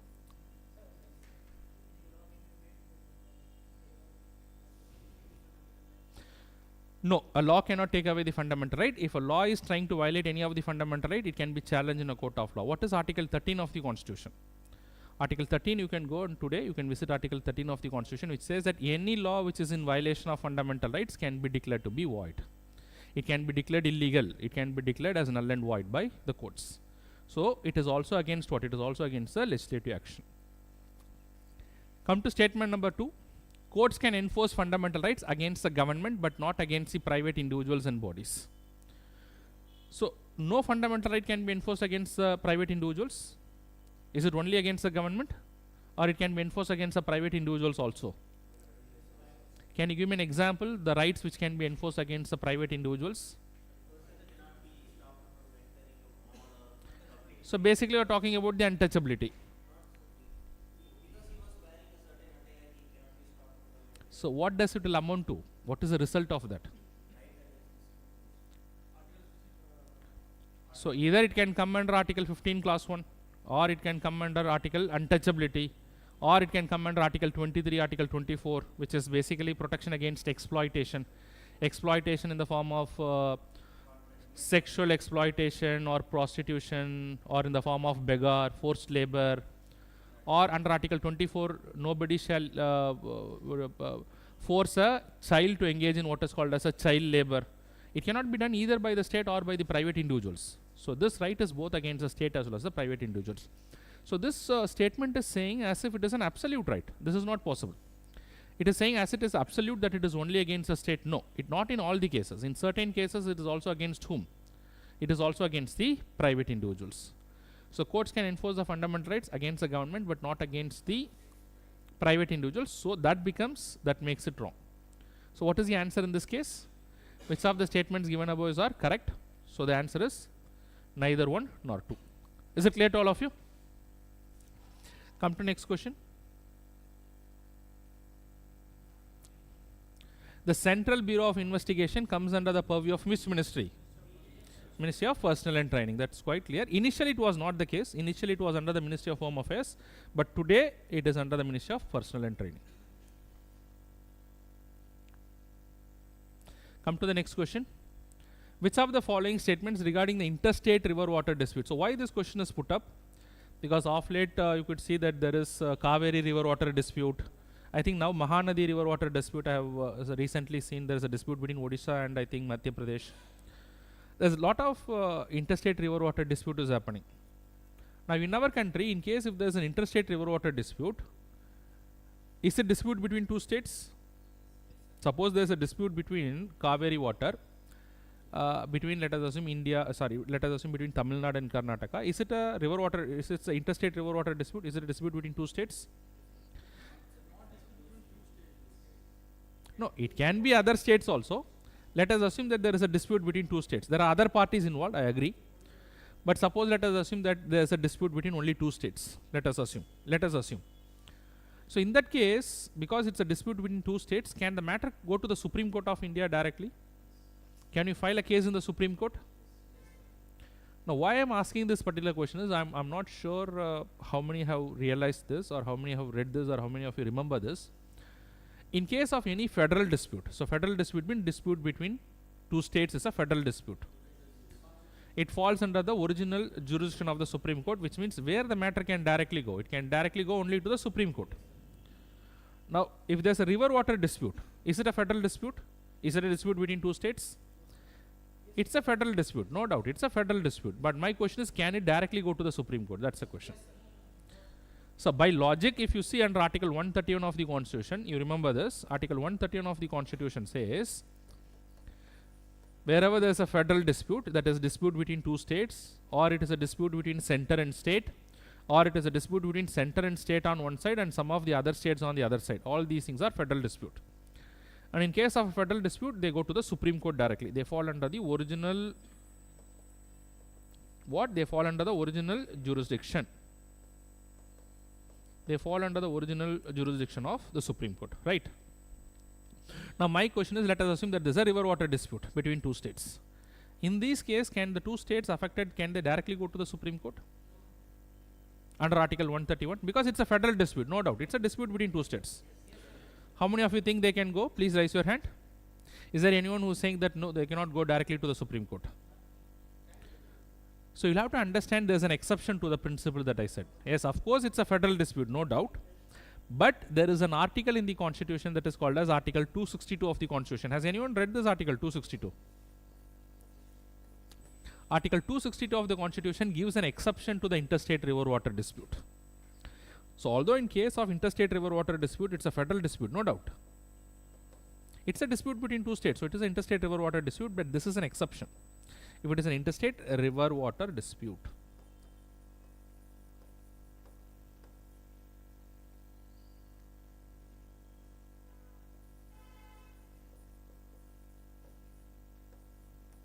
So if it is an interstate river water dispute, it is an exception. So what is the exception here? In case of interstate river water dispute, Article 262 of the Constitution is saying that you cannot directly go to the Supreme Court. No. So where this dispute can be settled? This dispute can be settled by an authority which may be established by an act of parliament. That means Article 262 of the Constitution is giving the power to whom? To the parliament. And what the parliament can do? The parliament can make a law, and by that law they can establish an authority. Accordingly, has the parliament enacted any law today? Have you ever heard of Interstate River Water Disputes Act? The Interstate River Water Disputes Act is an act which is passed by the parliament based on the provisions of Article 262. And as per the Interstate River Water Disputes Act, this Interstate River Water Disputes Act, what does Interstate River Water Disputes Act say? Please wait, please wait. As per the Interstate River Water Disputes Act, that's not the case. Whatever you are saying is not right. That's why I stopped you, so that others shall not get confused. Okay, as per the Interstate River Water Disputes Act, the central government can establish a tribunal. So whenever there is any dispute, a tribunal can be created. Say for example, for the Kaveri River Water dispute, a Kaveri River Water Tribunal has been created. Now Mahanadi dispute is there, a Mahanadi River Water Tribunal is created. And this tribunal will have some judges and the other members, so they will resolve the dispute. So the matter cannot directly go to the Supreme Court. Where it can go? It will go to the tribunals. And who will establish the tribunals? Central government will establish the tribunals. Now with this information you come to the question. Now interstate river water disputes can be challenged only in front of such an authority as may be collectively decided by the concerned state which are parties to the dispute. So who will decide this authority? Who will establish this authority? The central government will unilaterally appoint. As per the law, it is giving the power to the central government. The states have no role to play in this. Okay, so this particular statement is wrong. Come to statement number 2. The parliament has the power to make laws to resolve such disputes. Is it true? The parliament has the power to do that under Article 262 of the Constitution. So what is the right answer here? Which of the following is incorrect? They are asking for incorrect thing. What is the answer? The answer is option A. Clear? All these things are very, very important. Okay, so try to take maximum benefit from the class. Online students, following. Come to the next question. With reference to the fundamental duties and the fundamental rights, consider the following statements. Again, a very simple question.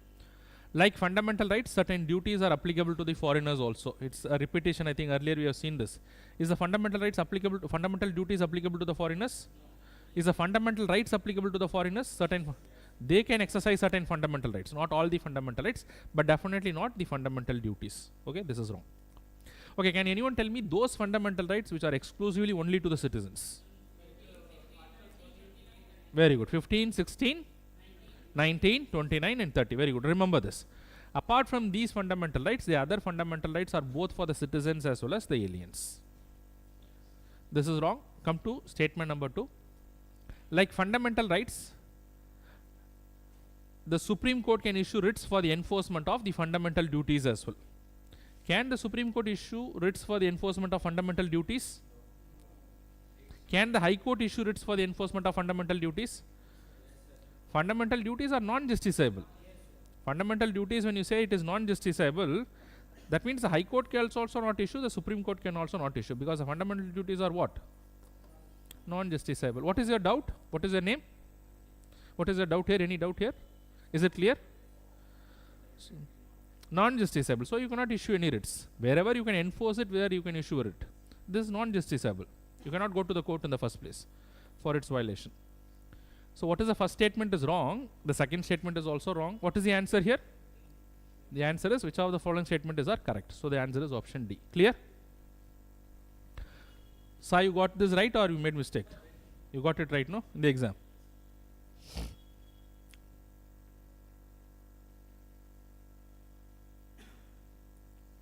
Come to the next question. Which one of the following work as a National Central Bureau of Interpol? So how many of you know what is this Interpol? Interpol means International Police.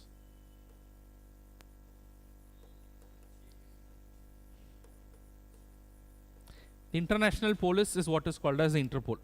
That means most of the investigating agencies across the world, the national level investigating agencies, they also coordinate with this international police to deal with international criminals like organized crime and other people who are engaged in international like counterfeit currencies, arms smuggling, and other human trafficking. If there are international criminals, the Interpol will issue notice. There is something which is called as red notice, and they can coordinate with various governments.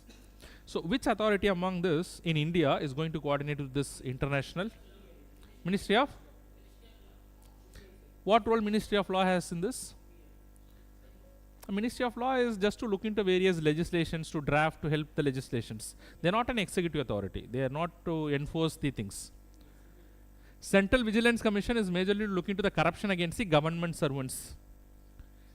Central Information Commissioner is to enforce the Right to Information Act, to give the information and all those things. Ministry of Law has no relevance. So what is left out? Of course, it's a central investigating agency of the central government. The CBI has to interact with the Interpol. Okay, so they share information with the Interpol.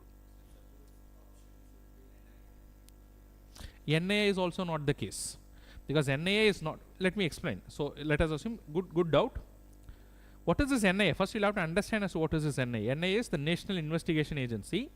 Today, the NIA role is related only to terrorism, and that too within the territory of India. In India, if any terrorist activity happens, so NIA will investigate in these cases, only related to terrorism. NIA does not interact with an international agency. No. So who is going to interact with the international agency? It is the CBI.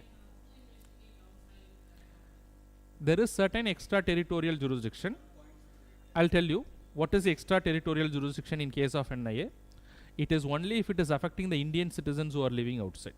Otherwise, it is not that if some terrorist attack is happening in France, the NIA is not going to go and investigate there. What locus standard that NIA has to go and investigate in outside India, as long as the Indians are not affected. So what is important here is if an Indian citizen is affected, then they will have the jurisdiction. Otherwise, there is no jurisdiction for the NIA. All right. So what is the answer here? It is the CBI.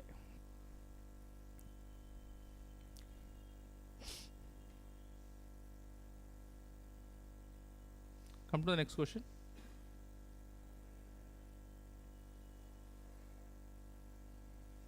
What is the question number that you are moving forward to?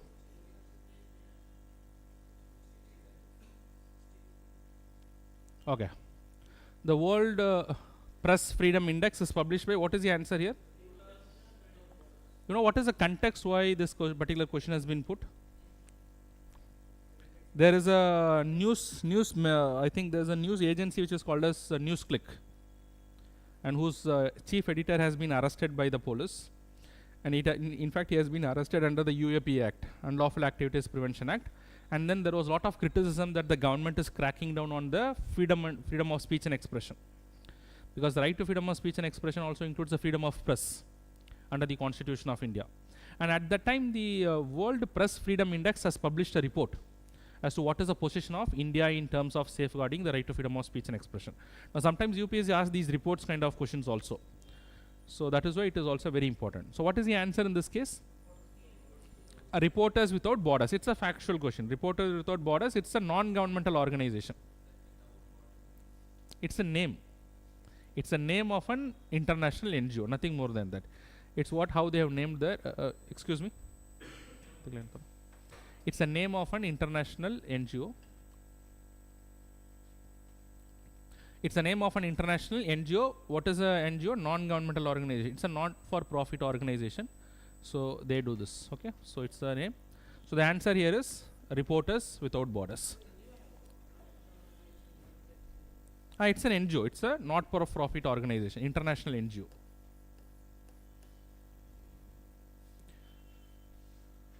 Alright, so the remaining things are just distractors. You don't have to worry about that. So come to the next question, question number 64. Which of the following constitutes? Just read the question. Look into the next question. Which of the following provisions in the constitution cannot be amended without requiring the ratification from the state legislature? Now I think Ravindra sir already explained that there are basically three types of amendments. Amendment which can be done with simple majority, amendment which requires a special majority, amendment requires special majority with ratification by half of the states. Alright, so what you'll have to understand here is, what is there under Article 368? Under Article 368 there are only two types of amendments. What are they? Amendment which requires special majority. Amendment which requires special majority.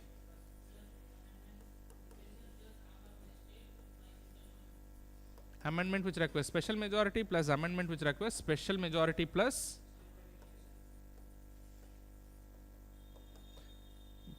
half of the state legislature ratification. Half state legislature ratification.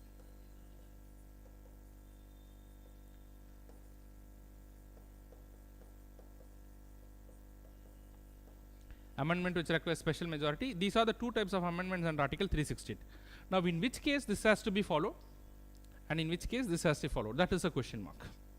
So what the constitution says, in which case this has to be followed, is when there is an amendment to the non-federal provision. And when there is an amendment to the federal provision, this has to be followed. So you'll have to have an understanding of what is non-federal provision and what is a federal provision. So the basic understanding you should have as to what is a federal provision and what is a non-federal provision. Suppose let us assume a constitutional amendment bill is introduced. And what that bill is trying to do? That bill is trying to disturb the power balance between the center and the states. It can be in favor of center, it can be in favor of state. But what that bill is trying to do? That bill is trying to disturb the existing power balance. The bill is trying to disturb the existing equilibrium. Suppose let us assume the bill is trying to transfer some items in the Schedule 7 of the Constitution from the state list to the concurrent list, let us assume. It is trying to shift the power balance in favor of whom? If the bill is trying to transfer items from the state list to the concurrent list, it is trying to shift the power in favor of the central government. Suppose if the bill is trying to transfer some of the items from the union list to the state list, let us assume, then it is trying to shift the balance in favor of state. Either way, it is trying to disturb the existing power balance. So any constitutional amendment bill, if it is trying to disturb the power balance, then it would amount to federal provisions of the Constitution. It can be any provision. Election of president, Schedule 7 of the Constitution, but ultimately what you'll have to see whether it is trying to disturb the power balance or not. So few examples are also given under Article 368, but I'm trying to explain you the meaning of that. But suppose let us assume you are amending the Constitution and it is not having any impact on the power balance. The existing equilibrium is still the same, but you are amending the Constitution. Now such amendment amounts to what is called as amendment to the non-federal provisions. For example, 86th Constitutional Amendment Act, just taking an example, it inserted Article 21A. Article 21A was inserted into which part? Part 3 of the Constitution, that is in fundamental rights. Is it disturbing the power balance between the center and the state by making this amendment? Nobody cares. It's still the same thing. As in, the people will get protected because of this, but any state is affected because of this. The power balance still remains the same. So it's an amendment, but it's a non-federal provision. 42nd Constitutional Amendment Act 1976 transferred 5 items from the state list to the concurrent list. It also required ratification by half of the state legislature because it is trying to disturb the power balance. That would amount to what is called as the federal and non-federal provisions. Now come to the question. Now the question is asking, which of the following provisions of the Constitution can be amended without requiring ratification by the state legislature? That means you should have an understanding whenever I say it is without, then it should be a non-federal provision. It is not disturbing the power balance. Now see, directive principles of state policy. So directive principles of state policy is a classic non-federal provision. Okay, so this is true. Manner of election of the president, it will affect because the MLAs are also involved in voting. So it will affect the interest of the states. So this is not the case. Provisions relating to the Supreme Court and High Court. In India, we have an integrated judiciary. And the Supreme Court and High Court if their powers are altered, you can affect the interest of the states as well because of the integrated judiciary. Okay, so this is also not the case. So select the answers given below. So what is the right answer here? Option 1 only. Is that clear to all of you? The answer is option A. So this is the basic understanding you should have.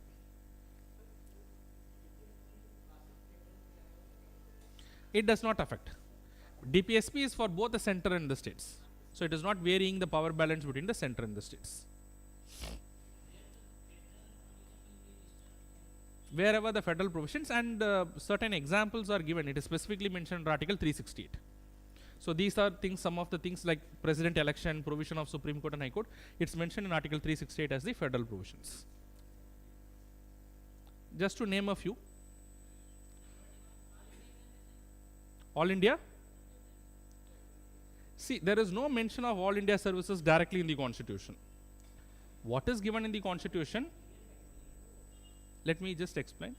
What is mentioned in the Constitution is only under Article 312 of the Constitution. All India services can be created by an Act of Parliament. But otherwise, there is no mention of All India services. All India services are created only by an Act of Parliament. And that power is given to the Rajya Sabha. If any act has to be passed, any law has to be passed by the Parliament to create a new All India service, a resolution has to be passed by Rajya Sabha.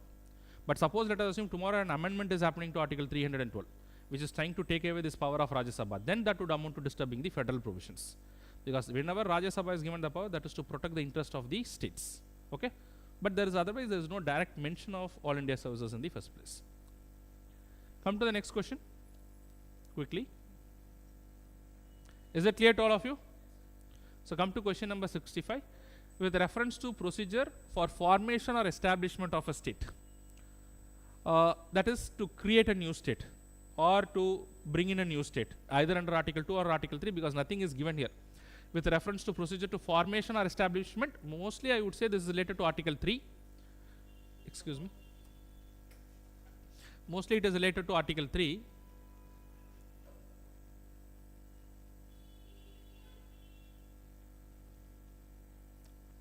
So with regard to Article 3, whenever a law is made by the Parliament, what is the majority that is required? Very good, simple majority. It requires only the simple majority as long as it is making changes only in Schedule 1 and Schedule 4. This is the understanding you should have. So it requires only the simple majority. So here it is saying special majority is wrong, but what is required? Simple majority. So this is wrong. Come to statement number 2. The President should ascertain the views of the concerned state legislature to this effect. Is it true? That means whenever a bill is introduced, you know the procedure. What is the procedure to do this? The procedure is, first of all, a bill has to be introduced.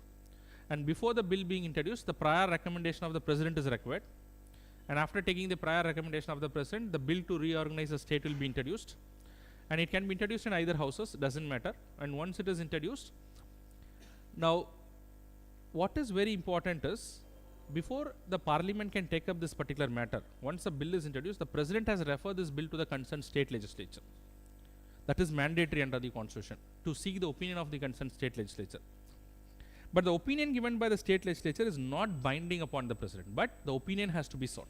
Now with that, you tell the answer. The President should ascertain the views of the state legislature to this effect. Is it true or false? It is true. He has to seek the concerned legislature and their opinion, but is it binding upon the President?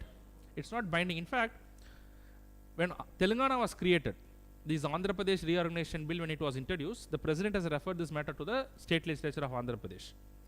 The state legislature of Andhra Pradesh passed a negative resolution against this, but still the bill was passed, Telangana was created. So it is not binding upon the President. So which of the statements given above are true? Only 2. Very good. Only 2 is the answer.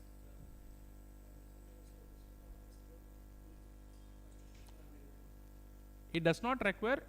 It may make changes in the Constitution. It can make changes in Schedule 1 and Schedule 4, but it is not done under Article 368 of the Constitution. So wherever it is done under Article 368, it requires a special majority. But it is done outside Article 368, so it can be done by a simple majority.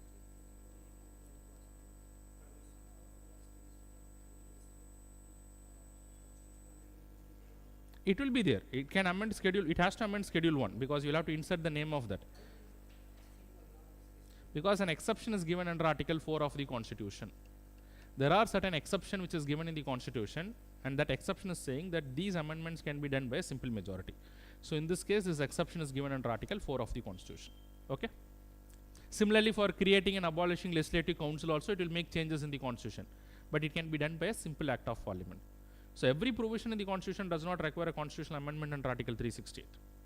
So some exceptions are there. Apart from that, they can be amended under Article 368. Is it clear? Now come to the next question.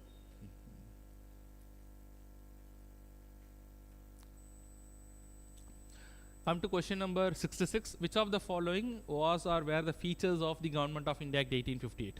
I partially explained already. So till 1858, it was the crown, it was the company rule. So it is the 1858 which was a transitional act.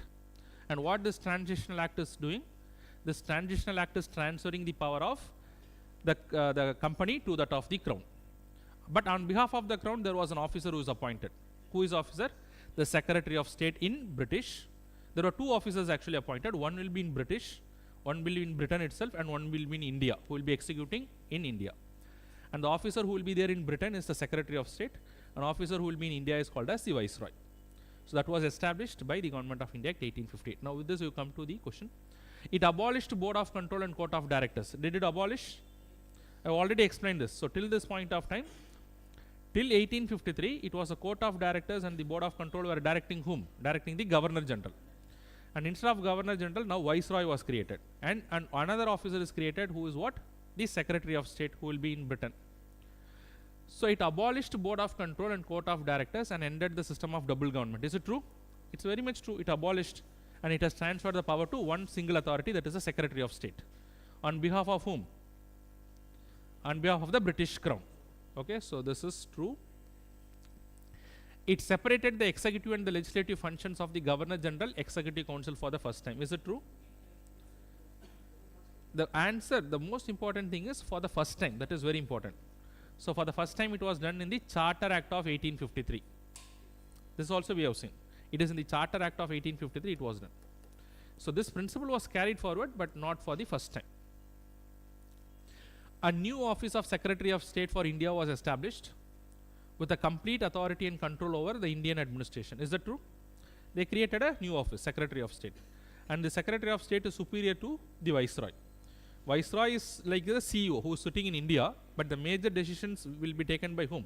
By the Secretary of State, who is accountable to the British Parliament. Okay. So this is true. So what is the answer here? Select the correct answers using the codes given below. The answer is option A. Very good. So quickly come to the next question. Question number 67, I think. What is the next question? 67. Come to question number 67. Okay. Which of the following are envisaged by the cultural and educational rights? So there are different themes of fundamental rights. So can you tell me the 6 themes of fundamental rights which is there in the Constitution today? Right to equality. Then right to freedom. The major themes: right to equality, right to freedom, right against exploitation. 4, right to freedom of religion. And then 5, cultural and educational rights of minorities, and the last one being the right to constitutional remedies. Constitutional remedies. These are the 6 themes of fundamental rights. Initially there was one more, that is right to property, which is no longer a fundamental right. So you should also be very clear why I am saying this. This is also a major theme in UPSC examination. So sometimes they can give list of fundamental rights and they can ask you this falls under right to equality or right to freedom or right against exploitation. So this has to be very clear in your mind. Now the question is about there are 2 articles under the cultural and educational rights of minorities, Article 29 and Article 30. So you'll have to identify that. Article 29 and Article 30, what does it provide for?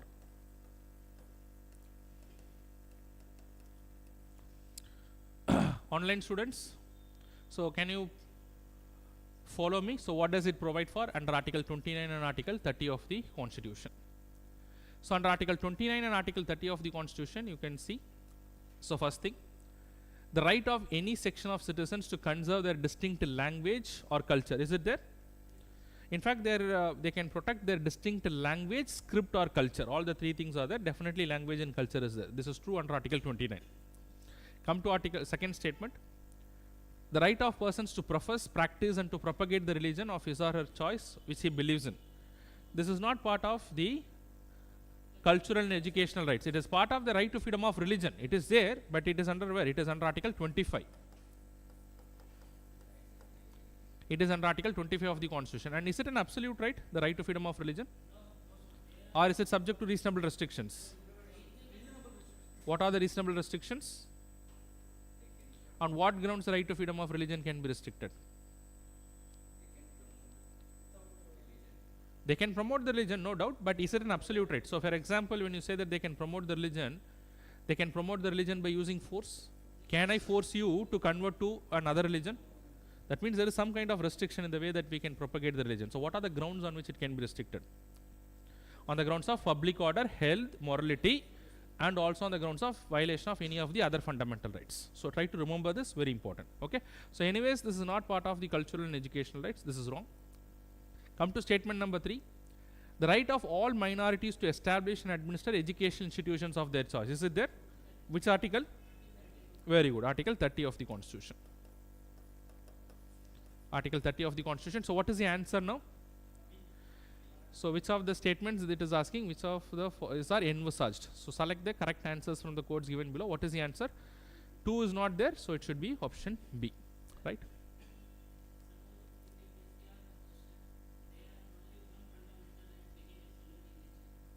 There is only one fundamental right.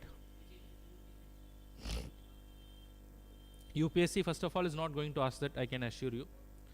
But if they ask you like that, you cannot say only one fundamental right, because explicitly the restriction is not only mentioned. There is no restriction for untouchability.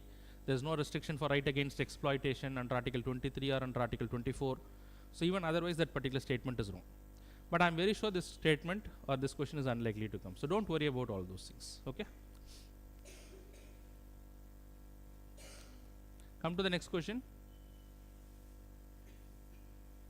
68. So, look into this particular question. The term Union of India infers. Okay, how many of you notice this particular word? That Union of India is a different expression. In fact, it is not signifying the territory of India. It's not a geographical entity. It is a mere political entity. When I say the expression Union of India is a political entity, the Constitution is trying to, by this expression, by this political entity, the Constitution is trying to reflect, or the Constitution is trying to say as to what is the relation between the center and the states. That there is a federalism, federal relationship between the center and the states. Okay, it's just a political entity. But there is also a geographical entity. What is a geographical entity? The expression territory of India is a geographical entity. When you say territory of India. So, it is trying to define what is the territorial extent of India. That expression is territory of India, which you can find it in Schedule 1. This is more of a geographical entity, but that is more of a political entity. Now, just come to the question. Once you understand this particular thing, the states and union territories are members of the union. So, is it true the state and the union are the members of the union? Is it true or false? The Union of India, what does it say? The states and the union territories. So, well, the expression Union of India, will it include the union territories? The expression Union of India only includes the union and the states, not the union territories. Whereas the expression territory of India includes everything. It includes the states also, it includes the union territories also, because that's a geographical entity. Here the expression Union of India is only trying to explain what is the relation between the center and the states. Okay, so it does not include the union territories. Okay, so this is not the case. Statement 2. India is an indestructible union of destructible states. Is this expression applied to India? Can you call that as an indestructible union of the destructible states? That means the states can be unilaterally destroyed. Who can unilaterally destroy the states? Who has the power? Not the central government, the parliament under the Constitution. So, states can be unilaterally destroyed, but the union remains intact. That means that no states has the right to secede from the union. No part of the country has the right to secede from the union. So, that is why it is called as indestructible union with the destructible states. That is also true with the expression Union of India.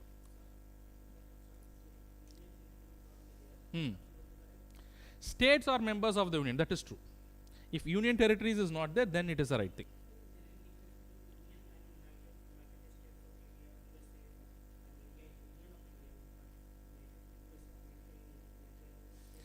The Constitution of USA says that they are a federation of states. The Constitution says that they are a federation of states. That means they are explicitly recognizing the fact that they are a federal political system. So in the same context, a debate happened in the Constituent Assembly. USA is also a federal political system. India is also a federal political system. Why are you not using the expression federation of states? Why are you using the expression union of states? For this, Dr. B.R. Ambedkar answered in the Constituent Assembly, we are not denying the fact that India is a federal political system. India is a federal political system. But this federation is merely an union. That is what he said. This federation is not same as that of USA. We are not giving equal powers to the states. But here, this is a federation. But this federation, who will have more powers? The union will have more powers. And the states will not have the right to secede from the union. So the appropriate expression, despite the fact it is a federalism, the appropriate expression we'll use is union of states rather than the expression federation of states. That is why they chose union of states. And thereby they are giving superior position to whom? Despite it's a federal political system, superior position is given to whom? To the union. To the union, more powers are given. So it does not include the expression union territories. So what is the answer here? The answer is 2 is the right answer. So quickly come to the next question.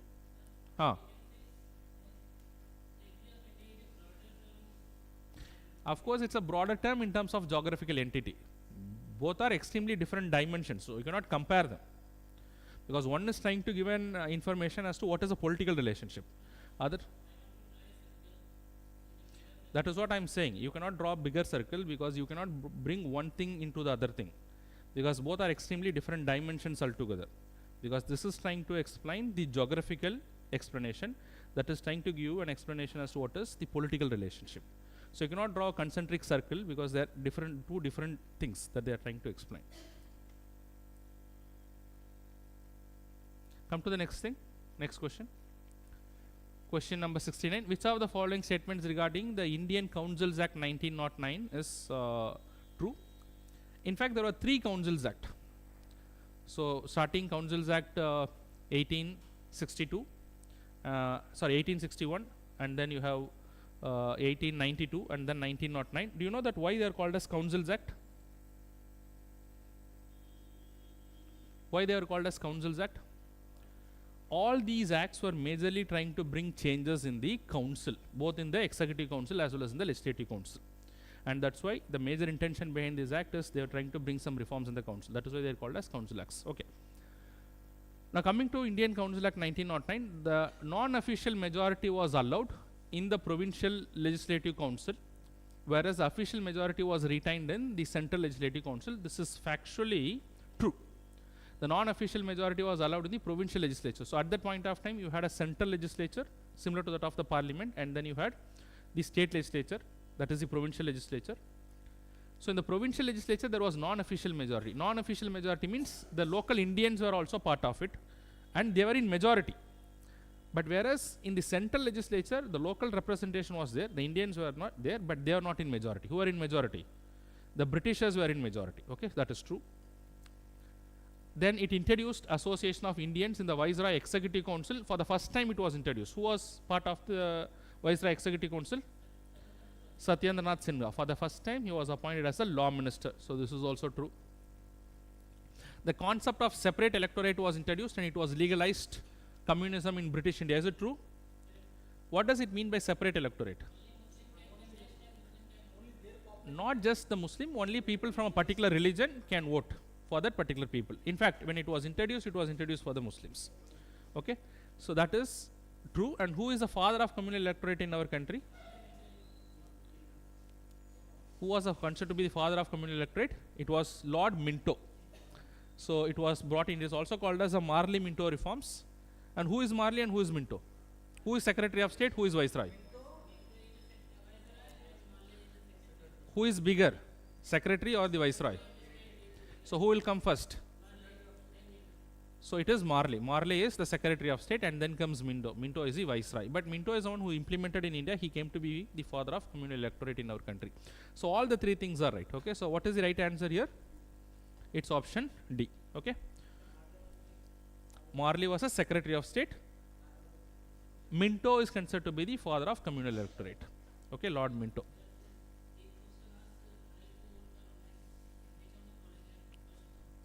right to vote for women.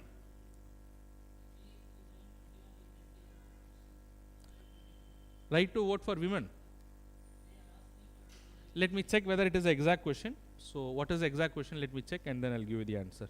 Because I don't remember this was the exact question. Probably it may be part of the question. So.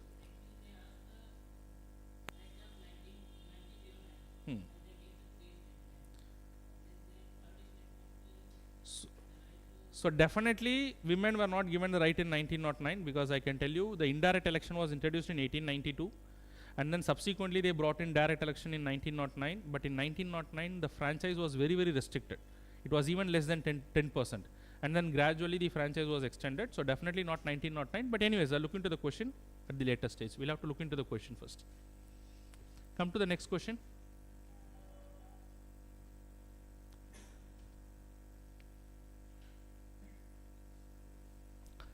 Which of the following changes were to be made in the constitution by the 86th Constitutional Amendment Act 2002? I think Ravindra sir explained this. I think 86th Constitutional Amendment Act is the only thing which made amendment to all the three parts in the constitution. What are the parts it has amended? Fundamental rights, DPSP, and the fundamental duties. Okay. So here just see the question. So compulsory education to the children between the age of 6 to 14 years. It was brought in as a part of the fundamental rights. Placed obligation for the states to provide education to children below the age of 40 years. So you can write down the relevant article also. Article 21A here. Here it is Article 45. And conferred a duty upon the parent to provide education to the child. It is also there. Article 51. A subclass K. So which of the statements given above are correct? All the three. Okay. So now Ravindra sir will continue the discussion for some time, and then I'll come and join. Okay. So please listen to the lecture.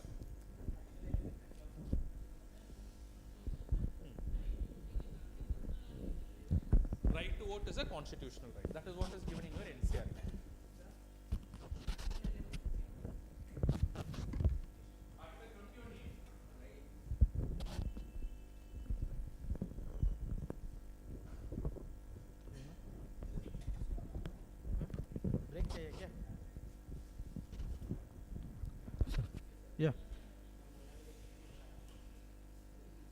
एक बार कर देना इसको.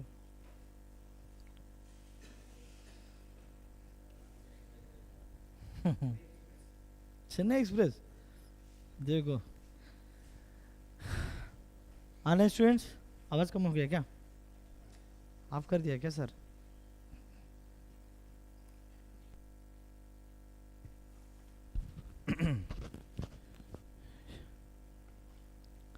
चलो जन 17th question है ना. 70 वो तो हो गया. नेक्स्ट 71 करो. क्या आंसर है आपका 71? Consider the following. Online students, general preparation क्या हो गया आपको? सारा राइट वुमेन को दे दो सर. हम तो यहाँ नहीं, क्यों है नहीं जनरल प्रिपरेशन? ऐसा नहीं बोलना, वुमेन एम्पावरमेंट देना चाहिए. And Rameshri and it's me and other people. Okay ठीक है. Online students, if you are having any doubt तो आप पूछ सकते हो. And just before you are asking that union of India, territory of India, क्या समझ हुआ यूनियन ऑफ इंडिया में, टेरिटरी ऑफ इंडिया में? यूनियन ऑफ इंडिया में only states. Territory of India में हाँ ये करना है. डायग्राम आप कर सकते हो ऐसा डायग्राम करके, ठीक है ना. इसमें जो स्टेट आ जाएगा, दिल्ली ही इधर, यहाँ नाम वो कुछ भी है ना, इधर अंडमान निकोबार, क्या हो गया, Andaman Nicobar, Lakshadweep. In future you are acquiring other part also, that also come under the territory of India. Territory of India is broader than union of India, है ना, ये याद रख लेना. और एक बोल रहा था आप indestructible union of destructible states India में, but when it comes to USA indestructible union of indestructible states, because their special majority is required. When it comes to India, only simple majority. समझ हुआ ना, ये याद रख लेना. Indestructible union of destructible states here. When it comes to USA, indestructible union of indestructible states. And in constitution nowhere mention Federation of India, rather mention Union of India. ये याद रख लेना, constitution nowhere mention, है ना.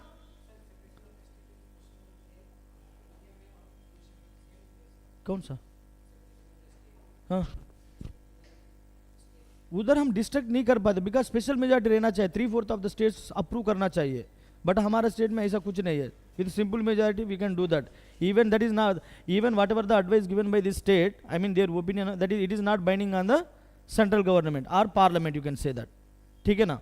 सो बाबू sir बोल रहा था ना Telangana government, yes, even you are having majority also no problem, but the thing is, चलो एक क्वेश्चन करो भाई, इधर आ जाना.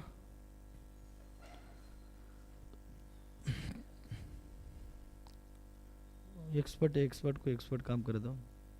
Online students, sir states plus union territory plus acquired territory also, वो गलत कर रहा है. एग्जाम में आपको स्टेट्स यूनियन टेरिटरी दिया तो आपको सही लगेगा. कल एग्जाम में आ जाए states plus union territory only, wrong.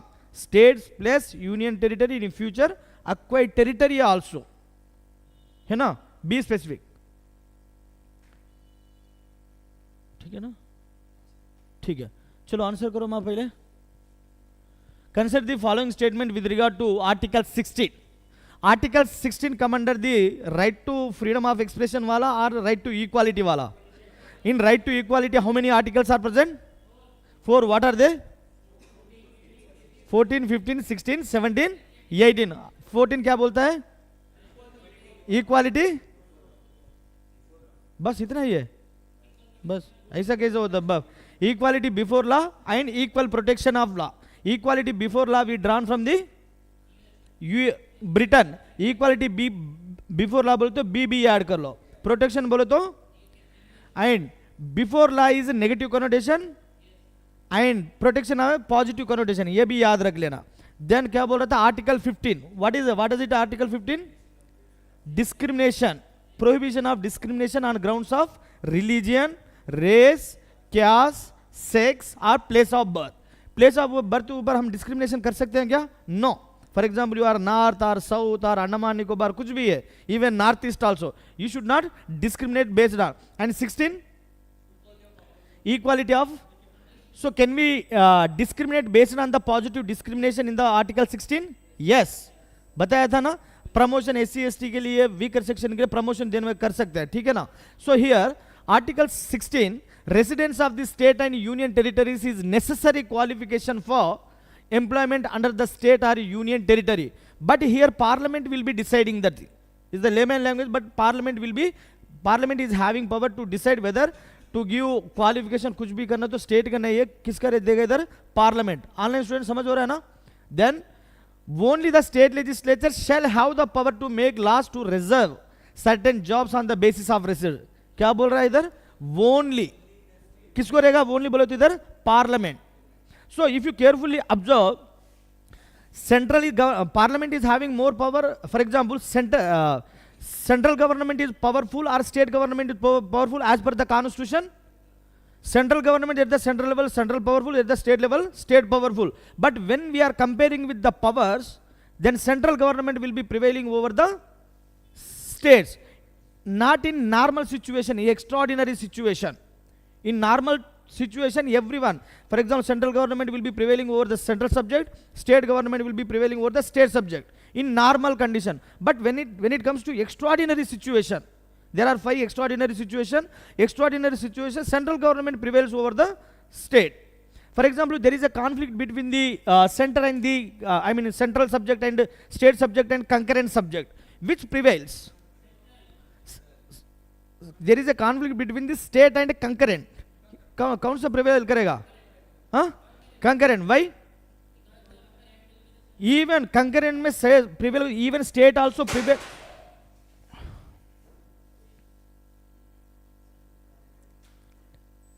ठीक है. Now there is a one exception. Already state government prevail कर सकता है, but एक exception दिया है, वो जाके अच्छा सा पढ़ो, है ना. State government can, in case already advance taken permission from the President of India, then state government can prevail, है ना. एक क्लास है, आप लक्ष्मीकांत में जाके पढ़ो, ये कल एग्जाम में आ जाएगा, ऐसा क्रिटिकल पॉइंट पूछेगा, ठीक है ना. Here residents, only the state legislature shall have the power to make laws to reserve creation jobs on the basis of residence. Only the state legislature bole to ga. So what are the components of the state legislature? Mukesh, what are the components of the state legislature? Lok Sabha, Rajya Sabha. अच्छा, English में क्या बोलते हैं? हाँ हाँ Honest students, what are the components of the state legislature?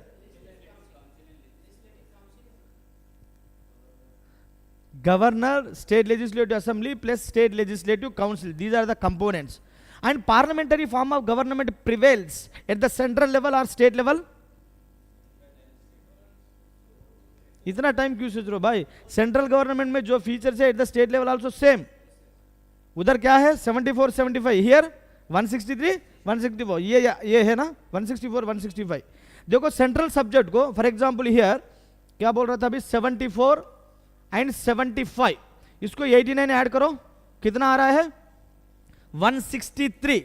163 state, 89 add करना है, trick है ना. फिर इसको 89 ऐड करो, देन 164 स्टेट, 89 नंबर ऐड करना है. If you are having central subject in your hand, then just add 89 number, not 89 article, 89 number. आपको स्टेट आ जाएगा, मोस्ट ऑफ द टाइम आ जाएगा, स्टेट का आ जाएगा भाई. आर्टिकल्स, स्टेट आर्टिकल्स आ जाएगा. फॉर एग्जाम्पल 74 पार्लियामेंट्री बोल रहा हूं, इधर काउंसिल ऑफ मिनिस्टर, उधर आ रहा है ना स्टेट का.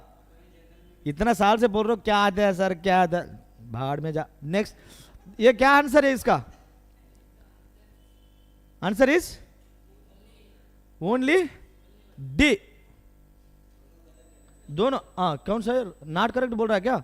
करेक्ट आंसर यूजिंग फॉलो, नहीं तो 1D सही है ना. अरे मुझे कंफ्यूज कर रहे हो. अरे सर मुकेश को होशियार आ गया. Correct sir. हाँ ठीक है सर, लगा. ऑनलाइन स्टूडेंट्स जनरल प्रिपरेशन बताओ. Next question, third schedule contains the forms of vote and affirmation of many of the constitutional posts. Which of the following is not one of them? सी सोच के बताओ यार. हाँ सी बोल रहे हो, छी बोल रहे हो. So how many, as per the original constitution, how many schedules were present?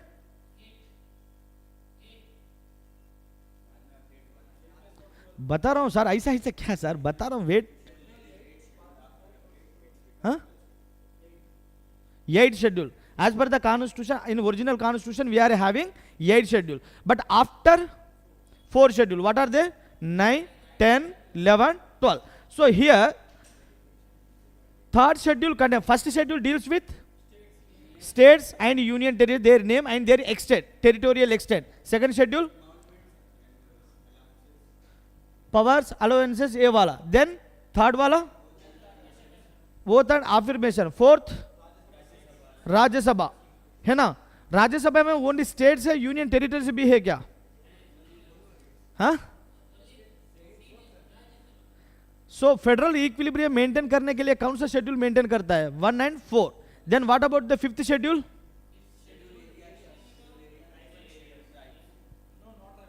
Tribal areas come under 6th. Administration schedule areas वाला 5th 6th. ये प्रीलिम्स में आया हुआ है पहले. Yes general preparation, yes you are right. Then इस कितना बोला था अभी? 6th 7th ट्राइबल एरियाज हो गया. तो ट्राइबल एरियाज में क्या क्या है? असम, मेघालय, त्रिपुरा, मिजोरम, आमी तुमी, ठीक है ना. देन 8 क्या है? नहीं 7 क्या है? Division of powers, division of centre and the state and concurrent है ना. सेंट्रल सब्जेक्ट में कितना है? 98. State 57. Then concurrent. So 5 subject transfer from the state to center. So state to state to concurrent. By which constitutional amendment act? Prelims में आया था ये. Online students? 42nd Constitutional Amendment Act of 1976. Then 9th schedule. Acts and regulation. Right? Original Constitution just 13, but rather बाद में क्या 282, 289 तक आ जाएगा. Then 10th schedule. By which Constitutional Amendment Act this schedule has been? 52nd Constitutional Amendment Act of 1985, February 15. ठीक है ना? Then 11th schedule. Panchayatis. Right? How many functions Panchayat is having? 29. Then 12th schedule. How many functions? ये prelims में आया हुआ इसलिए मैं फिर आपको रिकॉल कर रहा हूं. ठीक है ना? तो इधर थर्ड शेड्यूल क्या हो जाएगा? इधर स्टेट लेजिस्लेचर इलेक्शन कैंडिडेट, ये तो होता है, ये भी है. And parliament election candidates, then union ministers of India, इसको वोट रहे ना, बट चीफ इलेक्शन कमिश्नर को नहीं है. And apart from the president of India, governor को भी नहीं है वोट. याद रख लेना. बट वो अलग है. But in the third schedule बोल रहे हैं ना, वो third schedule it is not mention. Try to understand. D is the answer, C नहीं है. ठीक है ना? एक बार आपको शेड्यूल भी रिवाइज हो गया ना, देन ये करो. थोड़ा बाबू साहब को भी ब्रेक देंगे. करो.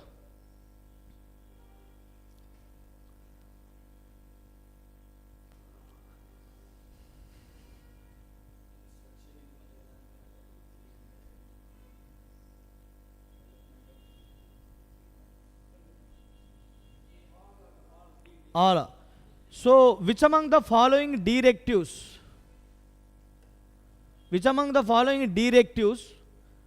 lie outside part 4th of the Constitution? So part 4th deals with directive principles of state policy. We have derived that inspiration from Irish Constitution. Which article to which article? 36 to 51. Justiciable part or non-justiciable part? Online students? Justiciable. What is the difference between justiciable and non-justiciable? You can? किसमें you can? अच्छा बताना पड़ेगा ना. Justiciable parts are इसमें है, यही है. क्या होता है? लैंग्वेज है. Yes. No. Okay. It is not enforceable by the courts. Then, Chief Judge of the Supreme Court. It is equivalent to Judge of the Supreme Court. They are recommended, but अभी consolidated fund of India पहले there are पहले नहीं था, अभी डाल दिया होगा consolidated fund of India. Earlier it was loophole.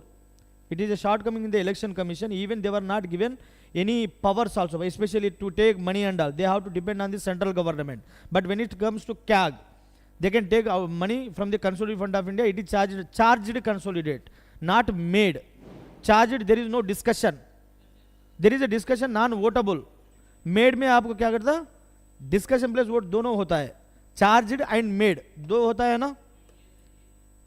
Constitutional bodies mostly charged, not made. Made अलग है.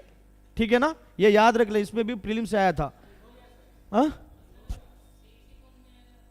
कॉन्स्टिट्यूशनल बॉडीज आ जाएगा ना, यूपीएससी, सुप्रीम कोर्ट, क्या अभी इलेक्शन कमीशन बोल रहे हो, ये तो इसमें आ जाएगा आपको.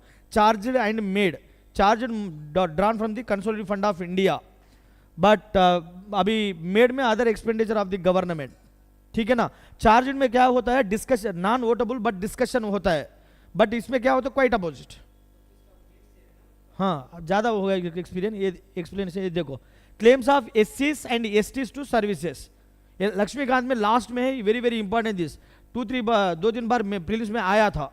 ध्यान से देखो, पॉइंट रट्टा मार के छोड़ो, है ना. Then instruction in mother tongue.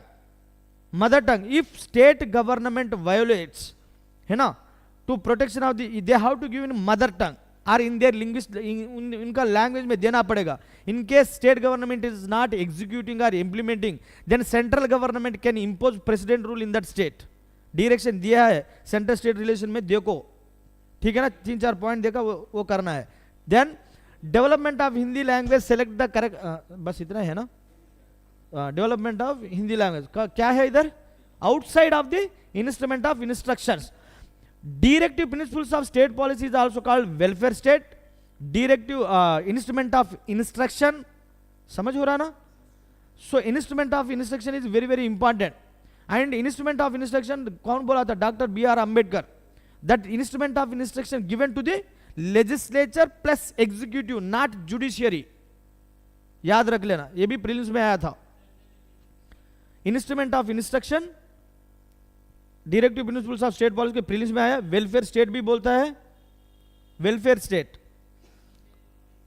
Socio economic, fundamental rights, political democracy.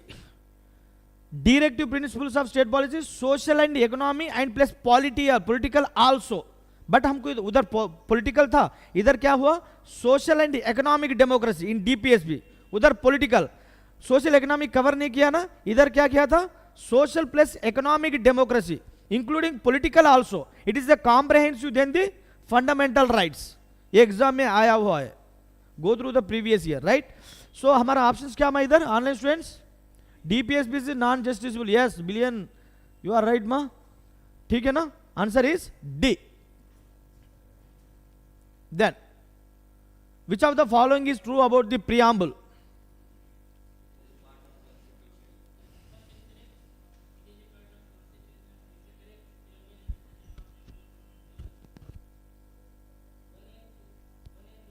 सोच के बताओ, थोड़ा time low. But 1 and 2 you are saying. Online students, which is correct answer here, which of the following regarding preamble? So first statement is here, it is not enforceable by courts.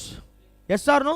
So preamble is non-justiciable in nature, means it is not enforceable by the courts. How many times the preamble has been amended in the constitution? Only one. What are the provisions has been added to the preamble? What are the, क्या words क्या use किया था, socialist, secular and integrity. Very good. So in original constitution what are the terms mentioned in the preamble? Mukesh, sovereign, democratic, republic. वो exam में आया था, बच्चा बहुत फ्लो में गलत करके आया था, ठीक है ना. And it is not enforced by courts. Yes, it is part of the constitution. Yes और नो? केशवानंद भारती केस में बोला था ना, it is part of the constitution. Then preamble enshrined narrow objectives of the government. Wider, ये mains में question भी आया था, मेंस में क्वेश्चन भी आया था. preamble is wider because it is having sovereign, socialist, secular, democratic and sovereign, socialist, democratic, sovereign क्या बोलते हैं, sovereign, socialist, secular, democratic, republic. ये 5 word, it's a jewels of the constitution हमारा देश के लिए, है ना. सो इस preamble instance wider not narrower. इसके ऊपर मेंस में क्वेश्चन आया था 15 मार्क का. मैं किसी जगह मेंस बोल रहा हूं तो उधर लिख लेना, ठीक है ना. तो आप क्या कर सकते हो, 3 एलिमिनेट करो, 3 खत्म हो जाएगा, 1 कॉमन है. Then it is part of the constitution. Yes, C is your answer. Yes, why not. preamble में certain, for example secular, basic structure. preamble पूरा नहीं, फिर उसमें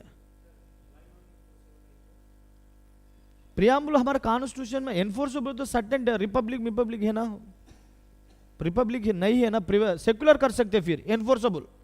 इफ ना, see in generalization we can not enforce it, but word by word गए तो हम कर सकते हैं. फिर secular can we, secular is part of the basic structure of the constitution. If someone violates, you can approach the court. Even yes, of course. मैं क्या बोला, preamble is part of the constitution. मैं non justiciable part बोल रहा हूँ, but as a subject, as a word, you can approach the court. Secular word Bombay case में क्या दिया था supreme court, if you are violating the secular fabric, then president of India can impose president rule. 1994 में verdict दिया था ना Bombay case में. बम्बई कौन है, एसआर बम्बई, कर्नाटका, उनका बेटा बाद में बस वो बम्बई हो गया था. wherever Bombay is there powerful रहेगा, ठीक है ना. बाबू सर भी आ रहा है, ठीक है ना. Next, which of the following statements regarding evolution and future of the lighting से देखना fundamental duties are correct? बताओ. So is it mentioned fundamental duties in the original constitution? No. By which constitution amendment it was introduced in the constitution? 42nd. ऐसा नहीं बोलना 42nd कानून 1970 ऐसा बोलो ना. 42nd क्या होता है? ये एक दो कम बताओ ना professional. And on which committee recommendation? Sardar Swaran Singh committee ऊपर आया था. ठीक है. हम इंस्पिरेशन कौन सा कंट्री से लिया था इधर? यूएसएसआर. बोलो तो रशिया. ठीक है. Then the original constitution had 10 fundamental duties and 11th was added by the 42nd Amendment Act. Yes or no? 86th Constitutional Amendment Act of 2002. बहुत बच्चा सोचेगा 42nd ऐड किया ना सर कॉन्स्टिट्यूशन में फंडामेंटल ड्यूटी सेम लगा देगा. But क्या है 11th duty? 86th Constitutional Amendment Act of 2002 added this provision. Right? पहले इसमें किया था डीपीएसबी में है. Then fundamental duty and fundamental right also. Online students समझ हो रहा है ना?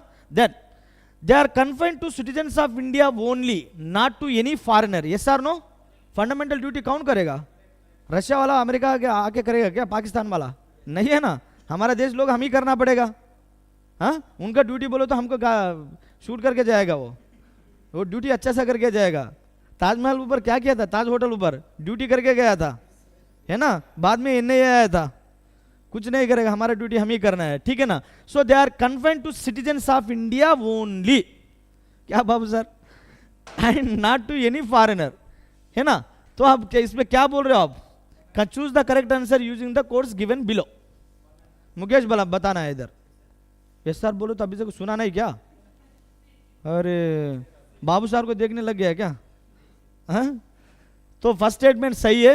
ओरिजिनल सेकंड रॉन्ग है. They are confined to 1 3. C is answer. अभी बता दिया, कॉपी पेस्ट किया क्या? ठीक है सर. बाबू सर एक क्वेश्चन है सर, ये की क्वेश्चन है because already this part I have done. ये करो तो सीख, because this one need not to explain. Already amendment of the constitution बताया based on that, so that sir को थोड़ा कम काम हो जाएगा. जब से 1 बजे से ले रहा है सर. ठीक है. क्या बोल रहा है? With reference to constitution amendment bill consider the following statement. The 128th constitutional amendment कौन सा ईयर में आया था?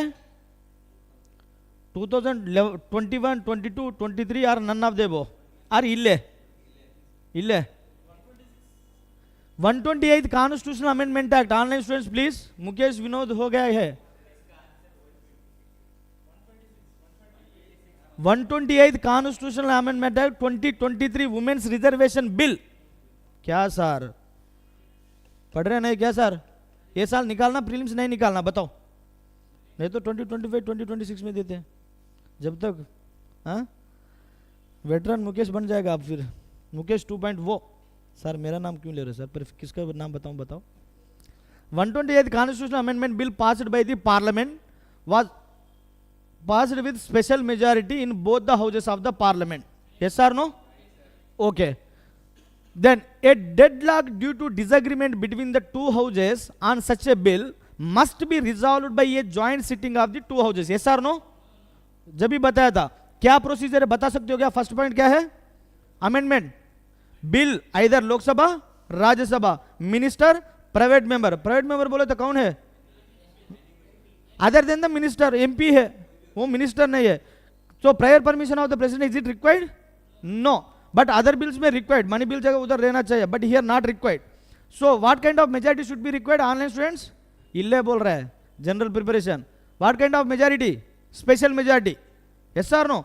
सो in case there is a deadlock, कुछ नहीं हो रहा है, चल रहा है, लोकसभा कुछ बोल रहे तो राज्यसभा अटक रहा है, राज्यसभा कुछ बोलते हो, सो डिसएग्रीमेंट हो गया. Is there any joint sitting? No, there is no joint sitting for the resolve this deadlock, है ना. In case any federal provision is there. Federal provision बोले तो क्या है? स्टेट का बारे में. देन स्टेट को जाना पड़ेगा. क्या मेजॉरिटी रहना चाहिए स्टेट का? Simple majority. In how many days और how many years? There is no time limit. Even 100 year भी ले लो, there is no time limit. ये प्रीलिम्स में आया हुआ है. After federal provision accept, I mean state legislature accept कर दिया, half of the state with simple majority, then house को आ जाएगा, देन प्रेसिडेंट को आना है, प्रेसिडेंट के बारे में बाद में एक्ट बनेगा. Is it required mandatory to give assent to the constitution amendment bill? President देना जरूरी है क्या? कौन सा? अरे भाई ऑनलाइन स्टूडेंट्स, हाँ कौन सा कॉन्स्टिट्यूशन बोल रहा है ही हैज टू गिव? तंबी हाँ सो रहा है क्या? कौन सा constitution amendment? 24th constitutional amendment act of 1971. जब भी क्लास में बोला था ना, फिर बार बार काम नहीं कर रहा है क्या? 24th constitutional amendment act of 1971 is a mandatory provision, president has to give. समझा करो, बिकॉज ये एग्जाम में आया हुआ है. जो किसी जगह प्रेस करके बोल रहे तो चूज करना पड़ेगा, ठीक है ना? लिख लो तुम भी, ठीक है ना? Online students, 24th Constitution 1970 made obligated provision on the President of India to give his assent to the Constitutional Amendment Bill under Article 368. चलो बाबू सर को दे रहा हूँ, thank you so much. And those who are participating in our session, next session भी ऐसा करेंगे. अभी next Babu sir, sir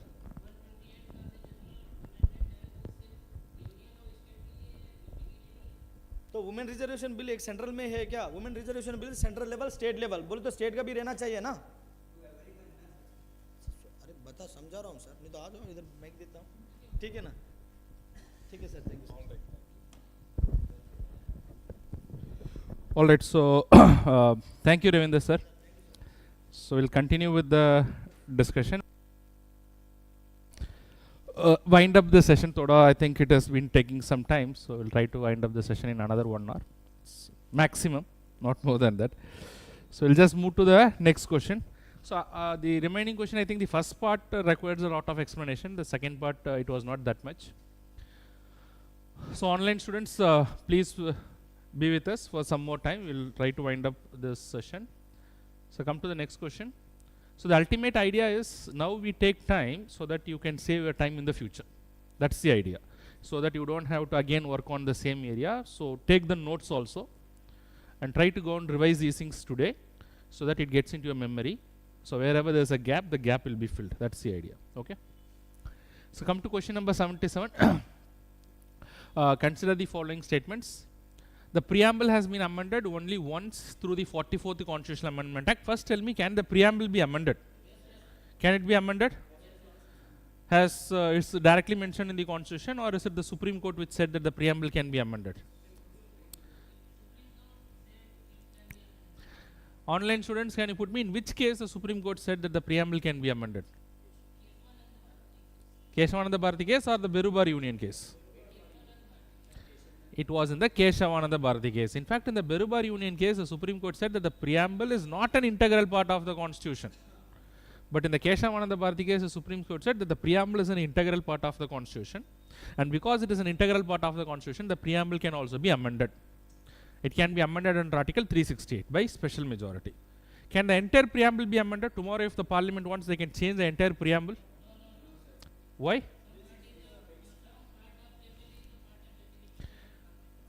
Very good. Is the Constitution, or is the Supreme Court has said that is it the entire preamble to be part of the basic structure, or is it some of the provisions of the preamble has been declared to be part of basic structure?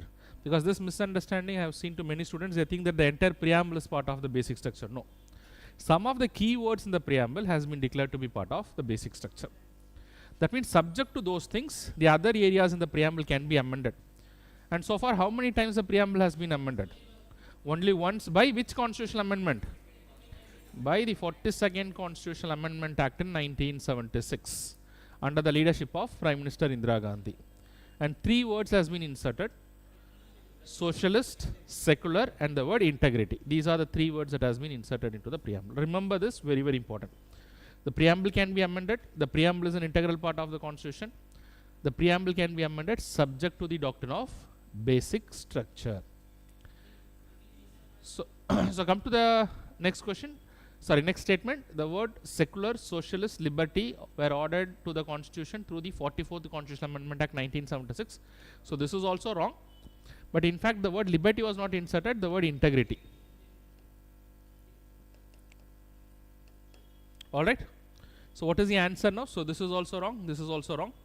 What is the answer? Which of the above statements are true? What is the answer? Neither one nor two. Online students, you can also participate in the discussion. Come to the next question. Question number 78. Which of the following is a philosophy based on which the Indian Constitution is created? So philosophy means certain ideologies, certain values that the Constituent Assembly believed in.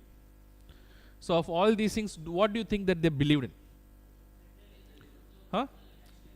So just whenever you talk of the philosophy, just look into the preamble, because the preamble is the summary of the entire philosophy of the Constitution. So you don't have to look into the entire Constitution to come to the answer. Just see that the preamble, and if you can map these words to the preamble, then your answer can be done. That's the smart way of answering this particular question. What is the preamble? Is it not the summary of the entire Constitution?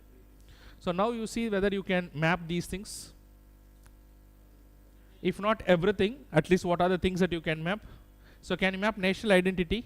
It talks about unity and integrity of the nation. So it wanted to give only single citizenship. So this is all part of the preamble. You can understand that. Individual freedom, it talks about liberty. Secularism, it's directly mentioned. And of course, federalism is also the philosophy, no doubt. It is reflected in one way or the other. If not in the preamble, it is there inside the Constitution also. So definitely federalism is also part of the thing. So what is the answer here? It is 1, 2, 3 and 4. These are all not straightforward questions. These are all something that is implicit, that is implied. You will have to apply the entire knowledge and then probably you'll have to go about it. Okay?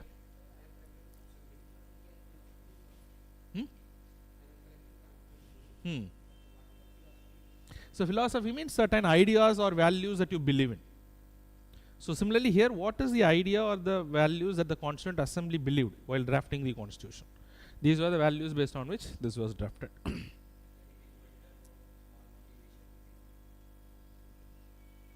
Not exactly motivation, but some kind of belief that they had. Okay, so come to the next thing. The right to freedom of speech and expression includes which of the following? So under Article 19, there is right to freedom of speech and expression. So it does provides, is the right to freedom of speech and expression defined in the Constitution? It's not defined. It is only the courts has said that it includes every form of right where an individual can express his ideas, thought process, viewpoints in whichever way he wanted to. It can be in the form of writing, it can be in the form of printing, it can be in the form of picturing. And apart from that, in number of cases, the Supreme Court said that there are certain things which is part of the right to freedom of speech and expression. So here we are trying to assess what the Supreme Court has said. Has the Supreme Court declared right to strike to be part of right to freedom of speech and expression? Is right to strike a fundamental right? It is definitely not part of right to freedom of speech and expression. Is it a fundamental right? Right to strike, is it mentioned anywhere in the Constitution? It is not a fundamental right. It is not only right to freedom of speech and expression, it is not at all a fundamental right. But then what is right to strike? Right to strike is a legal right today in our country. It's a statutory right or a legal right. It's a statutory right or a legal right. So what do you mean by a statutory right or a legal right? Which flows from a law. So for example, we have the Industrial Disputes Act. We have the Trade Unions Act. Under these things, the workers, they can go for a strike. And they derive this right from these things. Okay. So it is a legal right, but definitely not a fundamental right, and definitely not part of the right to freedom of speech and expression. Is it clear, online students, to all of you? What is the position of right to strike? Right to strike means it's a legal right. It is not a constitutional right. It is a legal right. It is not there in the Constitution. It is not mentioned in book. So the questions may not be restricted to what is there in your book. UPSC question setters are not going to see what is there in Lakshmikant. Lakshmikant is only for you to study. UPSC can anything ask. Okay, so you should be aware of these general things. Okay, it is not. I do not know whether it is there or not, but you cannot restrict only to that. But whatever it is there, it is sufficient for you to clear the exam. But UPSC can ask anything. Come to the second thing, right against pre-censorship of newspaper. Is it there? Because in fact, the Supreme Court has held that the right to freedom of speech and expression includes what is called as right to freedom of press.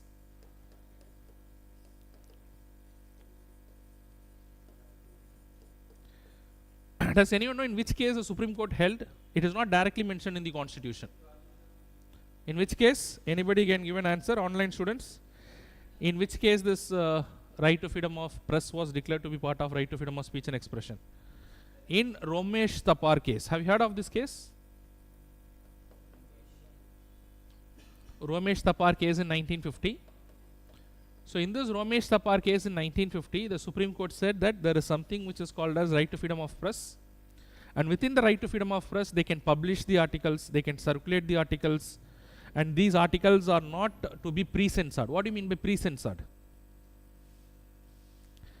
Pre-censorship means before it has been distributed to the public, it cannot be censored. That is what is pre-censorship. That is also part of right to freedom of press, which is implied under Article 19. This is true. Right to freedom of silence. Right to freedom of silence means right to remain silent. Is it part of right to freedom of speech and expression? This has also been declared by the Supreme Court. Right to freedom of speech includes right to remain silent as well. Again by the Supreme Court of India. So this is also true. So select the correct answers from the codes given below. What is the answer? The answer is option B. 2 and 3 is the right answer. So be very clear about this. Okay, is it clear to all of you? Romesh Tapar case. Romesh Tapar case. Not very important. If you want to make a note, you can note it. You can make a note of it. Okay. Right to? There's no right to internet in our country. There's no right to internet. Recently, there was a case in the Supreme Court when there was a shutdown in Jammu and Kashmir with regard to internet. The Supreme Court said that they were asking for right to internet, but right to internet has not been explicitly declared to be a fundamental right. But what they said is, internet access can be restricted, but it should be subjected to reasonable restriction. Because today internet is used as a medium where you can express your ideas. So if there is an unreasonable restriction, it has an impact on the right to freedom of speech and expression. And internet is also used to do a lot of profession today. A lot of startups, a lot of business, e-commerce is happening through internet. So it also affects the right to freedom of profession. So the Supreme Court said that right to internet is not there, but internet, if at all it is restricted, it should be reasonably restricted, because if it is an unreasonable restriction, it is going to affect your right to freedom of speech and expression and right to profession. Okay, this is what the court has said. Alright, come to the next question. Next is question number 80. So till this point of time, clear to all of you? Okay, so write the next question. See the next question. The word secular appeared nowhere in the Constitution before it was inserted in the preamble. So when it was inserted in the preamble? 42nd Constitutional Amendment Act 1976 under the leadership of Prime Minister Indira Gandhi, not Indira Gandhi. Don't say this, okay? So why I am saying this, in the interview, if they ask you, if you go and say that Indira Gandhi, this habit will come there in the interview. And then this is the way that they will assess your personality, okay? So you'll have to respect those people who have occupied the position of authority. So try to say it is Prime Minister Indira Gandhi, or you can say Mrs. Indira Gandhi. So you should do that in a respectful manner. So the word secular appeared nowhere in the Constitution before it was inserted in the preamble. Is it true? Before the preamble it was inserted, it was not there in the Constitution? It was explicit in the Constitution. Look into Article 25 of the Constitution. Go to Article 25 of the Constitution. It says that the state can regulate the secular matters when it comes to the administration. So the word secular has already found mention, but not in the preamble. Okay, so it was there in Article 25 already. In India, I said that it is what is called as positive secularism. That means the state can intervene in the matters of religion. It can intervene. So under Article 25 of the Constitution, on the one hand, it allows the religious rights. On the other hand, it also allows the state to intervene in the matters of religion. So the state can intervene in the secular matters. Suppose if there is a religious institution, and that religious institution might have a number of religious practices.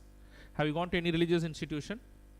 In the religious institution, there will be rituals. If you go to a temple, there can be ritual. If you go to other religious institution, there can be some rituals. That's not a secular matter, that's a religious matter. But in that institution, there can be certain secular matters also. Secular matters means not related to religion. Secular matters like collecting the fees, the administration, the management, they could be non-secular. They are all called as what? Sorry, they are all secular matters, they are not related to religion. So in those areas, the state can intervene and they can regulate the things. So that is mentioned in Article 25 of the Constitution. So the word secular is already mentioned in Article 25. If you want, you can just go through Article 25, you will find that. So it is not only there in the preamble. Of course, in the preamble after the 42nd Constitutional Amendment Act. The word secular signifies that the state will protect the religion of the majority in the state. Is that true? In that case, it directly goes against the concept of secularism, because secularism has to equally protect all the people, be it majority or minority. So this is also wrong. This is also wrong. The word secular appeared nowhere. Here the key word is nowhere. It appeared in Article 25. Which one? The word secular signifies the state will protect religion of majority in the state. So this statement is saying secular means that the state is going to protect only the majority religious people. So who is majority in our country? Which religion is this majority? Hindu religion. So do you mean that here secular means that our Indian government is going to protect only the Hindus, not the other minorities? Everyone knows, so this statement is wrong. So which of the statements are true? What is the answer? Option? Those are all secular matters. I'll explain that. Okay. So come to the next question.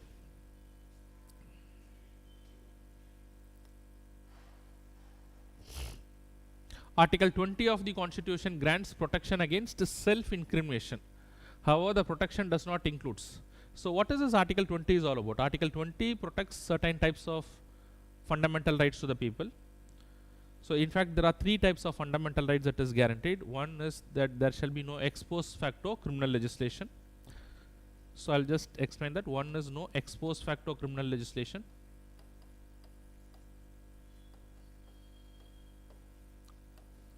No ex post facto criminal law. 2, no double jeopardy.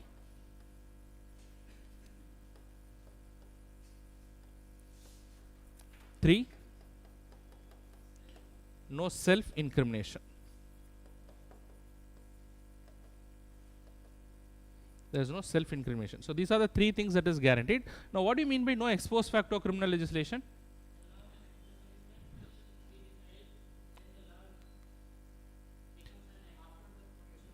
That means no criminal law can be given effect retrospectively, or no criminal law can be given effect from a back date. It can always be from a future date, or it can always be only prospective in nature. Whenever the law comes into force, from the day or after that, it can be implemented. That is basically what is no ex post facto criminal legislation, but the question is not related to that. No double jeopardy. No double jeopardy means that a person cannot be punished twice for the commission of a same offense at the same point in time. That is what is very important. Suppose let us assume that somebody commits a crime. He is punished for 5 years. Again he is making the same punishment. He cannot say, no, I cannot be punished, because I already been punished. In fact, more punishment will be given to him if he is committing the same offense. But for committing an offense at a single point in time, he cannot be punished twice. Okay, that is no double jeopardy. And Article 20 also provides for no self-incrimination. Now, what do you mean by no self-incrimination? That an individual should not be forced to give evidence against himself. You can produce some other evidence. Who has to produce evidence? The police has to provide the evidence. The enforcement agency. They can provide some material evidence or documentary evidence, whatever, be it against the individual, but he should not be forced to accept it, be it in oral form or in any of the other form. That is not possible. But this force upon an individual to accept that he has committed the offense is not absolute. In fact, the individual has to cooperate with the police in certain areas. Say, for example, if the police is asking for some blood samples, because there can be DNA profiling and they can identify whether he has done the mistake or not. Suppose let us assume it is a murder case, they found some evidence. Suppose it is a rape case, they found some evidence. So whether the individual should cooperate or not, giving the blood samples, giving the thumbprint impression. So these he have to cooperate. But he cannot accept orally without evidence. He cannot be forced by the police that I am the one who has committed this offense. No, the police has to prove that. So this is the basic idea you should have. Suppose let us assume the police is forcing an individual. The police is using third-degree torture, forcing an individual. So the individual has also accepted. Without any evidence, he is just declaring and he is signing a document, I am the one who has committed this crime. Will that be accepted as an evidence? The moment he goes to a magistrate, the moment he goes to a judge and he says that I was forced to do this, then it is not admissible as an evidence. So this protection is given under Article 20 of the Constitution. Now with that, what is the answer here? Article 20 of the Indian Constitution grants protection against self-incrimination. However, the protection does not extend to what? does not extend to protection of material objects, blood specimens. Clear? Oral evidence is protected. Okay, so this is not the case. So here, because they are asking for does not extend to, it is only option 2 and 3. What is the answer? Option C is the answer.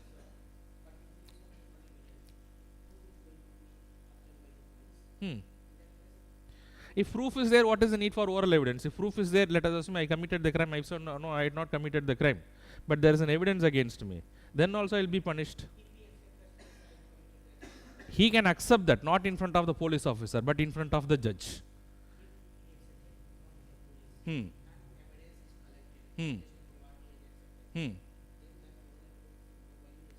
That has no value. When we are saying oral evidence is only when there is no other evidence. If there are other supporting evidence, then this oral evidence has no value.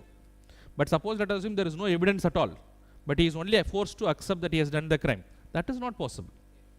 Clear? Then there is no value to the oral evidence in the first place. Suppose let us assume somebody, an eyewitness, has seen you, then there is no point in you saying whether you accept it or don't accept it. If there is an evidence against you, then you will be punished. Any evidence for that matter. Okay.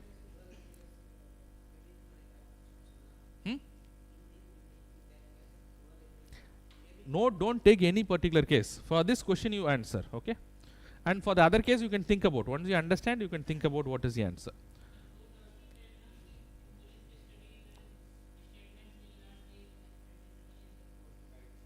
Forced evidences, oral evidences will not be admissible as an evidence. But if he is making an admission in front of a judge, that is acceptable. Come to the next question. So come to question number 82.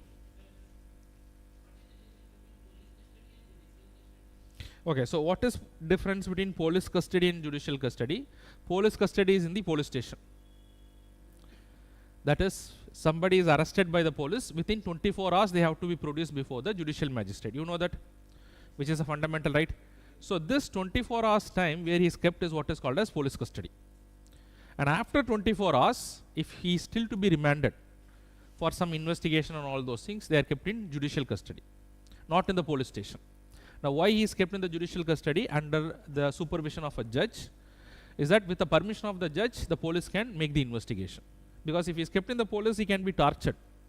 So instead of that, they are shifting the custody from police to whom? To the judicial custody. That is the difference between the police custody and judicial custody. So come to question number 82. Indian Constitution has adopted the concept of asymmetric federalism. What is asymmetric federalism? So not the states are equally represented. The states are not equally represented, or in other words, some special status is given to some states. Is there any special status to any of the states? Initially, before some time, there was a classic example of Article 370. But today that Article 370 is abrogated. So do we still have examples of asymmetric federalism? Can you give me an example? Can you give me the articles of asymmetric federalism? Very good. Article 371. There are a number of states, in fact. I think there are 11 to 12 states under Article 371. Starting Article 371 here, I think it goes to K. So different states, especially the northeastern states, states like Sikkim, Nagaland, Arunachal Pradesh, even Karnataka, Andhra Pradesh. So all these states has been given some special status, some kind of special status, depending upon the backwardness, depending upon the tribal population. Only those states has been given the special status. Okay, that is what is the provision of Article 371 of 371. In fact, that is basically what is called as asymmetric federalism. That means Maharashtra and Gujarat is also there. The Marathwada region, those regions has been given some special status. That means the center is here, and then you have different states, and the states, different states, let us assume the states are not equally placed. The states are differently placed. Some special status is given to the states. That is basically what is asymmetric federalism. Okay, Indian Constitution has adopted the concept of asymmetric federalism. The concept of asymmetric federalism arises because of what? Just see the answer. Constitutionally embedded differences between the status of different states. It's very clear, quite clear. Okay, so the answer is option D. And the classic example of asymmetric federalism today is Article 371. Go today and just look into Article 371 in the Constitution. Earlier, the classic example was Article 370. What is the position of Article 370 today? In fact, Article 370 itself has been abrogated, which is anyway sub judice, which is there in the code, but it has been abrogated today. Okay, so today the example is Article 371. Come to the next question. 82. So consider the following statements. The term hate speech is well defined in the Constitution. Nowhere defined in the Constitution. What is this hate speech? Explicit. Very good. Even it, in fact, it is not even defined in any of the law explicitly, even in the ordinary law. The only thing that we have a close definition is what is given by the Law Commission of India. So hate speech is not defined in the Constitution, not defined in any of the law. But what do you mean by hate speech? Can someone tell me?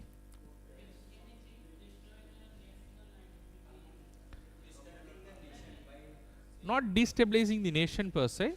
Hate speech is a speech which is pointed towards bringing some disharmony between different sections of the society.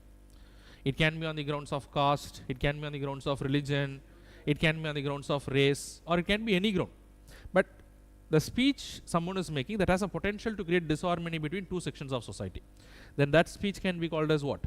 Hate speech. Okay, so that's hate speech, but it is nowhere defined in the Constitution, so it is wrong. It's well defined in the Constitution is wrong. Now the second statement is hate speech is a direct ground.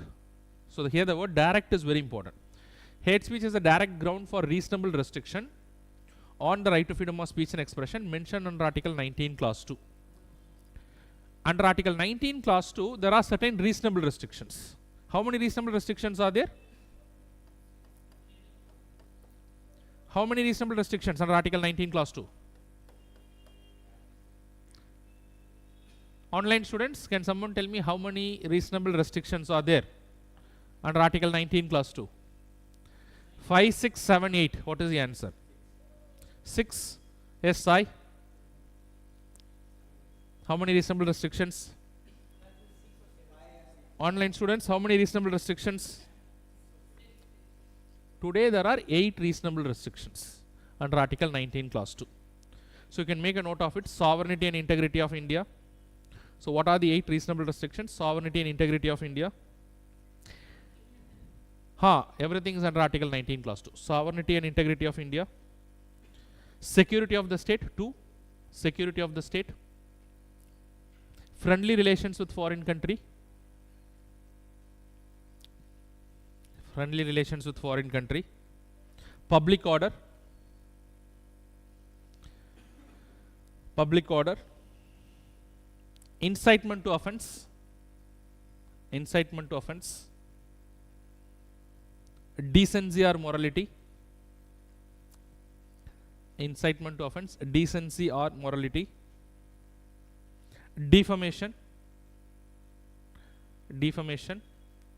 Contempt of court. So defamation, and the last thing is the contempt of the court. Contempt of court. So these are the 8 grounds on which the reasonable restrictions can apply.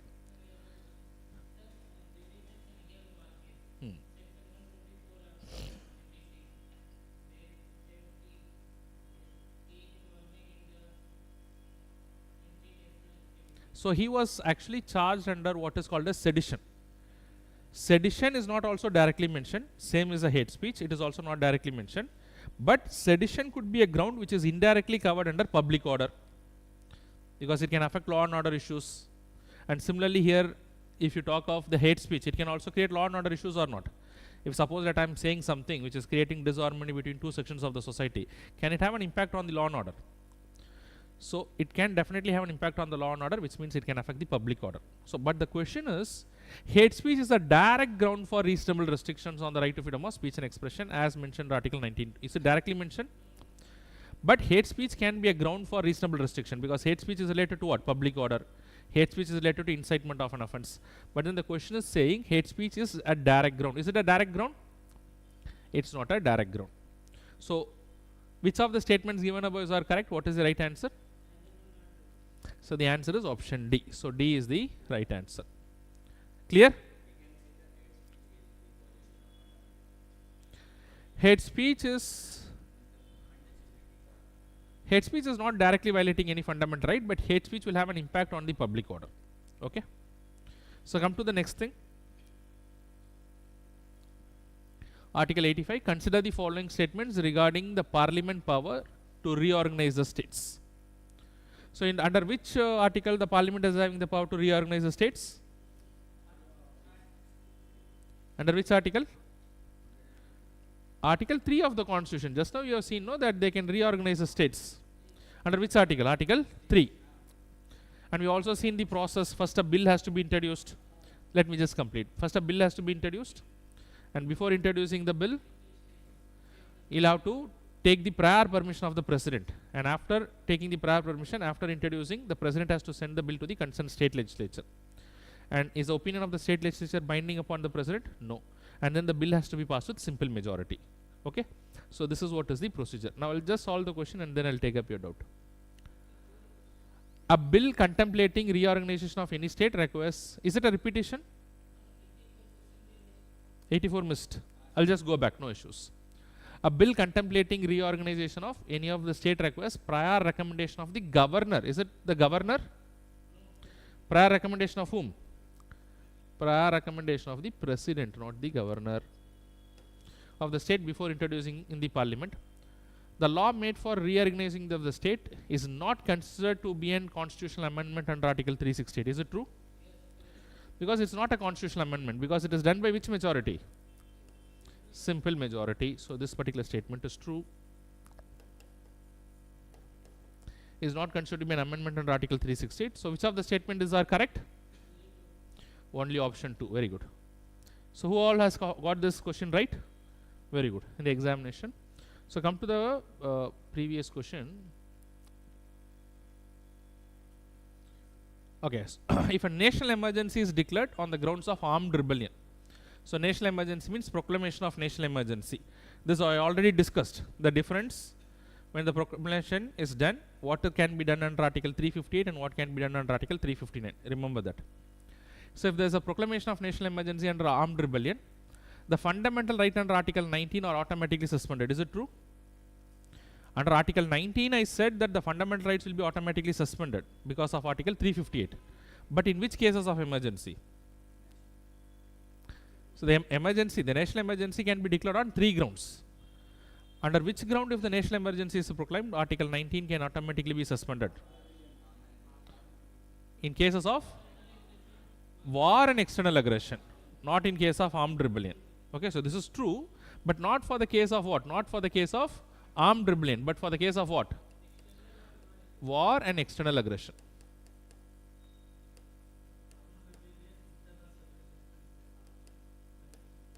Armed rebellion.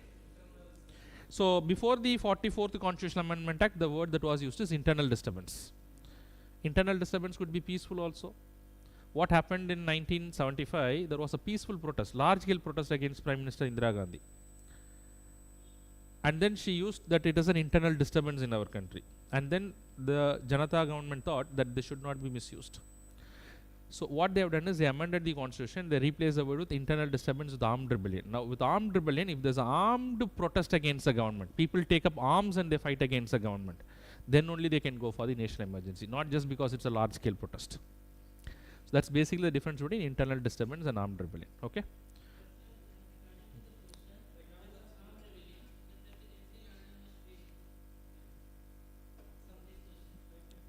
Please wait.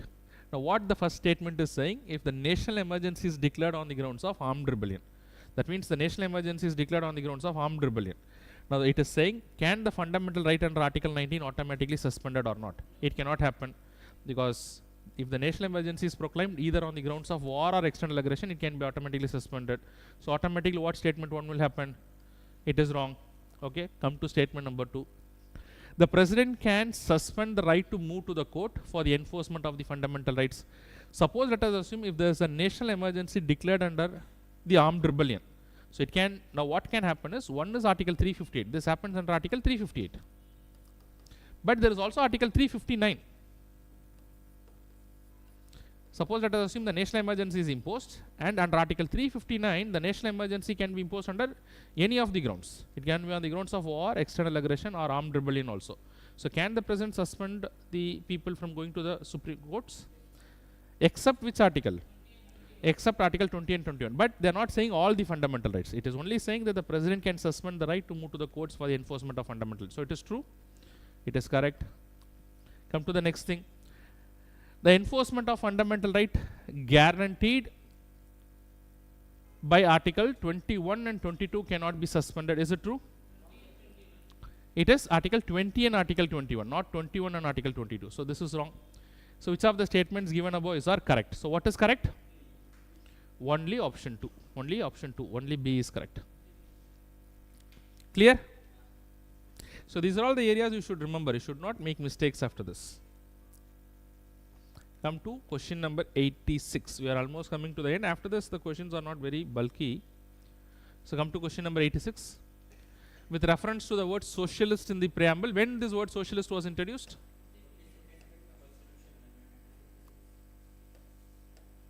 When it was introduced? Excuse me. When this word socialist was introduced? 42nd Constitutional Amendment Act 1976. Okay, so the statement is saying the original constitution reflected the socialistic principles. It is not saying whether the word socialist was there in the original constitution, but it is only saying the original constitution reflected socialistic principles in the constitution. Has it reflected? Where it has reflected? Very good. It was there in the directive principles of state policy itself. So it was there already. So this is true. Socialistic principles were incorporated in the constitution only through a constitutional amendment. Is it true? It was already there. It was already there in the original constitution. It is only saying that the socialistic principles were incorporated in the constitution only through an amendment. That means an implied understanding you should have that it was not there in the original constitution. So was it there in the original constitution or not? It was already there. So when you say it was incorporated through a constitutional amendment, that is wrong. So which of the following statements is true? What is true?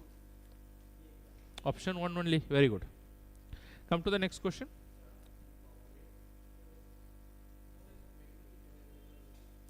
So if you see, the original constitution, was there directive principles of state policy or not? Was there Article 40? Was there directive principles of state policy dealing with cooperation related to the cottage industries and all those things? It was there.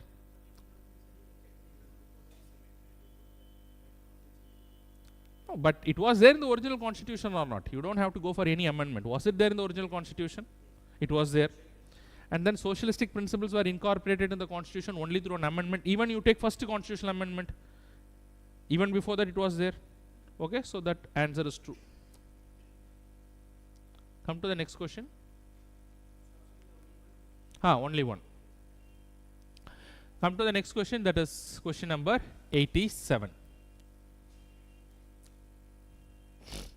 Consider the following statements regarding Article 33 of the Indian Constitution. Who can remember what is Article 33 of the Indian Constitution? The fundamental rights of certain categories of people can be suspended. The rights of certain categories of people can be suspended. That is, martial law is under Article 34, but under Article 33, the fundamental rights of certain categories of people, which include the army, navy, air force, in general the armed forces, the police forces and other analogous forces, their rights can be suspended. Say for example, do we have right to form association? Do we have the right to form union? People in the army, do you think that they have the right to form union? Even for the police, the right to form union can be suspended. It can be suppressed. So can they say it is a violation of their fundamental right? They cannot call it, because that power is given to the state under Article 33 of the Constitution. To be very specific, who can suspend their fundamental rights under Article 33? The Parliament can make a law, and by that law they can suspend the fundamental rights. Today we have Army Act, we have Navy Act, we have Air Force Act, we have Police Acts, and through that act their fundamental rights are suspended based on which provision in the Constitution? Under Article 33 of the Constitution. Parliament, only the Parliament has the power to do this. So now come to statement 1. The power to make laws under Article 33 is conferred only to the Parliament and not to the state legislature. Is it true? It is true. It is only the Parliament that has got the power. That is true. And not the state legislature. That is true. the laws made under Article 33 cannot be challenged in any court for violation of the fundamental rights. Is it true? Because automatically that power is conferred under Article 33. So it cannot be challenged. That is also true. Laws made under Article 33 cover only combatant employees and officers of the armed forces. Is it true? In fact, if you see in the army there are two types of people, combatants and non-combatants. Combatants are those who directly go for war and other related activities. Soldiers, you can say, very good. And non-combatant is someone who works as a clerk and the other office staffs who give training, who work in the ordnance factories.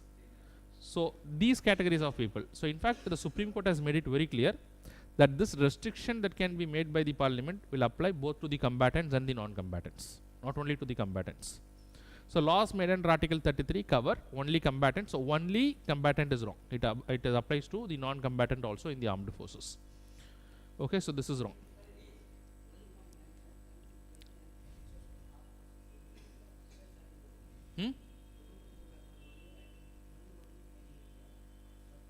What is your question?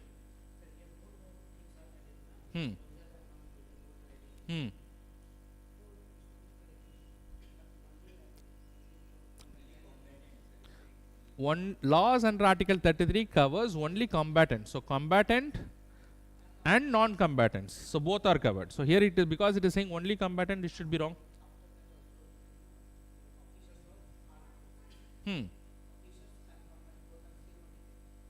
These are different. So there can be few officers who are there in the combatant role. There can be few officers in the non-combatant role. So it includes both the combatant and the non-combatants. Because it is saying only combatant, this is a wrong statement.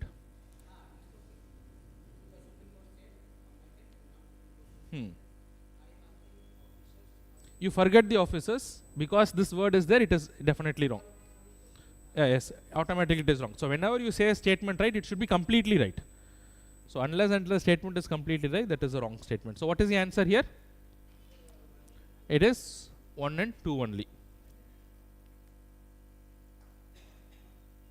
So come to the next question. Every resolution approving the proclamation of President rule in continuation can be passed only by what? When the President rule is imposed under Article 356 of the Constitution, which is also the state emergency. When the President rule is imposed, how long the President rule can be extended? It can be maximum 3 years. There is a limit for that. There is no indefinite. So maximum 3 years. But every time how much it can be extended? It can be extended only 6 months. So every 6 months, who has to give the approval? The Parliament. In the Parliament, is it only the Lok Sabha or both the houses? Okay, so the Parliament, how do they give the approval? They have to pass it with certain majority. So what is the majority that is required? Simple or special majority? Simple majority. Very good. So try to remember this. Simple majority by both the houses of the Parliament. So definitely after 6 months, 3 years, it cannot be extended. Okay, the maximum time under the Constitution for the President rule is only 3 years. Come to the next question.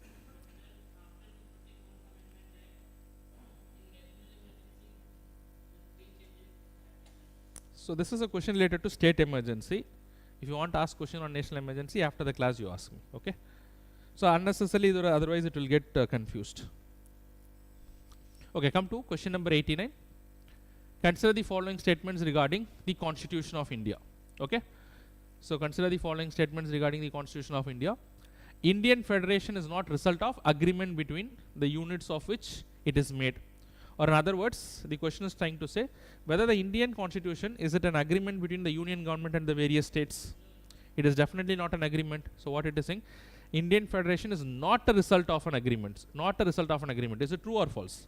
It is of course true, because it is not a result of an agreement. True. India was already a union at the time the Constituent Assembly debated. Is it true? India was already a union. India was already an union. India already existed as what? There were princely states and there were what? There were the other provinces, and there was a central government, and there were various provincial government. It already existed as an union. Because if you compare United States of America, you should also know the world history to understand this a little bit. If you see United States of America, it was multiple countries. They existed as different nations. And these nations came together during the American Revolution, and they were able to defeat a great power. And then they realized, okay, we will be a single nation from here on. So earlier, in case of USA, they never existed as a single union. But do you think that in India there were different nations? They already existed as a union. When the Britishers started ruling India, already they existed as a union. So this is definitely true. India already as a union at the time when the Constituent Assembly debated. So what is the answer here? It is? Which one?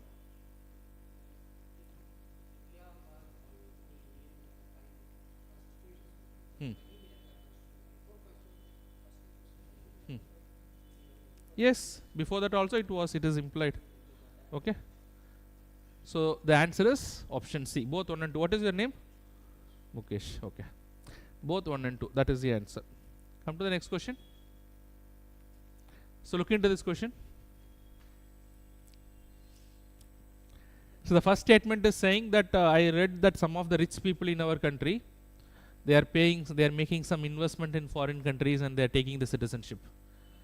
एक सहारा group का एक founder Subrata Roy who has recently died, and his wife and his son have taken citizenship in Cyprus or some country in Europe, and I was just reading, and they have taken the citizenship by making some investments there.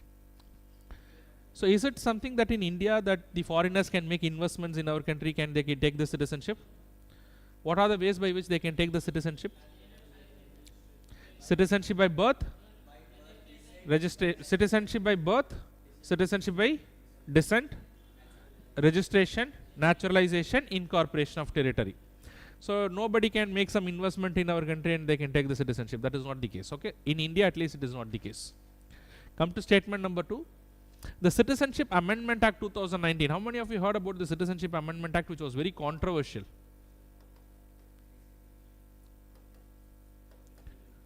The Citizenship Amendment Act, why it was controversial? It was allowing certain illegal migrants to become the Indian citizens.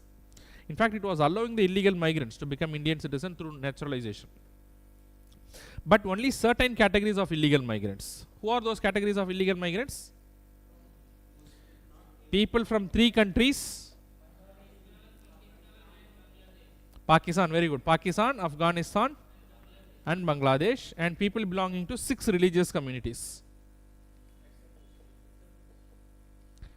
Who are those 6 religious communities? Hindus, Sikhs, Buddhists, Jain, Parsis and Christians. So for these minority communities, please try to, the 6 religion that I said, if they belong to any of these 3 countries, if they come to India even as an illegal migrant, still they will be able to become an Indian citizen under the Citizenship Act 2019. That's basically the provision. Now who is an illegal migrant?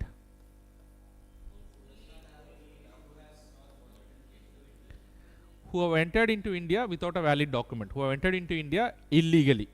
So suppose somebody has to enter into India, they need to have a passport, they need to have a visa, or even if they enter with a valid document, they cannot stay beyond the valid period. So after the authorized period, they have to go back to their country. In both the cases, they become an illegal migrant. So the Citizenship Amendment Act 2019 is saying, even if they are illegal migrants who have come to India from Pakistan, Afghanistan and Bangladesh, who belong to Hindu, Sikhs, Buddhists, Jain, Parsi, Christians, they will still be able to become an Indian citizen. That's why this law has become so controversial. Now so read this particular statement. The Citizenship Act, Amendment Act, so Citizenship Act as amended in 2019 allows allows certain categories of illegal migrants to acquire the Indian citizenship through naturalization. Is it right? Is it allowing certain categories of people? Of course it is allowing. Okay, so these categories of people. So the statement is what? This is right. So which of the statements given above are incorrect? What is incorrect? One only. So the answer is option A.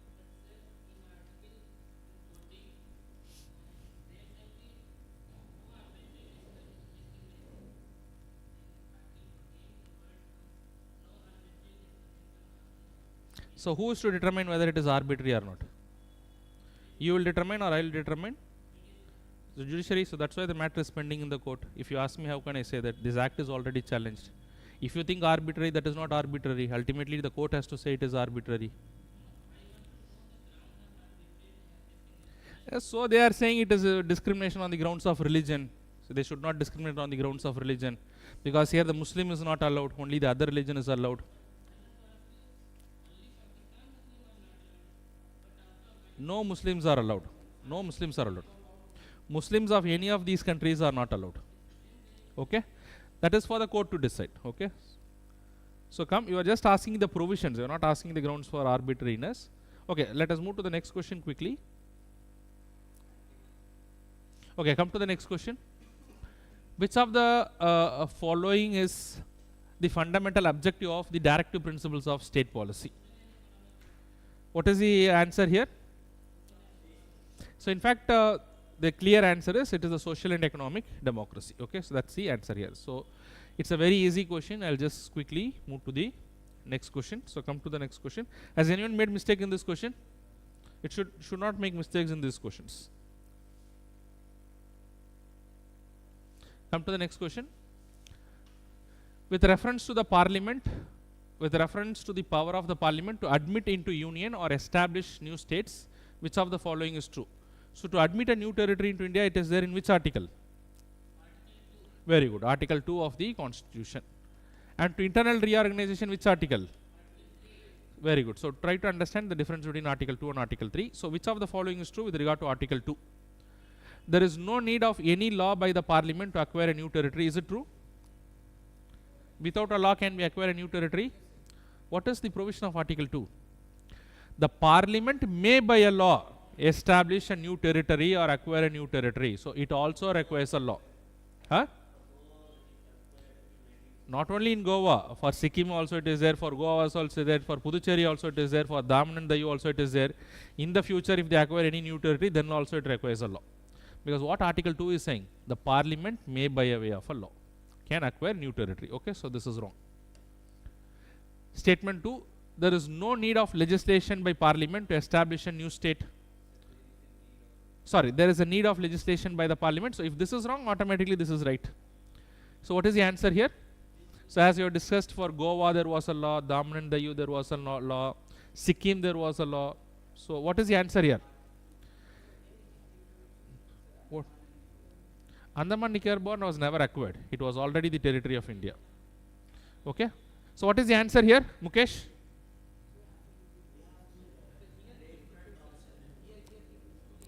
Which of the following is true?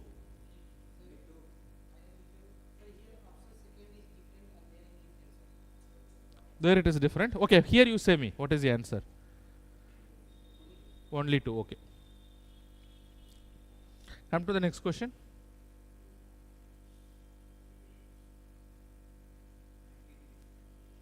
$93, no?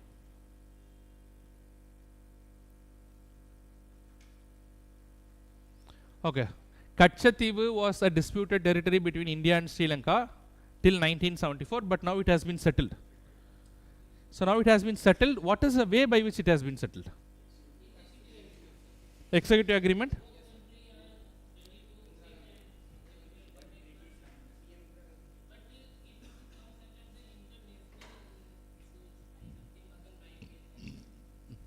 What is your name? Vivek. Okay. So Vivek is saying that it is by an executive agreement between two states. How many of you think this is the right answer? Mukesh, you also. So this is the right answer. Now why? Because Kachativu, which was a disputed territory between India and Pakistan, sorry, India and Sri Lanka, it was never a territory of India. Kachativu was never in the Schedule 1 of the Constitution. Kachativu was just a disputed territory. It is not within the territory of India. Which is not a territory of India. Suppose let us assume India is here and Sri Lanka is here. It was somewhere here. So both are saying it is my territory. They are saying it is their territory. And this was never in the Schedule 1 of the Constitution. It is not in the Indian Constitution, this territory. So it can be settled by an executive agreement.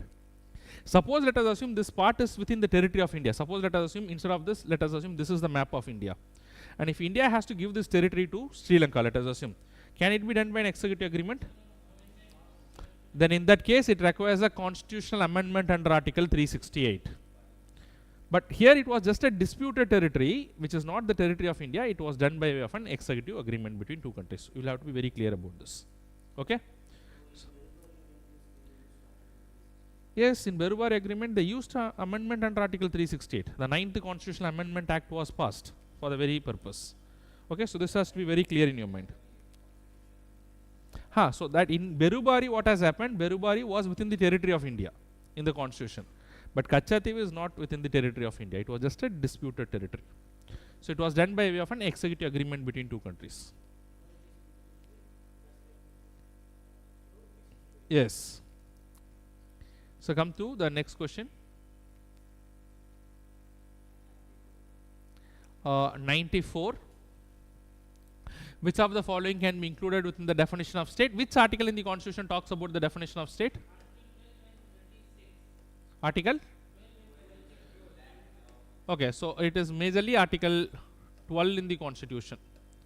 Article 36 says that whatever is there in article 12 will also apply to article 36. Which one?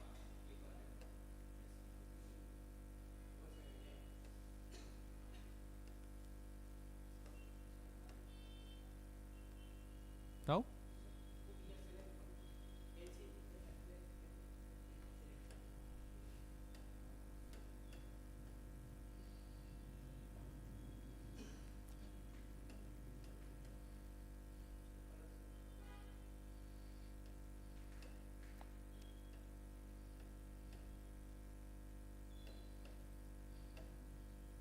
So what is there in article 12? Article 12 defines the definition of state. So under the definition of state, if you see, parliament is there, state legislature is there, union government is there, state government is there, local bodies are there, and any other authority within the territory of India. So there's any other territory within, any other authority within the territory of India is little ambiguous. It is not clearly explained. So the Supreme Court said that anything that is substantially funded would fall within the definition of any other territory within the, any other authority within the territory of India. So you'll have to see which of the things are substantially funded. So public sector undertaking, is it substantially funded? It is funded. Panchayat is there, local authorities are directly there. But the Supreme Court of India has categorically said that the NCRT is not substantially funded by the government. Okay? So it was categorically said by the Supreme Court, NCRT, because it is not substantially funded and it is an autonomous authority within the government and it is not substantially funded by the government, it has its own fund, so it does not fall within the definition of state. So what is the answer here? It is option B. So such questions may not come. These are all very, I would say, miscellaneous questions. But you should be used to the practice of solving the miscellaneous questions also. Just for the practice, this is put. Come to the next thing.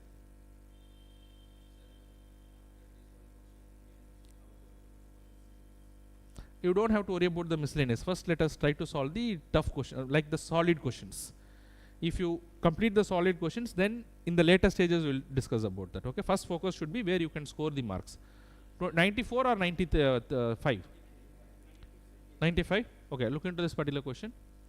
The 126th Constitutional Amendment Bill, what is this 126th Constitutional Amendment Bill is related to? Does anyone know? This is related to the 104th Constitutional Amendment Act. 104th Constitutional Amendment Act. Very good. Actually, today there is a reservation which is given to scheduled caste and scheduled tribe in the Lok Sabha and in the Legislative Assembly. That reservation was given only for the first 10 years. And then initially the Constitution also allowed nomination of the Anglo-Indian members in the Lok Sabha and in the Legislative Assembly. The President can do that in the Lok Sabha and the Governor can do that in the Legislative Assembly. Now both reservation to scheduled caste and scheduled tribe, reservation to scheduled caste and scheduled tribe, and for the Anglo-Indian nomination, initially it was given for how many years in the Constitution, original Constitution? Only for 10 years. And then subsequently this was amended. Every 10 years there was a constitutional amendment. Every time it was amended and it was extended till 2020. In the year 2020, when they again amended the Constitution, they have given extension to the scheduled caste and scheduled tribe, but they have not given extension to the Anglo-Indians. That is the provision of the 126th Constitutional Amendment Bill. That means today can the Anglo-Indians be nominated in the Lok Sabha and the Legislative Assembly? Not possible. But is the reservation to the scheduled caste and scheduled tribe continue to exist? It is there till 2030. Again in 2030 the Constitution may be amended. And that is exactly what is this 126th Constitutional Amendment Bill or the 104th Constitutional Amendment Act. Okay, now when the 126th Constitutional Amendment Bill was introduced, the Parliament is required when it was introduced in the parliament, it required the prior recommendation of the President of India. Does it require the prior recommendation? It is not required in case of a constitutional amendment. When a constitutional amendment bill is presented to the President of India, when a constitutional amendment bill is presented to the President of India, is it obligatory for the President to give the assent? Which constitutional amendment act made it mandatory? 20. Just now we are, I think, couple of times already discussed. Do not make mistake. What is that? 24th Constitutional Amendment Act 1971. Under the leadership of whom? Prime Minister Indira Gandhi. She was very assertive, so she reduced the power of the President. You can see most of these things who is trying to reduce the power of the President, everything was done under the leadership of Prime Minister Indira Gandhi. And then the Constitutional Amendment Bill must be passed by both Lok Sabha and the Rajya Sabha by a special majority, and there is no provision for joint sitting. Is it true? The Constitutional Amendment Bill has to be passed by both the Lok Sabha and the Rajya Sabha by special majority, and there is no provision for joint sitting. Is it true? It's absolutely true. Because the Constitution says that a constitutional amendment has to be passed separately in both houses of the Parliament. And if they are not agreeing, then the bill cannot move forward. Okay, so this is true. So which of the statements given above are correct? It is option 2 and 3 only. Okay. In where? In some. There are other types of bills. In the next test, we will discuss all those things, because the next test is dealing with the Parliament chapter. So, for example, in ordinary bills, joint sitting is possible. Financial bills, joint sitting is possible. But in case of Constitutional Amendment Bill, it is not possible.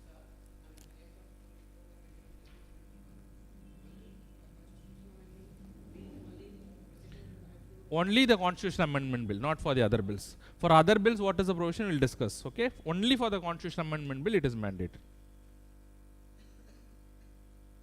Come to the next question. What is the next question that we are into? 96. Okay, look into this question. Consider the following statement under the directive principles of state policy.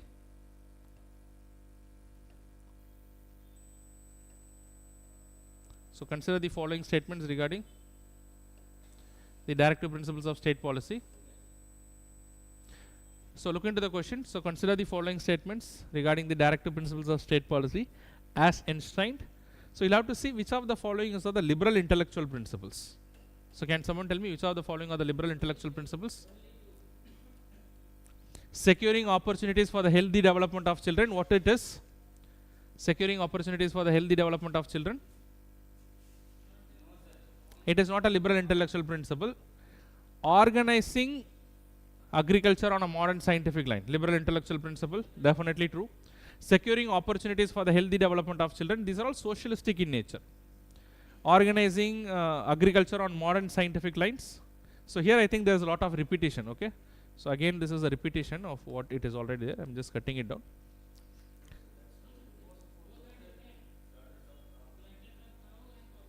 Just a moment. So here there this is repeated. Securing, this is also repeated. So I think they one. So let us take out 3. So this is getting repeated, and then 4 is also getting repeated. So these 2 things will cut out. We'll make this option 3. We'll make this option 4. Okay. So if you solve this, organizing agriculture on modern scientific lines, this is definitely liberal intellectual principles, but this is not the case. Prohibition of slaughter of cow and animals, this is Gandhian principle. Promotion of cooperative, this is also Gandhian in nature. So what is the answer? Only option 2. Very good. Let us move quickly. Another just 4 questions. Come here. The religious rights, that is under Article 25, right to freedom of religion, can be restricted on what grounds? I said it is not absolute right. So it can be restricted on what grounds? Public order, health, morality, and also on the grounds of violation of fundamental rights. But it is not mentioned here, but you can make a note of it. Also on the grounds of violation of other fundamental rights. What is the answer? Option D is the answer. 1, 2, and 3. So Mukesh, have you got it right? Huh? Abhi nahi, test mein. Okay, so come to the next question. What is the next question? Question number 98. Which of the following are the conditions for acquiring the Indian citizenship? What is the answer? It is domicile, descent, naturalization and registration. Of the given answer, this is the best answer. Come to the next thing. Question number 99. Consider the following statement. President rule, national emergency, martial rule, or you can make martial law. Which of the above special circumstances have an effect on the fundamental rights of the Indian citizen? That means under what circumstances the fundamental right can be impacted? It can be suspended. Very good. National emergency and martial law. There is no impact when there is a president rule. There is no impact when there is a president rule on the fundamental rights. It only changes the equation between the center and the states. Citizens are not affected. So what is national emergency? Under Article 358 and Article 359 it can be done. And it can be done in martial law. So what is the answer here? It is option C, that is 2 and 3 only. Come to the last question for the day. So try to go and revise all these things today itself. Come to the last question. Which of the following has been described as the horoscope of our sovereign democratic republic? What is the answer? Very simple, it is the preamble. So we have almost solved all the 100 questions. So now have you got conceptual clarity? Whatever is the conceptual clarity? You made mistake in this. ऐसे नहीं होना चाहिए Mukesh. How can you make mistake? ये तो मतलब आप पीछे चला जाएंगे. Because all the serious students will get it right. आप उसको गलत कर रहे हो तो फिर पीछे चला जाएंगे. So नहीं करना है. ठीक है? ठीक है. This test you can make the mistake, but not in the UPSC test. Okay? Okay. So just before we close, so if you have any questions, you can reach out to me in my Telegram channel or through my Instagram, or directly also you can come and meet me in the office. Okay?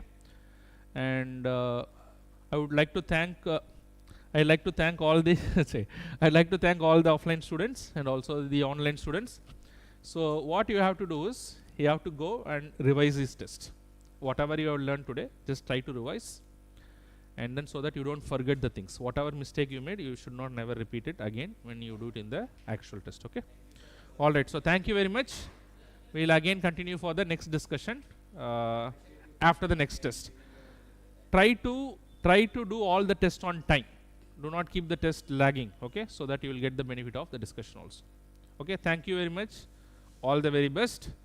God bless. Any doubt we can ask after the discussion is over. Okay.